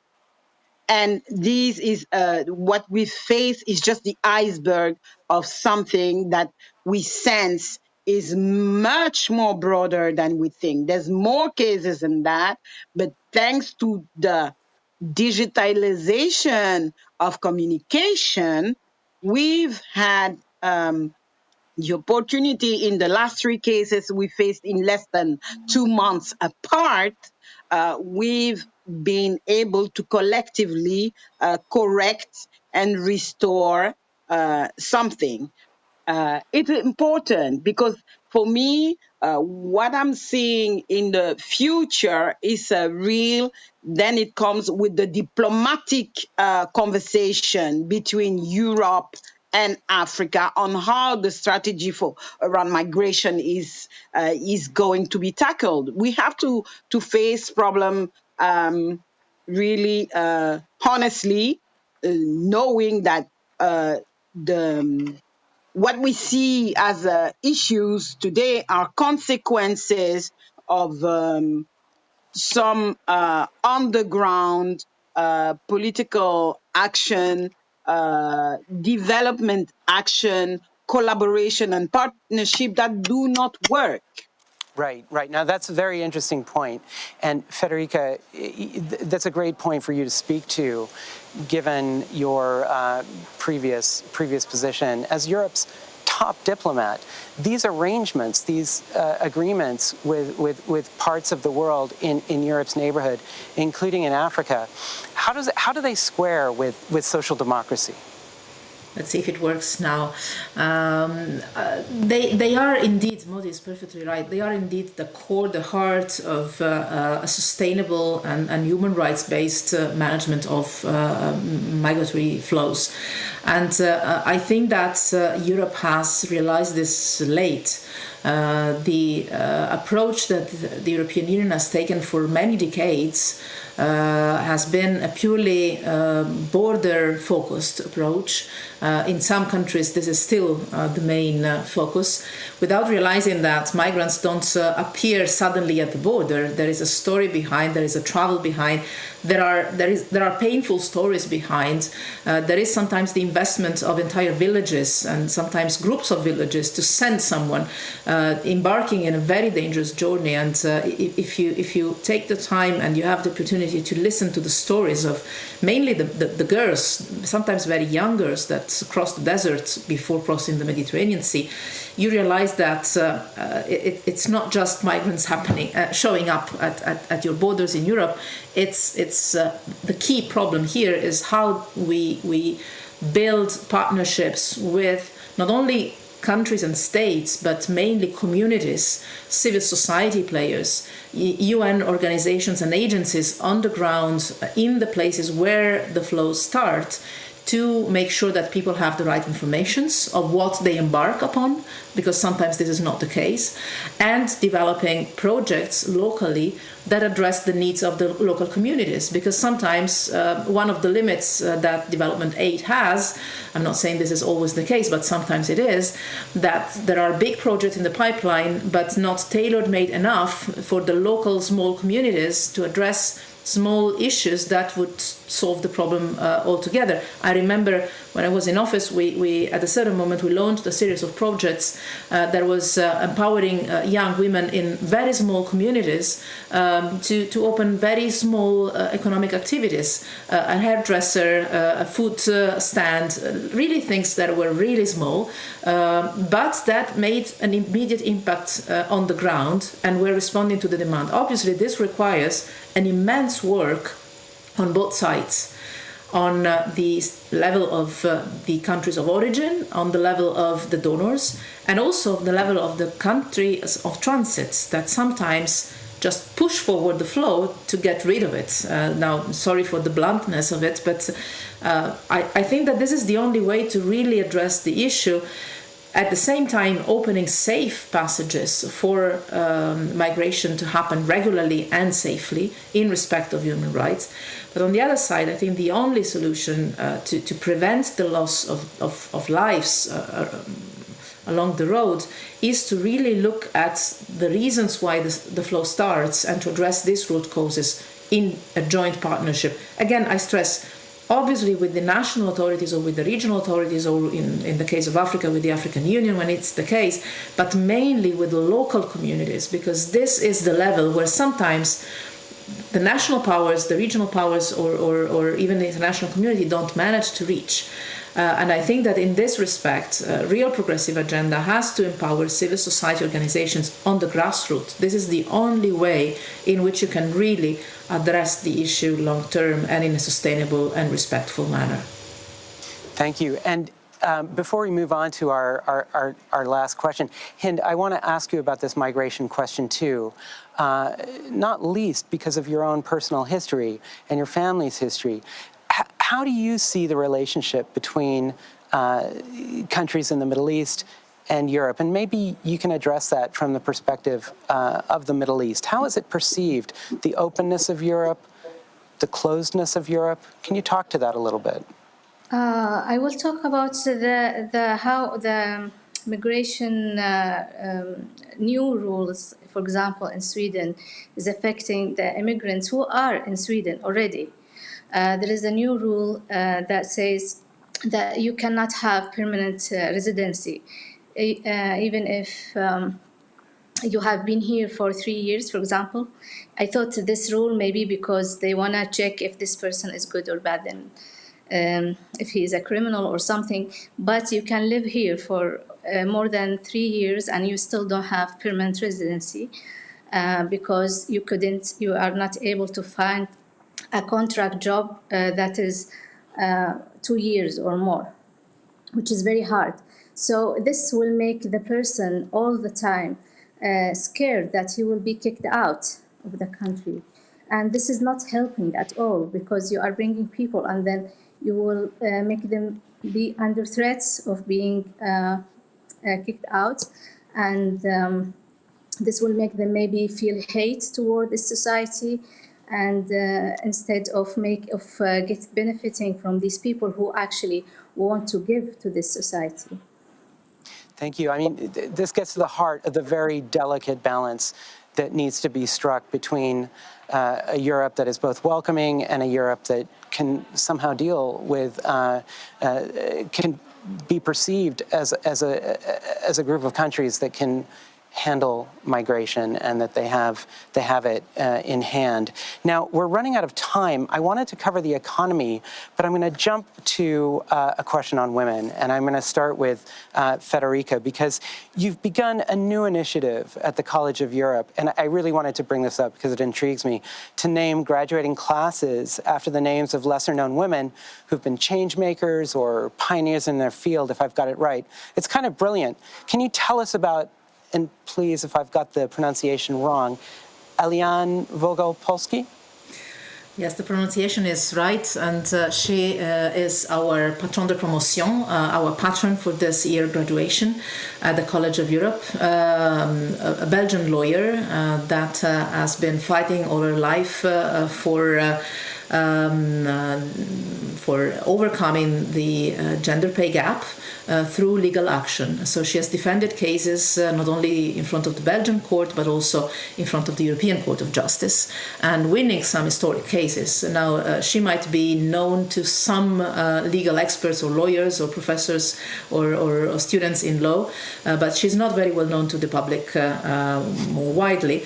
And I decided to choose her as our patron this year to show that you can indeed improve social Europe, and you can actually build social Europe, not only being a politician or sitting in parliament or being a minister or president, but also if you are a lawyer, if you are a professor, if you are an economist, that every field of action in your professional life can be used to advance a progressive agenda in this case, but in general terms, the European integration.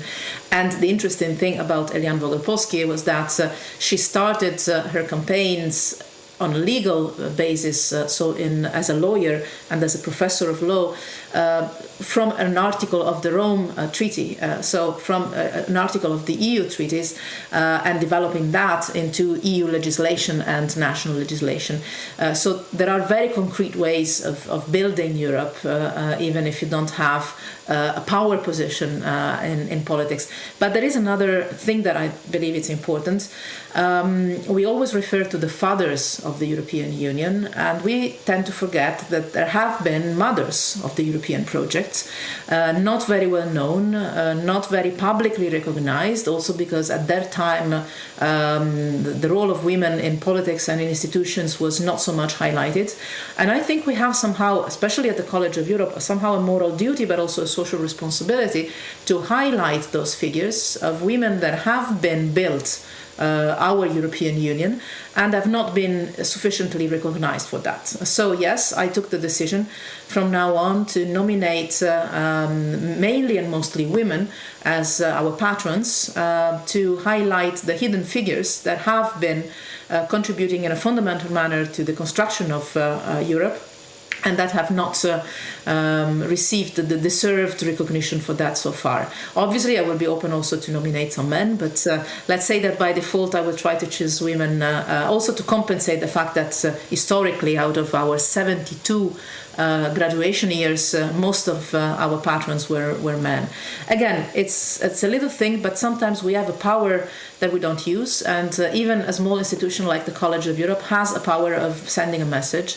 And I have to say, I followed in this an inspiration from our students. It was 2 students of last year suggesting Eliane Vogel-Polsky as patron. And also in this, I decided to innovate the method. And so instead of having this as a solitary decision of the rector, I asked all the students and the staff of the College of Europe to suggest names for the next patrons. It sounds extremely democratic. Fantastic. We've only got a couple of minutes left, so very quickly, Andreas, there's an increasing emphasis on closing the gender wage gap and making sure budgets positively affect women. Can you talk to that very, very quickly, the work that the party's doing on that? I think there is one headline above. This is, there is democracy only if it's not only a political project, it's also a social. So we need to speak about social democracy. I think this is extremely important. So then comes all this issue in social justice, gender issues, wage gap, minority issues, and these kind of things. And I think real democracy should not allow that there is any differentiation. And this is the point. And then there is a lot of, and that's why I like so much Federica's example also. There is a lot of steps on a lot of levels being taken, not only in politics, also in the field of law and other things. And this, I think, is very important. Terrific. We've just got a minute and a half left. So I want to ask Hind very, very quickly, what women might be role models for you for the kind of activism you've undertaken in your career? It might sound a little bit cliche, but it's my mom, because she wasn't allowed to go to school. And because there was only one school for women in Yemen at that time, and she wasn't able to leave to another city. So she protested, and then a woman who can read Quran, she taught her how to read Quran, and she read many books. So even though she has never been to school, Terrific. Thank you so much. And Modi, very, very quickly, we've got 15 seconds left. A woman role model for you. Yeah, same. It's cliche and it's not cliche. It's really my mother and the network of mother. I'm African, and we are born to a mother who gave us birth, but we belong to the mothers of the community, truly. And this until today, within this pandemic period, these set of network of women that surrounded me since birth until today, together with my mom, are fantastic. Super. Thank you so much. Thank you so much, Modi. We're going to have to close our session now. Many thanks to all of our guests. And I shall hand it over now to back to the Global Progressive Forum host.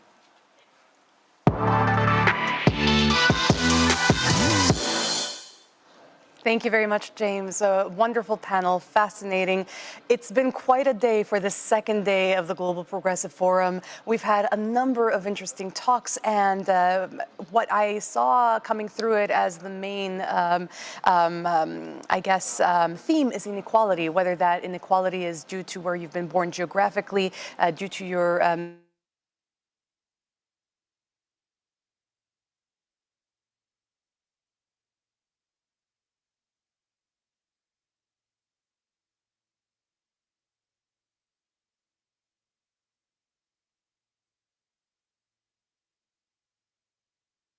representatives and political leaders and thinkers.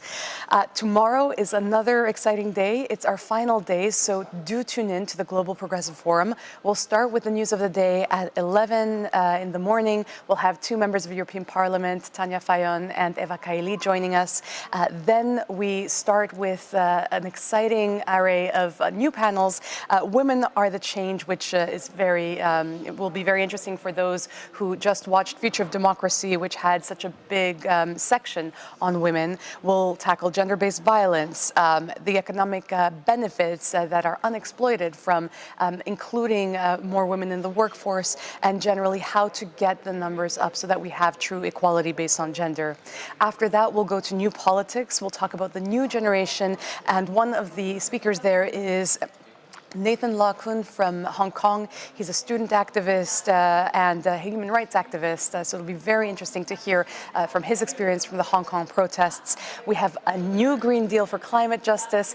COP26 has just finished. It's a very important and timely discussion we will have with another fantastic panel. And finally, we will end on the new social contract, talking with a lot of trade union representatives and other leaders who believe that we need a new covenant. It is time to have a better social contract for everyone so that we can truly live in an equal and fair society. Our poll of what is your progressive dream is still open on globalprogressiveforum.org, so don't forget to vote.